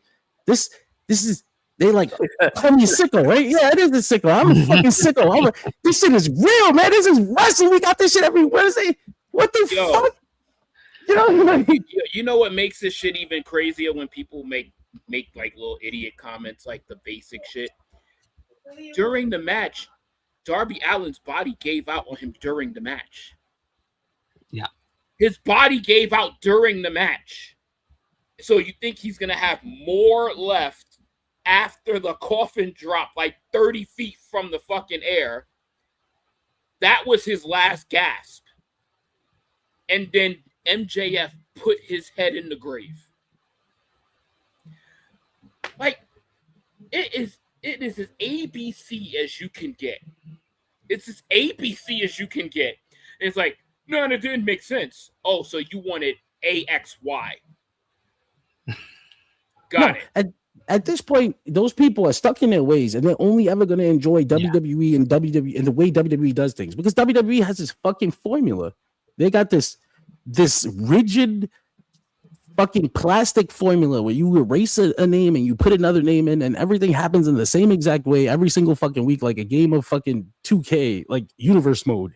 You only have certain options to choose, and you can pluck a wrestler in here, or you can pluck a different one in there, and they'll do a heel turn this way, or maybe we'll subvert it just a little bit where you don't think it's coming because we put the credits on the screen. It happens anyway. What a surprise. Did you have fun? No, man. This fucking, that's, I'm sorry. If that's the way you enjoy it, that's fine. That's good. That's cool. Don't put that shit on me. Don't put that evil on me, Ricky Bobby. Don't because I don't want it. I don't want that shit over here. I don't want your idea of wrestling over here. You got that every Monday. Enjoy that shit over there, man. This pay-per-view, this shit got me. Like, I already enjoy AEW more. Like, I already enjoy AEW more than WWE. That's fine. But in my mind, I know the difference between favorite and best. So I hold on to like the declaration that this is the best. I always just say, this is my favorite. Right now, AEW is objectively the best company in America for on all cylinders. Like this is insane. I would love to hear your argument. It's not. It's always just going to be, but they don't make as much money as WWE because they haven't fucking been around 60 years. They're not as entrenched in the fucking business the way they are. It's just that simple. They can't get those deals yet. Give them a couple of years. This is. I don't watch sports, but but I know the team feeling from this shit right here. Like, I know how to be proud of people that don't know me. My team. They're never gonna know my name. But fuck, this is us. I'm gonna start saying we. I'm gonna start talking about AEW like I work there. We got a super chat donation. A few here. We got Meet Normus who says shout out to Darby. He's had 2 all-time title runs. I think talking about his TNT title run as well. Thank you, Meet Normus. We got Dion who sends us 2 super chat donations. He says Darby Allin is the Nokia brick phone of wrestlers. He is durable as hell. Yes, he is indeed. We also got Dion with another super chat donation. Thank you once again. He says the Jet warned Darby not to let him down, and he let him down, and he paid for it. And then Kaza with a super chat donation asking us a question. Do we think Darby would get another title run? John, what do you think? I don't think he should. I mean, I don't really like sequels. They're 90%, they're not as good as the first time. Like, I don't want to see it again. I don't think you could do this again. He doesn't need it either. He's a top guy. Like, he's cemented. He's one of the faces. He's a made man after this. Yeah. Yeah. And he started off this reign. This was the coldest that Darby has ever been. But this title run elevated him and has made him a kind of like he's going to be a main event and top guy from here on out. JJ, what about you? What do you think? Another Darby Allin title reign? If it does, it won't be anytime soon. It won't be anytime soon. Like I would say 2-3 years at minimum. Like, because it's just like we got to understand, like, MJF is going to have his run again. We got to understand that Will Ospreay will win the AEW, win the World Heavyweight Championship. We will understand that there's going to be other players that is going to be in this hunt again. Like, you're going to get your Swerve Stricklands. I wouldn't be opposed to Kenny Omega getting one more run. Like there's going to be people that is going to be lined up to win this championship, and we got to see these names achieve these goals. And Darby Allin's achieved his goal. He's achieved it. He's done it. Like he did what he wanted to do. He had the run that he wanted to have, and he did it his way. And usually, like John said, when you run it back, it doesn't feel as special as the first time. So this first time, let it marinate. Let people marinate that process to appreciate what he was able to do with the championship matches with the people that he had them with, and just let it marinate and let it build that history that it deserves. Because this was one-of-one style title runs in the history of AEW and wrestling. Like, nobody's defended the world championship weekly and twice a week at times. Like this has never been done before, and this is a moment in history that we need to just let marinate and let happen, and just let us have the time to appreciate it. Yeah, I'm just gonna say he doesn't need to win the world title ever again. This title reign will live in infamy from here on out. Josh, what about you? No. There we have it. One final question before we give our ratings on the show, and maybe our ratings will answer the question, but I might as well ask it now. Is this the best AEW pay-per-view of all time? JJ. My recency bias is going to say yes. Because from top to bottom, this is like one of those like greatest albums of all time that has no skips. This is Illmatic. I said it at the top of the show. I said it at the top of the review. Yeah. This is Get Rich or Die Trying. This is 2001. This is every classic hip hop album that you could say has no skips. This is it for wrestling. Yeah, and we're not talking about the buy-in. We're talking about from the 8 o'clock start time. Yeah, this is one of one. Like I don't know how they replicate this ever again. Like this had every flavor imaginable in the event. Like everything. This had every fan's type of match in this fucking pay-per-view. The only way that anybody says no to this is because it didn't have their favorite superstars in the match. What about you, John? There we go. I was muted. But yeah, no, as I said earlier, I don't think I have felt the fucking pride flow through me after a show like that. Like this reminded me of being a kid and watching WrestleMania and feeling like after WrestleMania, like I can't wait to talk about it tomorrow with all my friends. Oh my God. I was so excited to do this review this morning. I can't wait. Yeah, like JJ said, recency bias is going to say yes.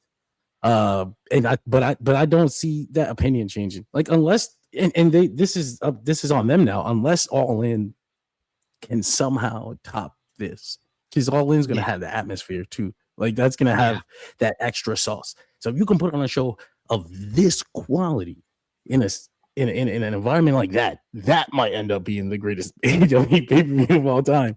But right now, today, I'm gonna have to say yes. That's probably the best pay-per-view they've ever done, and like easily almost. Josh? Yes. I'm gonna say top 3. All In 2025, All Out 2021, Double or Nothing 2026. Off the top of my head, I could throw in like an AEW Revolution 2024, maybe an All In 2024, but I'm going to say top 3. Top 3 off the top of my head. This is a high quality. So let us know your ratings on the show in the comments, in the live chat. Let us know your match of the night, your MVP, your moment of the night, your LVP. Let us know whether you give the show a thumbs up, thumbs down, thumbs in the middle, and out of 10, what did you give Double or Nothing 2026? For myself, John, Josh, and Top Guy JJ, for AEW Double or Nothing 2026 in 3, 2, 1. Thumbs up across the board from all of us. Out of 10, what did you give the show, Josh? 10 out of 10. JJ. Right there with him. 10 out of 10. John. That's a 10-10 show. I don't give that number out. I usually go 9.5. I don't either, but yeah, I am gonna go 10 for 10. It's no misses, especially when you look at this main card. It's 9 matches, no misses, 2 5-star classic, like 2 or 3 4 3/4 stars, 2 4.5 stars, 2 4-star. This is ridiculous. Like 10 out of 10. 10 out of 10. Match of the night, I am gonna go with Okada Takeshita. JJ.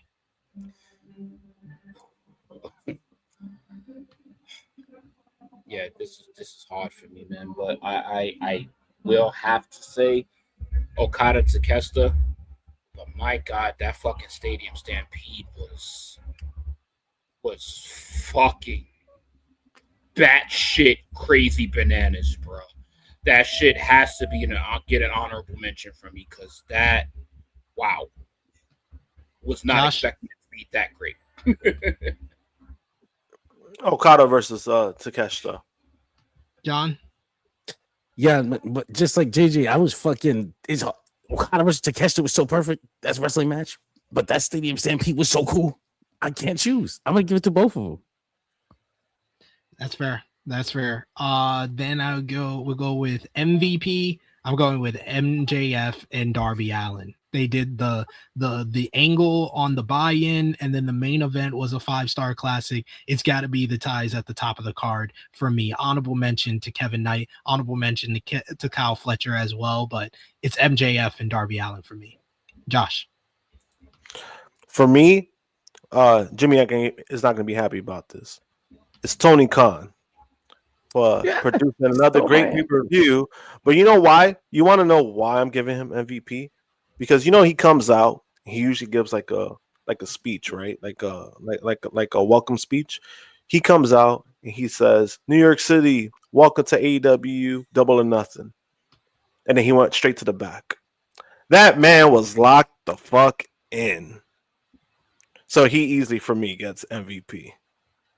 John? Yeah, I was MVP. I'm probably going to give it to Takeshita, who has needed this fucking moment for so long, finally got it, and got hooked into another storyline immediately. So maybe we don't have to wait to my guy. And I'm only saying that to be different because Josh took my answer already. You could have just said it. You could have just said it. Yeah, you could have went with that. JJ? I'm with John here without influence, man. I'm going with Takeshita, man. Delivering a 5+ star match more than likely. Getting the Okada monkey off of his back of finally defeating him in such a grand stage and such a big moment for a championship title. Yes, he got turned on, but that match, you ain't taking that away from him. You ain't taking that moment and that fucking greatness away. Like, this man is getting up there for best wrestler on the planet. So, like, he give the man his flowers.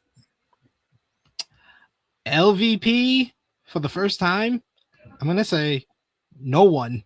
That's how good this was. I don't have an LVP. Jim Ross. Jim Ross is fine. Yeah, Jim Ross. There we go. Jim Ross. John. My MVP is anybody who can't get past their own biases to enjoy a show like this. Oh, so Romeo? Imagine sitting home on Sunday as a wrestling fan and not doing this. Fuck you, bro. You missed out. That's a big old L. Sit home. True. JJ? Yeah, honorable mention to Jim Ross, but my LVP is Big Stoke. Because he set up the whole table spot. He got yanked into it single-handedly and got put through a fucking flaming table. So Big Stokes is the LVP. Fair. Josh? My LVP, I would give it to Jim Ross, but I only saw like the clips, so I didn't watch it live. My LVP is somebody that I did see live. There was that one fan who got thrown out during the Okada and Takeshita match. Paid all that money to get kicked out. So then finally, moment of the night, I'm giving it to me being right. Kevin Knight turned it heel. That bit the biggest smile on my face to cap the show. That's my moment of the night. Josh. My moment of the night is biased, but it was that Leo Rush spot. Because I am actually seeing him later. I'm seeing him at 6:00 at the Square Circle, so I'll be there tonight. Nice. That was probably my favorite, whatever they did there, that was my favorite moment. JJ? Moment of the night for me is Darby Allin jumping off that fucking stage. Yeah, that's a good one. That's a good one. John? My moment of the night happened about halfway through the Okada Takeshita match, where it really became apparent that fighting spirit was on fire, and they just traded reversals. I think it ends with Okada giving him like a spinning lariat, and then they both die together. I love wrestling so much. Absolutely. Yeah, so many different moments you can mention. Swerve with the house call on the dude's shoulders. Like, it just goes on and on. There ain't no bad answer here, but that's gonna bring us to a close on our AEW Double or Nothing review. I want to thank you all so much for joining us live. Thank you if you're watching us on demand. If you haven't already, drop a thumbs up, share this video, subscribe if you are new to True Hill Heat Sports and Entertainment and True Hill Heat Wrestling. And True Hill Heat Wrestling, we're always going to be here for reviews of WWE, AEW, New Japan, and everything else, pay-per-views, previews, and reviews. So thank you so much for joining us today. Thank you to the fellas, John, JJ, and Josh, for joining us. We'll start with John. Let the people know where they can follow you on social media and when they will see you again. Follow me on Dershi Radio on Twitter, on Facebook, on TikTok, on Instagram. Just Google Dershi Radio. Follow me everywhere you can. I love that shit. Tomorrow, I will be speaking with the legendary Brian Michael Bendis, legendary comic book writer. So if you're into superheroes like that, you can check that out over on the comic book click page. But until then, see you. Thank you for having me. Indeed. Josh. You can follow me at GMPunk321, X and Instagram. And like I said, later on tonight, I'll be at the Squared Circle. That'll be fun. That's my first time attending the venue. And I'll be back Saturday for the next THH podcast. And JJ. On Instagram, you can find me at TrueHeel_TopGuy JJ. And on this channel, I will be back here next Tuesday for Rated Raw Review, back with my brother SP. Tomorrow, I will not be on there. Hopefully, you got Romeo on there, sir. I'll remind him again tonight. I will see you guys next week. Time to take the rest of the week off and enjoy this and have fun with it, even though we got 2 hours of this other bullshit to watch later today. Oh, that happens. Thanks for the reminder. You can follow me on the Twitter machine at TrueHillSB3. You can follow the gang, Facebook, Twitter, Instagram, TikTok at TrueHillHeat, Patreon.com/TrueHillHeat. $3 a month gets you exclusive content. We'll be back with a new episode of GOAT Match Series. We'll be doing a double or nothing match for GOAT Match Series because we hit our super chat goal for today. So thank you so much for that. Check out all the great content we got on the channel right now, like True Hill Heat 382 from this past weekend. JJ was there, Josh was there, and Miss Chrissy Love talking about this week in wrestling. Check out yesterday, our Saturday night's main event review with myself, John, and Josh, and I'll be back tomorrow, 1:05 p.m. Eastern time with Rated Raw Review. Romeo returns, and we'll see if he will answer for his crimes following Double or Nothing. For JJ, for John, for Josh, it is me, your True Hill Phenom, SB3. This has been our AEW Double or Nothing 2026 review. We are signing off until next time. Oh, fuck. Hi. Woo.